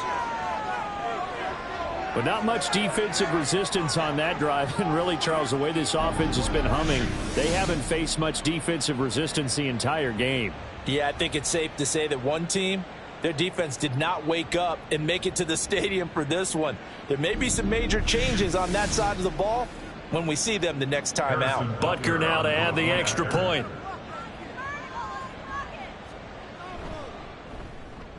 Now this one was over a while ago as they just add on to their big lead. So that drive takes them down the field in 8 plays. And it was capped off by a 12-yard touchdown run. And the Steelers set to take the field. Well, we said it at halftime that they would need a nearly perfect second half to erase that deficit that they were facing, CD. But unfortunately, the second half has pretty much been a carbon copy of the first. Yeah, that early lead was almost insurmountable the way their opponent was playing. And, partner, they do have some good news, though. This one is getting close to being over, and they can try and hit the reset button starting tomorrow. Give them 13 yards on the opening play of the drive and also give them a first down. First down. First and 10 at the 30. Pickett back to throw. He'll get it once more into the hands of Hill. Even against double coverage, he found enough of an opening for a noticeable gain. 2 guys on him, yet he finds a way to uncover downfield for the completion. Pickett will look to throw it here. It's a short one here, complete to his tight end. 7 catches for him now, and this last one, a first down. First and 10 at the 44-yard line. One final shot for Pickett. And that will be incomplete as time has run out on this football game. Well, this was a blowout supported by both sides of the ball today, Charles. It would be easy to look at the offense and say, man, they were clicking, and they were, but don't forget about the effort by this defense as well. Yeah, they weren't going to let up just because the lead was safe. They wanted to play as big a part in this game as their offense did in making this blowout. They needed to be noticed as well, and they played accordingly.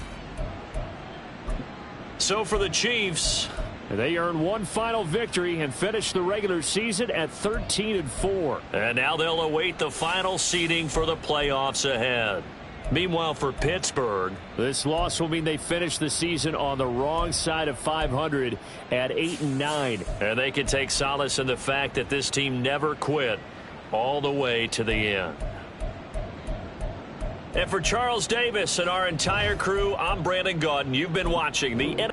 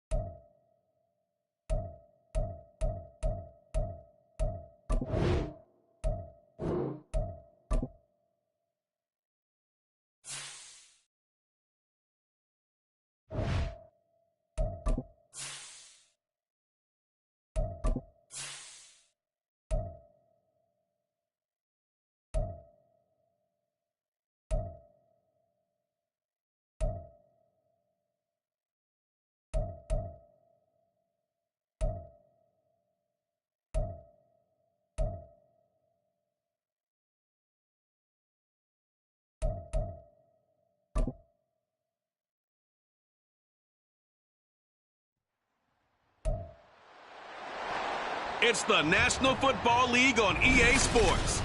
And we'll see Garrett Wilson. He's making noise for some end-of-year awards and could hit 1,400 yards this week. It's the Chargers and the Packers, and it's kicking off next on Madden NFL 24. EA Sports coverage of the NFL brings us to the City of Angels, Los Angeles, California. It's all about divisional matchups on this final day of the regular season, and we've got a compelling one in store here, as it'll be the Green Bay Packers taking on the LA Chargers. With Charles Davis, as always, I'm Brandon Gaudin. And Charles, you talk about storylines in this one. I think it begins and ends with our two quarterbacks, certainly two of the best in the business. And nowadays, I don't think you can get by for long periods of time without a top-flight quarterback. The way the game is played, with all the responsibility he has, and how the game...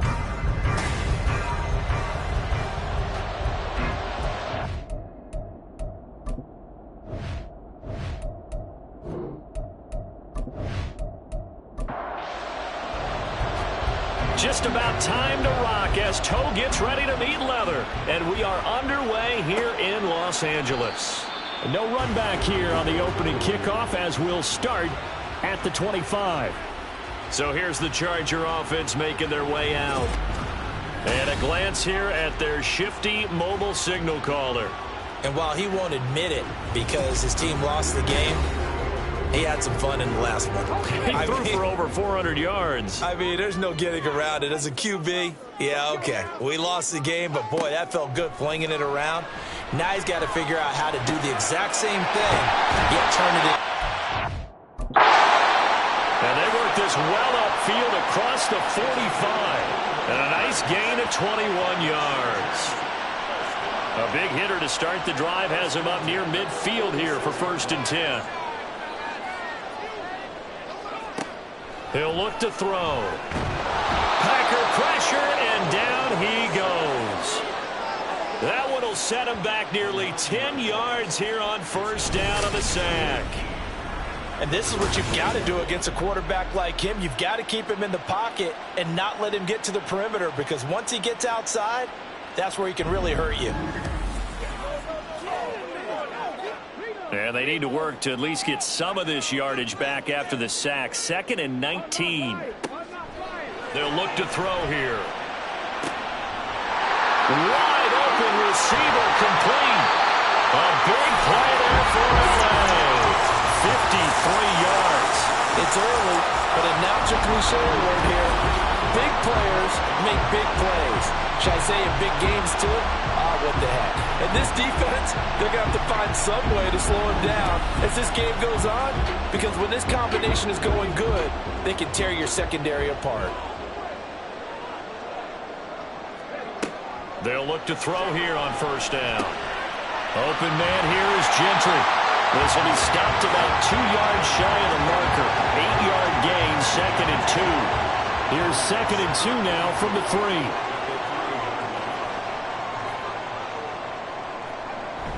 They'll run for the first time with Travis Etienne. And everyone on their assignment defensively there as he'll be taken down behind the line.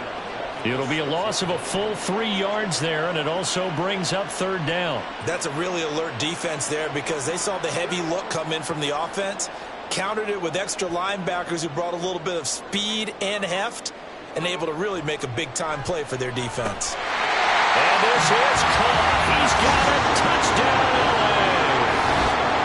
Great play there. Hitting double digits with his 10th touchdown of the season. And the Chargers are on the board first here this afternoon. Building confidence after a loss, that's a good way to do it. The loss last game, but first drive here in this one, cashing it in for 6. And they can talk all they want about putting a loss behind them. I think that drive there did more than any conversation they had, don't you think? That's exactly right. Puts that to bed, and this is what they said all week long. A lot of things they needed to do differently. Whatever they said appears to have worked. The kick unit on here for the Chargers as they will send this one away.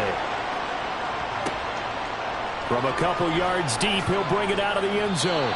And in hindsight, probably should have taken a knee as he only gets this out to the 16-yard line. So here comes the Packers offense now onto the field. They'll be led out by the former number 3 overall pick back in 2021. It's Trey Lance. What I loved about meeting with him before the game was talking to a guy who takes ownership of his performance. 2 touchdowns, 2 interceptions last week, but all he focused on was the loss, okay? And he did say, if I change my stats a little bit, not necessarily for me to look better, but that'll help my team. Officially, it's a 1-yard loss. That's going to bring up 2nd and 11. Part of the thinking when you bring in extra tight ends, you're hoping that each of your guys gets those one-on-one blocks and creates a crease for your runner. You know what the converse is, though? You've got to win those one-on-one blocks, and when you don't, that's the result you end up with. Give him 7 there on the tuck and run, and they're in better shape now for 3rd. And that's an early scramble that can be viewed positively by either side. From the offensive point of view, it begins to establish it as a possibility to keep it on certain plays. And defensively, they avoided giving up a huge play in one of their first tests in containing a quarterback on the run. And this is dropped. Oh, boy. A chance for a big play early, but he could not secure it. On now is the Packers punter as he's on to punt for the first time this afternoon.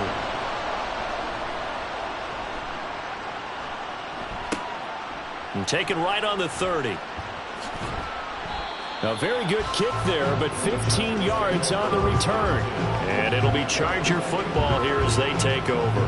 Heading back out, the Chargers offense. We get a peek at the playoff picture of the AFC.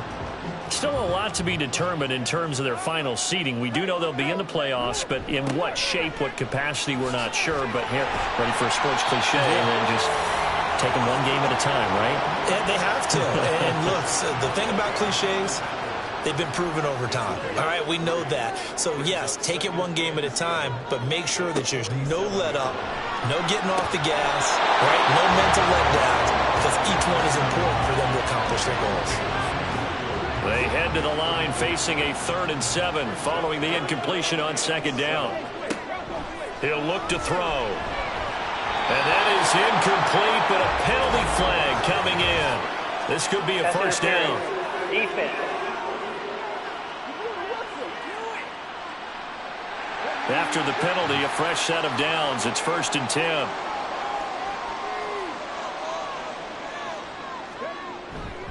A give, running right, ETN. And he's able to carve out about 6 there, down to the 37. The Chargers at 13-3 now on the year. But Charles, they were losers last time out. What do you think they need to do differently here? I don't think it needs to be as drastic as burning up last week's game tape or not watching it, but the attitude has to be what's done is done. Let's move on. Put that one behind them, galvanize themselves, and go forward and get a win in this one.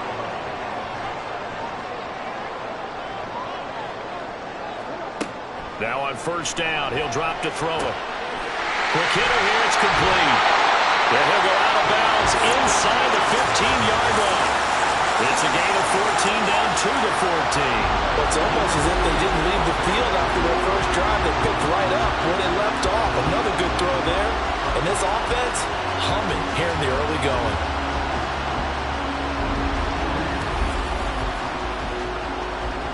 Here's a 1st and 10 at the 14-yard line. They'll drop to throw. And it's caught. And the Chargers are going to have a 1st and goal coming up as the tackle made at the 3-yard line.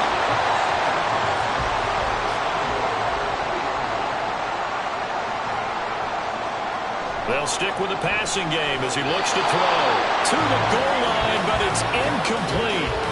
down this close to the goal line. First down. Surprised that wasn't a run? I am, and you know I'm old school. I want to run the ball on first down in this situation because second down, that gives me an out. And he is into the end zone. Touchdown, Los Angeles.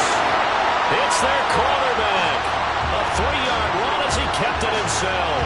And the Chargers have taken a 13-0 first quarter lead.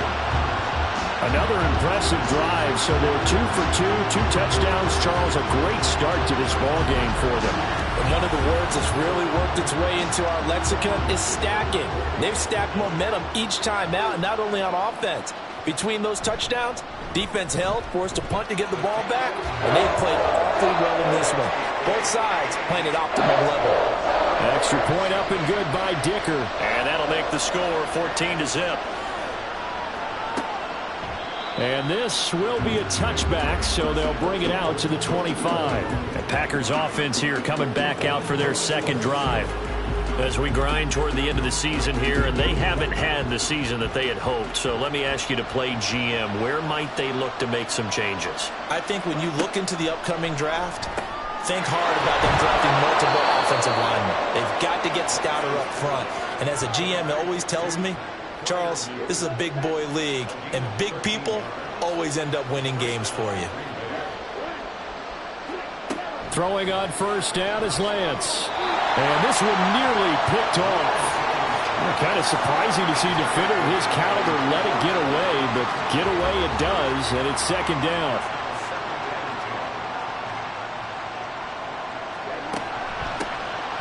Now a handoff up the middle. Bright. And getting this just shy of midfield. They'll spot it at the 49. It's a gain of 12, and the Packers have the first. Well, you're down early. How do you get back in the game, maybe establish the run? I think they're trying to do that. Now, I'm with you on that one, and what I like about the message is that there's no panic from the head coach. He's already told his offensive coordinator, let's run the football, let's get things settled down a little bit and find our way back into this game. Call it a full 3 yards in the wrong direction there. Brings up second down. They'll keep it on the ground. Singleton. And a gain of 4 gets him right to the midfield stripe. Well, you talk about the defense for these Chargers. Now, they're going to be tough to throw on, no doubt. Currently ranked 3rd in the NFL against the pass. They may be ranked 3rd against the pass in the league, but they're the best that I've seen so far. Sometimes the numbers don't tell the full story. And he'll only get this to about the 44 as they stop him short of the line to gain. Decent gain on the scramble to 6, but now it's 4th. And defensively, they had an extra defensive back on the field, their nickel package, and it made a difference. All the receivers were blanketed, so he tried to run for it, but he came up just a bit short. On now is the Packers punter, as he'll punt it away for the second time. And this punt sails over the sideline, and the spot, it looks to be right at the 25-yard line. The Chargers getting set to go.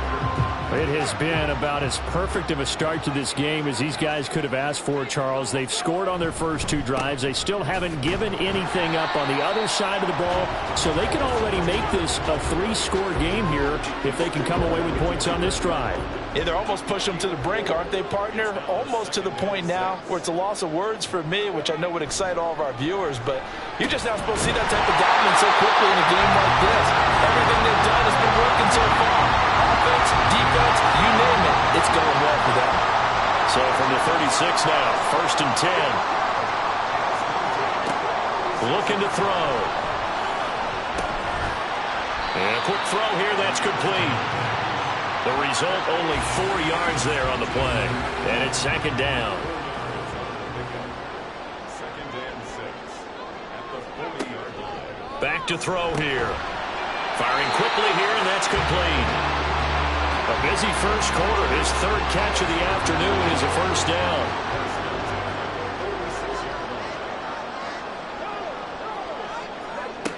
Back to throw again. Short pass caught by the tight end Gentry. And he's able to take it across midfield before going out of bounds. Final 30 seconds of this first quarter, and it's been a quarter dominated by the guys with the football. The throw over the middle, taken in. And this is going to result in another first down as the tackle's made at the Packers' 28. He has already cracked the century mark in receiving in this opening quarter.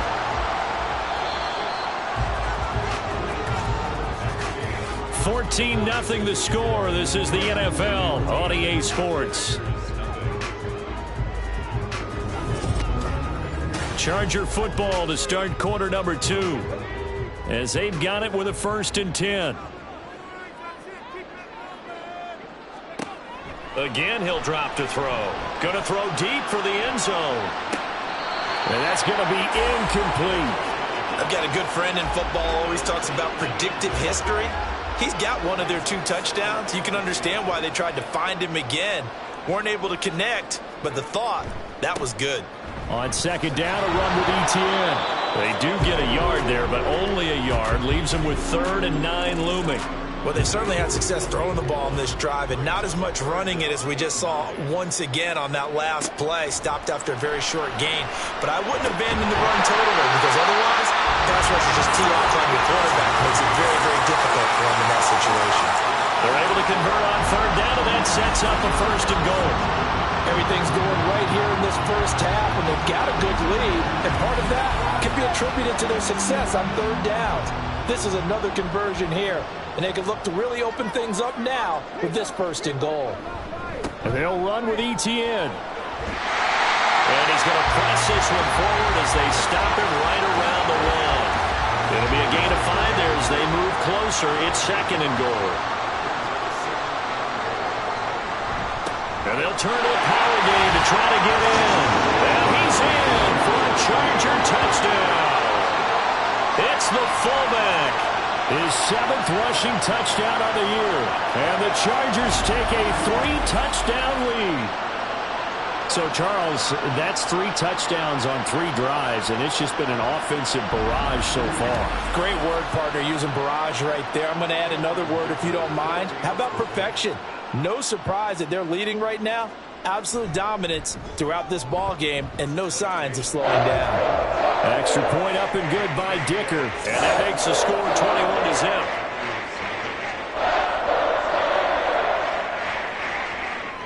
The kickoff team on the field now as they will send this one away. And this will not be brought out. It's a touchback. Out come the Packers for their next drive as we take a look at the playoff race in the NFC coming into the weekend. Well, CD, you kind of feel like they're in a bit of a danger zone right here because now you're down 3 scores, and I know we're in the first half, but the way this offense hasn't been able to generate anything, you feel like they probably need to get something going on this drive, right? Yeah, and sometimes I overuse that this is an important possession. But I think this has to be the possession where they come up with an answer because only a few teams in league history have ever come back from a 4-score deficit. And if they don't score here, that's what they could be facing the next time they get the ball. So give him 2 yards there on the completion. And it'll be a 3rd and about 13. It's a gain of 2 yards.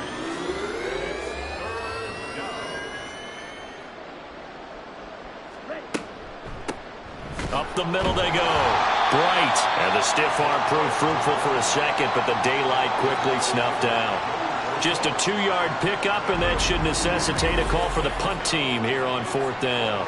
We talk about defenders, specifically linebackers, keeping their eyes in the right spot. He had that eye down the entire time. And you know that's not easily done because they throw a lot of misdirection at you. They try and fool you and get your eyes in the wrong place.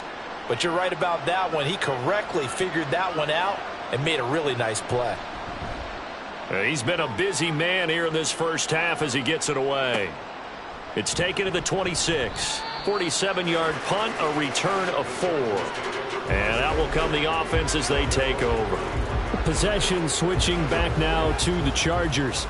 Right now, everything they touch turns to gold. This is their 4th possession. Touchdowns on their first 3 possessions. I mean, this defense, they can't seem to stop them. It's like they're on skates. Great analogy, Brandon, because they are pushing them back and winning everything at the line of scrimmage. They've just been laying down tracks towards the opposite end zone. So to themselves, all they're saying is, if we don't make a mistake, there's no way they can stop us.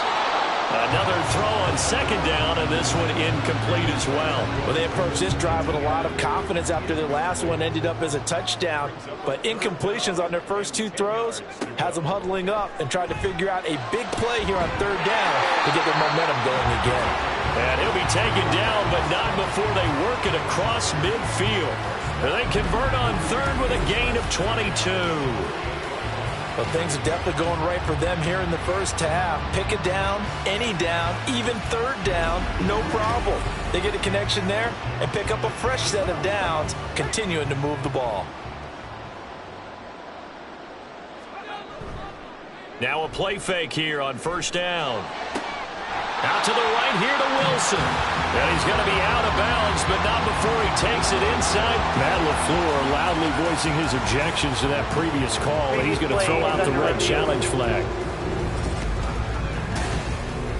Did he keep those feet in bounds? That's the question they've got to decide. And I got to say, watching it in real time, it was awfully close. Yeah, it certainly looked like a heck of a catch because he didn't appear to bobble it, which could complicate things. But even with the benefit of replay, that's pretty tight. Well, here's the call. So the challenge there does not go their way. This will indeed remain a completed pass. And fights through one man. He'll wind up getting 9 after tucking it and running, so it'll leave him with 2nd and a yard. I do think it's fair to say that they were caught off guard a little bit when he decided not to throw it on first down. But give them credit. They recovered in time to deny him the first down yardage. But it's only 2nd and short. So that run is still likely to lead to a new set of downs. And he's going to be met at the line of scrimmage and taken down. Officially, it's no gain on the play, and they'll remain a few inches shy of a first with third down looming. On 3rd and short, they'll try and pick it up through the air. And he'll lose yardage here, going down back at the 28. This will wind up a loss on the play, and that's going to make it 4th down. Well, it looked like the defense, they were ready for that one. Really left him almost no room to work after catching the ball. He could throw every move in the book at him. They were there, and they tackle him for a loss. And no move to get the offense off the field. They'll stay put on 4th and 1. Now, meanwhile, they go for it on 4th down, and my goodness, incomplete. The 4th down play doesn't work for the Chargers, and the Packers D comes up with a big stop. So the defense has to stay out and get one more stop. They were able to do it, forcing the incompletion. So on their record, that goes down as a successful play. Doesn't matter how they got there, how it happened. They got it done. They're the ones that are jubilant. And give him 6 yards here as he stopped near the 35 at the 34. And from the 34, here's 2nd and 4. To throw, it's Lance. He finds his man, complete. That's Reed. 2nd catch for him today, and it'll wind up a first down.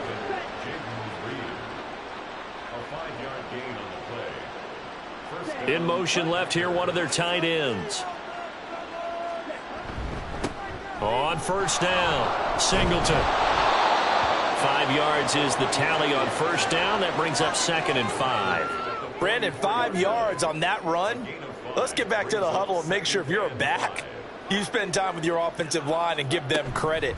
Hard to move those 300-plus pounders at the line of scrimmage, and they did for a significant chunk of yardage. 7 yards there and a first down. Yeah, they really needed to get something going, didn't they? They had punted on the last 2 possessions. The running game starting to come to the front for them, providing a nice pickup there to keep this drive going. Meanwhile, the throw here is complete. That's good. The completion there for 7 yards, and it's 2nd down.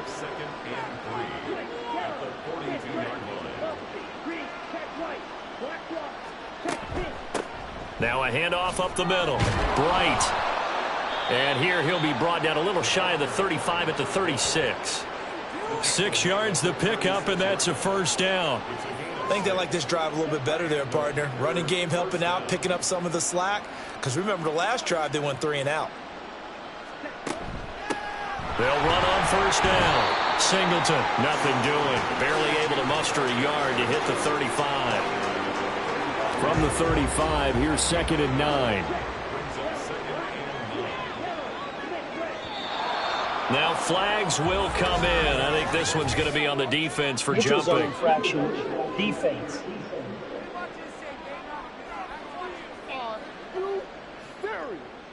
And that'll be a free 5 yards for the offense. Just like a tennis match, that's just an unforced error. Still Stay second alert, down. don't jump early, and give them free yardage. The ball gets bumped up. It's now 2nd and 4 after the penalty.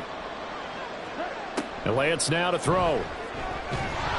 And he's going to be taken down back around the 35-yard line. Joey Bosa coming in from that outside linebacker spot. He gets him down. It's a loss of 5. It's been a pretty long drive. This will be play number 9. And they need 10 yards out of it on 3rd. Under pressure, they got him again. Will Anderson Providing a little deja vu, back-to-back sacks, and now they're staring at a 4th and long. That was their 3rd sack of the ball game. 2nd in the league in sacks coming into this one. They're planning on making it a race to the top, aren't they? Absolutely. They're looking up at that top spot, but they might be looking down at the 2nd spot pretty soon.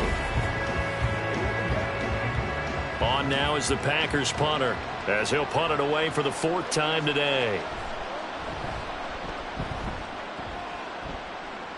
And this will be out of bounds, and they spot it at the 15-yard line. Not too bad.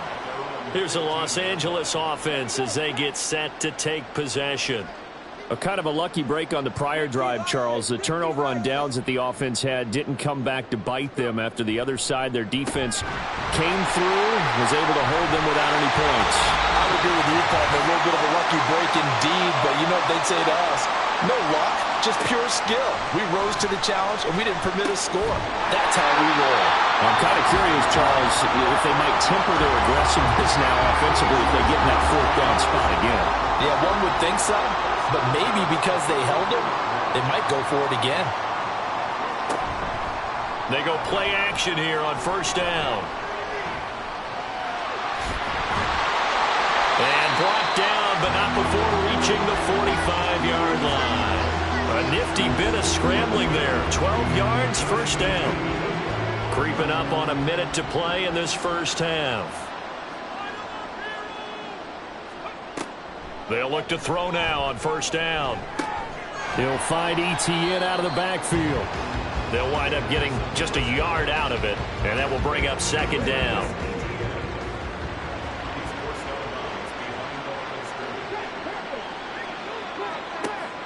Now they'll throw here out of the gun.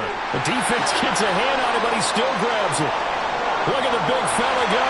And they're into the end zone, but it's not verified yet. Hold on, there is a flag down. Pass interference, defense.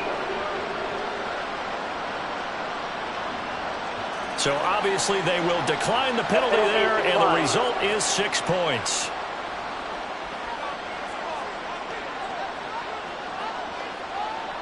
Dicker down to tack on the extra point.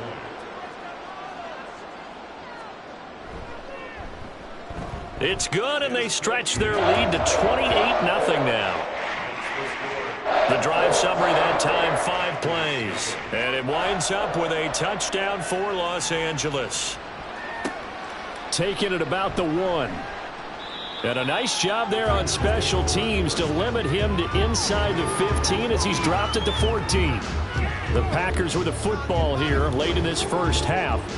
Well, things for them, just to put it bluntly, man, it has been tough sledding here in the 1st half, facing that big deficit. The clock is dwindling now.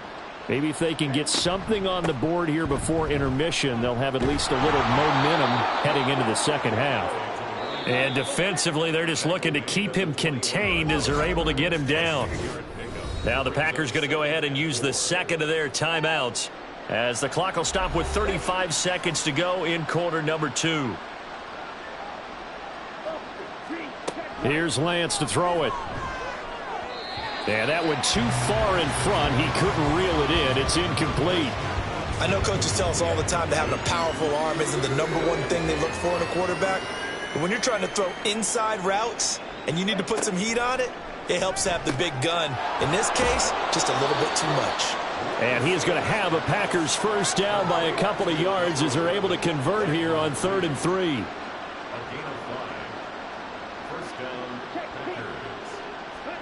A final shot before half for Lance. A short one there to Freiermuth. So we've come to halftime after a very one-sided beginning to this one. As we'll send you back over to Orlando with our EA Sports Halftime Report, here's Jonathan Coachman. All right, Brandon, thanks very much. It's all down to this. Week 18 of the NFL regular season. Lots to be decided, so let's get right to it. We'll start our tour in the entertainment capital of the world, Las Vegas, Nevada. And it's the Raiders who have the lead in that one. Quarterback Sam Howell with 3 touchdown passes.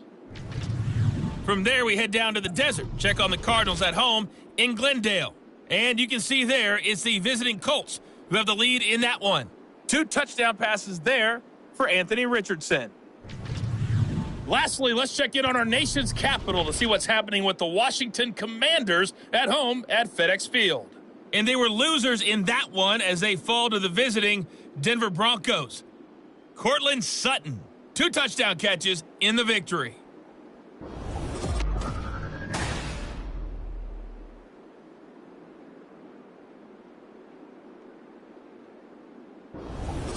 The highlights from the first half, all one-sided. This one got out of hand early, and now you have to wonder how these teams will approach this second half, because this one's already close to being in the bag if it's not already. Take it in at the goal line. And makes it across the 20 as his guys will set up shop at the 23-yard line. So the Packer offense ready to go to begin this third quarter. CD, they certainly know the hole that they face as they begin the second half. They have to do what precious few teams have done in NFL history, and that's try to come back from a 4-possession deficit. And, partner, you know, as that team gathers, they're saying to each other, you never say never, right? Because if you're on an NFL roster, that's how you have to think. You can always come back and win a ball game. And let's face it, we saw a certain Super Bowl, a 25-point lead late, that wasn't enough to put someone away. But that being said, this task is near impossible. Let's face it. And bottom line is, it officially becomes impossible if this possession is an empty one.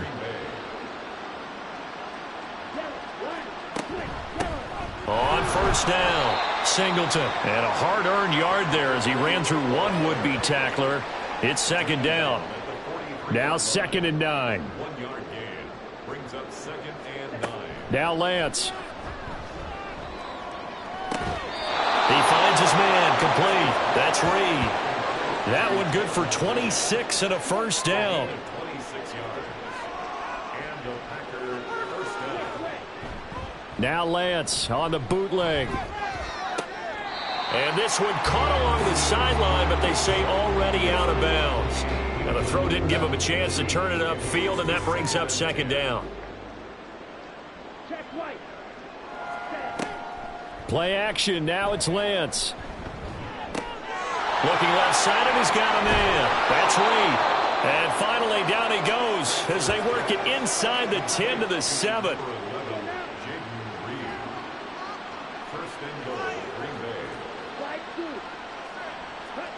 Lance looking to throw it.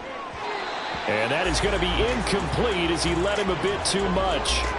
In a game that hasn't gone your way, you've got to throw in the end zone at every opportunity and hopefully climb back in as much as possible. He put way too much on that throw, though, and that shot ends up with nothing. And he'll be stopped just outside the 5 at the 6. A minimal gain there on the 8th play of the drive. Another shot to at least get on the board here. This is 3rd and goal. Here's Lance. And it's a Packers touchdown. Donovan Peoples-Jones from 6 yards away. And the Packers are able to make some inroads here to that deficit.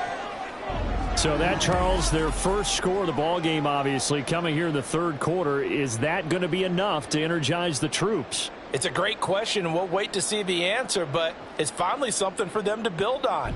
Now they know that they can actually score against that defense. Now the try here for the extra point.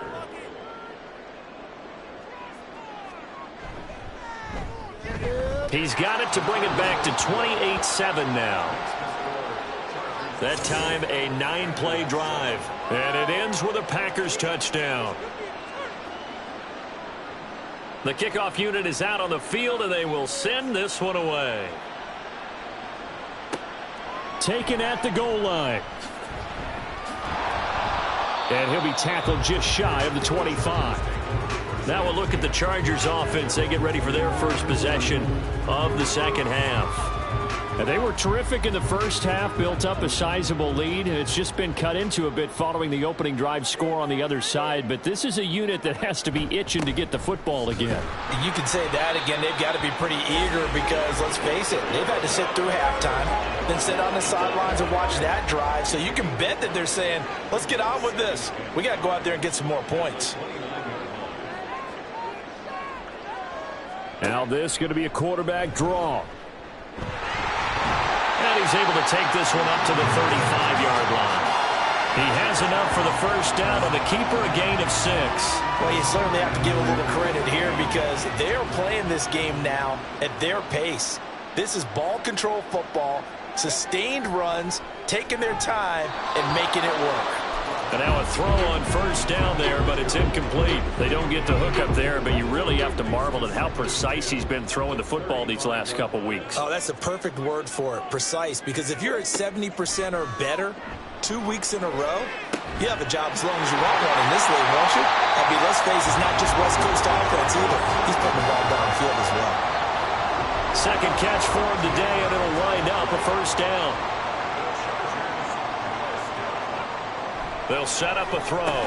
Short pass caught by the tight end Gentry. And he is down at the 48. A pickup of 4 that started at one 48-yard line and ended at the other. Second and 6 at the 48-yard line. They'll look to throw again.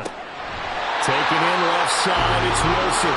And this is going to result in another first down as the tackle's made at the Packers' 34-yard line. The Chargers passing game rolling a bit here. They've got another first. And while we may be looking at the scoreboard, this offense certainly is not because they're showing no signs of backing down, even with a 3-score lead here in the third quarter. I think they keep taking their shots. They've seen blown leads happen throughout this league. They don't want to fall victim to it themselves. And inside the 20 before he's brought down. Given back-to-back catches now. That one for 16 and another first down.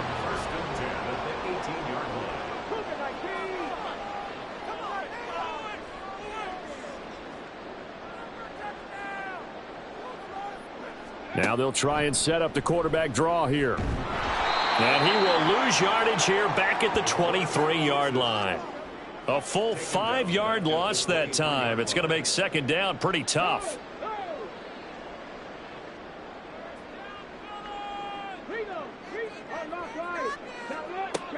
He'll look to throw. He's got his man. It's caught. Touchdown, Chargers. A great effort there. With touchdown number 2 in the game and now 11 on the year. And the Chargers are able to stretch out their lead. So another touchdown there, and even though we're still just here in the third quarter, kind of hard now to see them giving up this lead. And this is just an offense that's imposing its will right now. You name it, they're able to do it. If you're the play caller, whatever you want to select is there. You want to run it, you want to throw it, pick a play, any play. They're rocking and rolling right now. Extra point up and good by Dicker. And that'll increase their lead to 28. And he won't return this one. He'll go down to a knee, and they'll start at the 25. And Green Bay getting ready to go as they take the field. Well, we haven't exactly been treated to a nail-biter in this one, CD. And if they cannot score here, this one's pretty much all but over. Are you saying that you feel like people are starting to think about getting out of here, maybe beating the traffic in order to get home or to their final destination? Yeah, I don't think there's a whole lot of reason to hang around, especially if they can't score here. Yeah, you're right about that because it has been pretty clear who the better team has been in this one. And in a league that we talk about every game being a one-score game as we go into it, watching this blowout, let's just say it's been unusual. These guys have punted 4 times already, and they're staring at a 5th, barring a conversion here on third down. Oh, he rifles one, and that's going to be intercepted.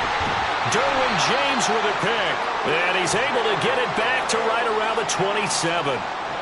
Partner, I think this one went awry very simply because he overestimated his arm strength and his ability to fit it anywhere he wants to. A lot of quarterbacks do that and often pay the price. And the LA offense ready for this next possession. This offense thankful, I'm sure, to have the football back, but also, Charles, after a long drive of their own, they've got to be a little weary. Yeah, I would agree with that. And what you have to do to combat it, try and get fresh legs in where you can, especially to skill positions. And then for the offensive line, instead of attacking, maybe slow the tempo down a little bit. Let them catch their breath. And not a whole lot of room to operate there on the first down run. He gets maybe 3. From the 24 now, here's second down at 7. Now a shotgun snap as they'll look to throw. And that'll be off the mark, too far out in front, and it's incomplete. They head to the line facing a 3rd and 7 following the incompletion on second down. He'll drop to throw. Work in the middle of the field, and he's got a man complete. Touchdown, Chargers. A 24-yard touchdown. And the Chargers have taken a 5-touchdown lead. Well, on the other sideline right now, it's just absolute dejection. But, Charles, let's focus on the positive. With the lead that they built here, they've done pretty much everything to perfection in this ball game. They certainly have. Makes me think that their week of preparation was excellent. And they flowed into this game, and it carried over. And right now, I don't expect them to back off at all. They're playing so well, they just want to keep it going.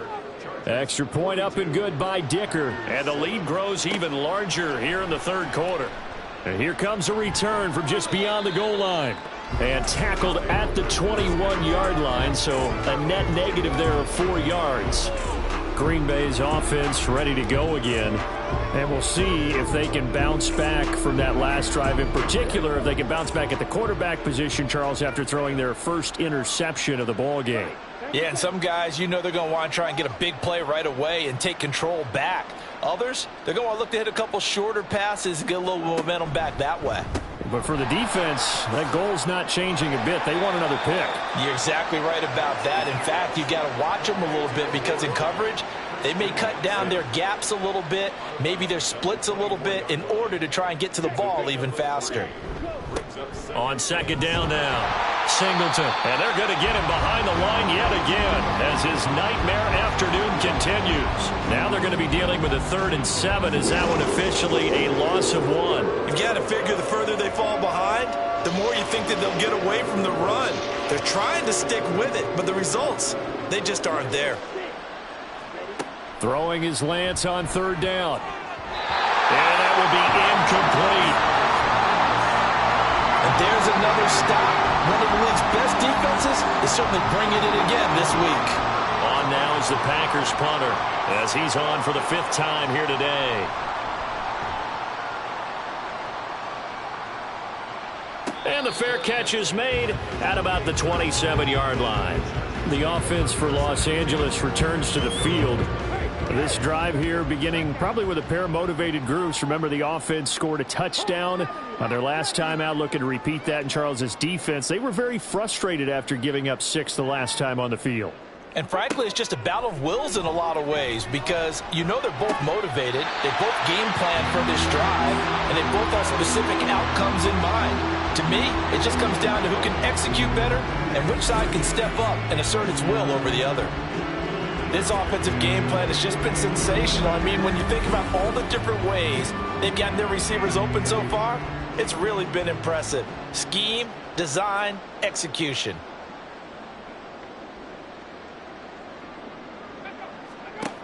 They'll look to throw here on 1st down. Finding Williams once more, complete. And he'll get this one down near the 20-yard line, just shy of the 20. Boy, 30 more yards and another 1st down. Already over 1,000 yards receiving this season. That catch is just going to add to his total. Certainly not resting on his laurels. He's trying to continue to gain as many yards as possible and continue this big season. So the big play gets him all the way down to the outskirts of the red zone here for 1st and 10. Back to throw here. Try to get it to Williams, but it's intercepted. And the Packers force the turnover, and they'll take over at the 10. Well, with the size of lead that this offense has, I don't think that interception is really going to affect them much. But at least for this defense, something small to hang their hat on.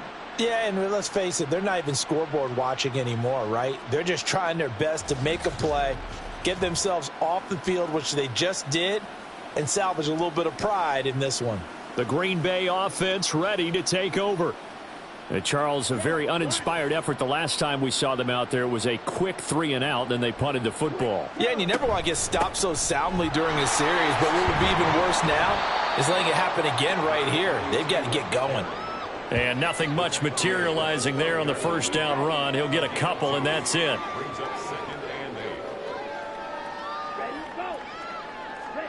On second down, here's Lance. That's complete to his tight end flyer move. And he'll get this to the 22. So they began the play at the 11, and it's a gain of 11. First down. 11 on the play. First down, Packers. And they'll let the quarterback keep it here on first and 10. Only a yard on the keeper, and it'll be second down. But not much on that run, Charles. No, that's exactly the way to execute a run blitz there. They guessed correctly that they would move the ball on the ground, honed in on it, and stopped them. Mark that down for a win in the defense's column. And he drops it incomplete, and their struggles continue here. These guys have punted 4 times already, and they're staring at a 5th, barring a conversion here on third down. On play action, Lance. Oh, he tries to force it in, and it's intercepted. Sauce Gardner picks it off. And the return will be stopped at the 34-yard line. One side gets an interception, but their defense comes on the field and picks him right back up by getting a pick of their own. And I think you saw the same thing that I did, Brandon. As he ran off the field after making that play, we saw his quarterback seek him out and offer a personal thank you to bail him out a little bit as the offense takes the field again.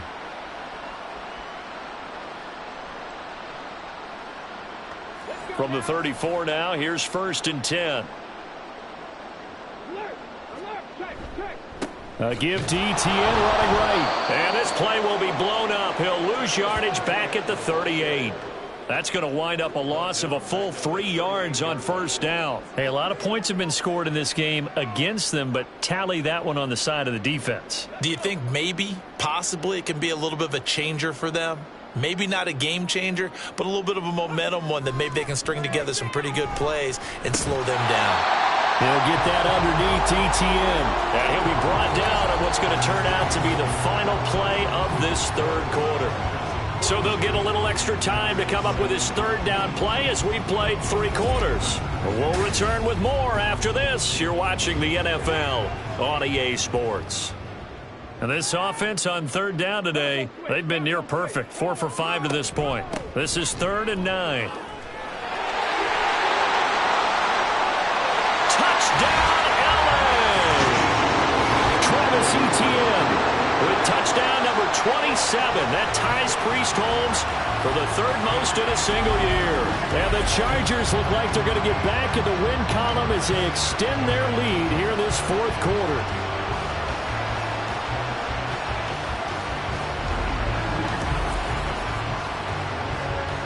Extra point try now from Dicker.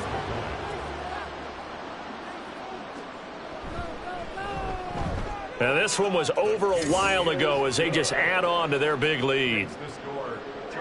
Scoring summary, 3-play drive. And it was capped off by a Travis Etienne touchdown run. And only able to get this to the 19, so probably should have opted for the touchback. The Packers offense set to go. And they unfortunately are staring at a mini losing streak developing, trailing here in the 4th quarter. This would be their 3rd straight defeat. And this one is going to be off the mark, too far out in front. And that's another play that's painted the picture of this game overall. It's been a blowout. It's been continually fueled by big turnovers and stops for one side and an inability to advance the ball from the other. And he's got it past the 30 before he's hit and dropped. 85 catches for him on the year now, and the result there is a first down.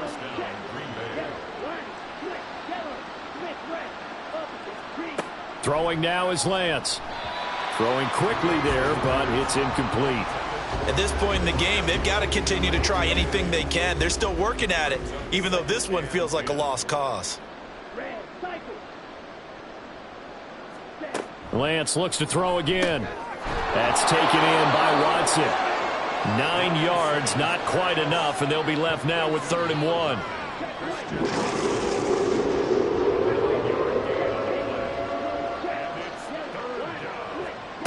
To throw, it's Lance. And the Chargers rush is going to get there. Down he goes. It'll be a loss of 8 on the sack, and it's going to lead him to 4th down. But one thing I do know, these guys on defense, they don't want this game to end. They're winning by multiple touchdowns. They've shut down the opposing quarterback in a big way, and they're still picking up sacks as we approach the end of this one. On now is the Packers punter as they're forced to kick for the 6th time today. Fights loose. 42-yard punt, 6 on the return. And they will take over 1st and 10. And now out on the field, here comes Los Angeles. We find ourselves here in the midst of a one-sided affair. A lot of fill time down the stretch, Mr. Davis.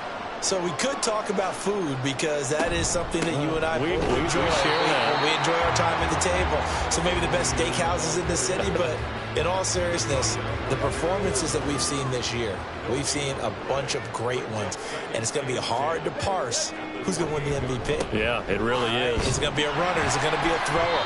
Can a defender finally win it this season? Those are the things that we could probably discuss. And collectively, this is about as dominant of a performance as you could have hoped for on both sides of the football. Might have to put it #1 for what we've seen this season. On 3rd down, here's Etienne. Busts through the tackle. And they get him down, but not before he takes it across the 40-yard line. 69 yards rushing for him in the ball game now on 14 carries. Brandon, when a defense just simply can't get off the field on 3rd down, and we all know how important that down is for both sides of the ball, you often feel like you're just a step behind whatever they're doing offensively. And one of the differences in this game, no doubt, 3rd down conversion, and that is going to be a story they'll talk about after this one. On 1st and 10, it's Etienne. And he's going to bowl his way forward to the 48. It's a 6-yard pickup, but it gets him to 2nd and 4.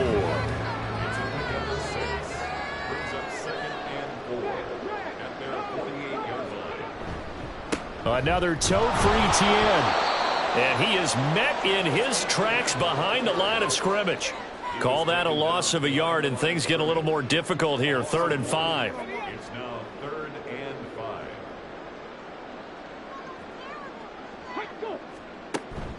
Etienne on the toss right. And he's got enough for the first across midfield to the 48. They get 5 out of that one, and it moves the chains. Well, that's a carry they have to be satisfied with, and throughout this game, they've been satisfied with what he's given them. Whenever they've needed a big run, a 1st down, he's the guy they've turned to. And it doesn't matter what the defense thinks. They feel like they've got the confidence to keep handing it to him and keep picking up good yardage. Down to about the 45. Give credit to the defense for stringing that play out, and they gave up no cutback angle. You know he was trying to dart through. No place for him to go. A nice job there, only giving up a 3-yard gain. And he's got this pretty close to a 1st down as the tackle is made at the Packers' 40-yard line. So they need 2 yards here on 3rd down. Remember, they're already 2 of 2 on 3rd down conversions on this drive. They'll run with Etienne. And he appears to be about 2 feet short on 3rd and 3. Leaves him with a 4th and 1. This late in the game, Charles, I think you maybe seriously have to think about going for it. Especially where they are in terms of field position, because this is almost like no man's land. Might hurt your punter because there might not be enough space, maybe too far for your field goal kicker. I'm like the old rule. Possession is 9/10 of the law. Possession is 9/10 of winning the game. Go for it. Get the 1st down. Close it out. Pass taken in by his big tight end. And he's brought down, but not before picking up the first with a very effective stiff arm.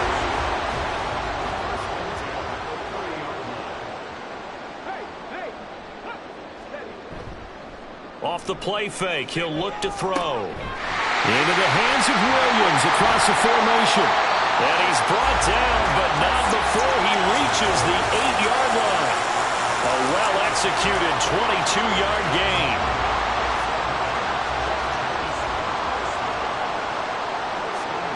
Back to throw. He's got it. A gain of 7 that time. Second and goal.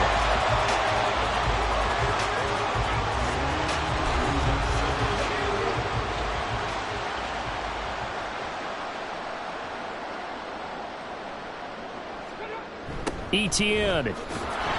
Oh, he's going absolutely nowhere as he is hit behind the line. That's a big loss of 3, and it brings up third down. This is kind of one of those in-between plays here, Charles, on third and goal from the 2 or the 3 in that area. What do you dial up? Something quick hitting. You don't have the time for something that develops slowly. It's got to be right at them if you're going to run the football. And if you're going to throw it, something quick, get it. And he will get into the end zone. It's another touchdown. This thing is ugly. Well, when coaches come into a game preaching total team effort, CD, I think this is the type of ball game that they're dreaming of. It was pretty apparent early on that they were clicking in all 3 phases. It's been fun to watch. Yeah, sometimes in the NFL you end up with matchups like we've been watching here. And when you go back through the early drives, you can just see that one squad was on a different level in this game. Safe to say, we haven't been disappointed in watching their execution throughout this contest. Extra point up and good by Dicker. And this one was over a while ago as they just add on to that big lead. The kick unit on here for the Chargers as they will send this one away.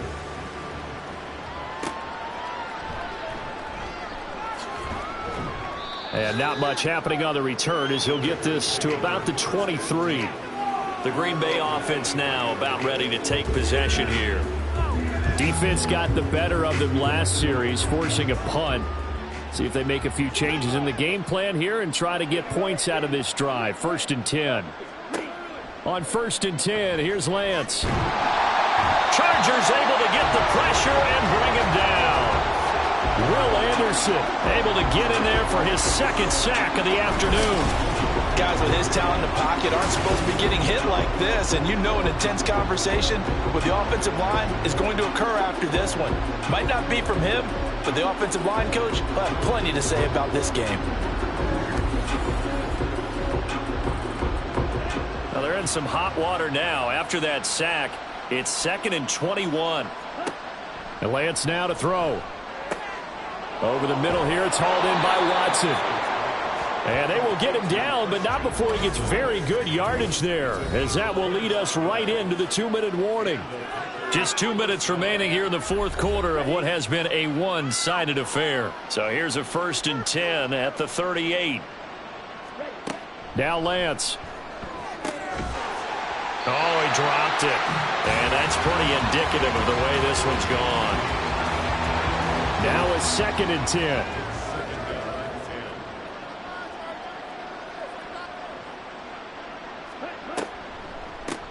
Up the middle they go. Bright. And he'll get this out past the 45 to the 47. 42 yards rushing for him now to this point. 3rd down and 1.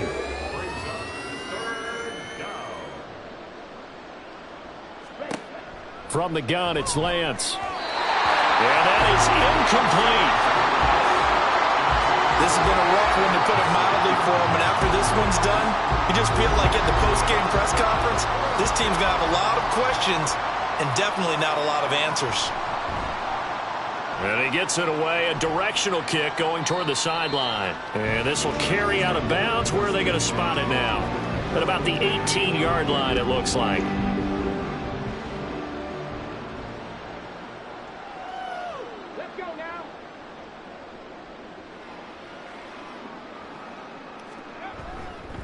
Now Etienne to start the drive. He can't get him down.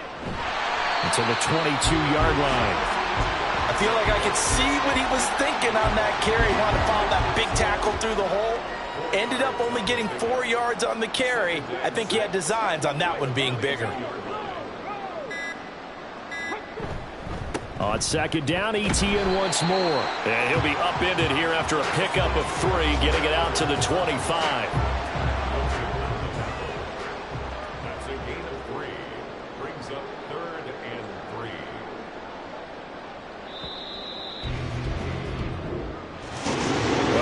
usually love to see scoring, and there was no shortage of it today. What a dominant showing from an offense that was truly playing at an elite level in this contest. Partner, this game was over a long time ago, and you noticed they did not want to slow down anything. Absolutely a dream scenario for everyone on that offense, and they took advantage of every second. Guaranteed popcorn for everyone in their film session. So for Los Angeles, they get yet another victory to finish the year at 14-3 overall. And now they'll have the week off as they get set to go after a Super Bowl title. Meanwhile, for the Packers, they wanted desperately to finish above 500, but that will not happen as it is an 8-9 season in the end. And they'll get their shot at playoff football as they'll be on the road next week as a wild card. Thanks for tuning in, everybody. Alongside Charles Davis, we thank our entire crew. I'm Brandon Gaudin. This is the NFL on EA Sports.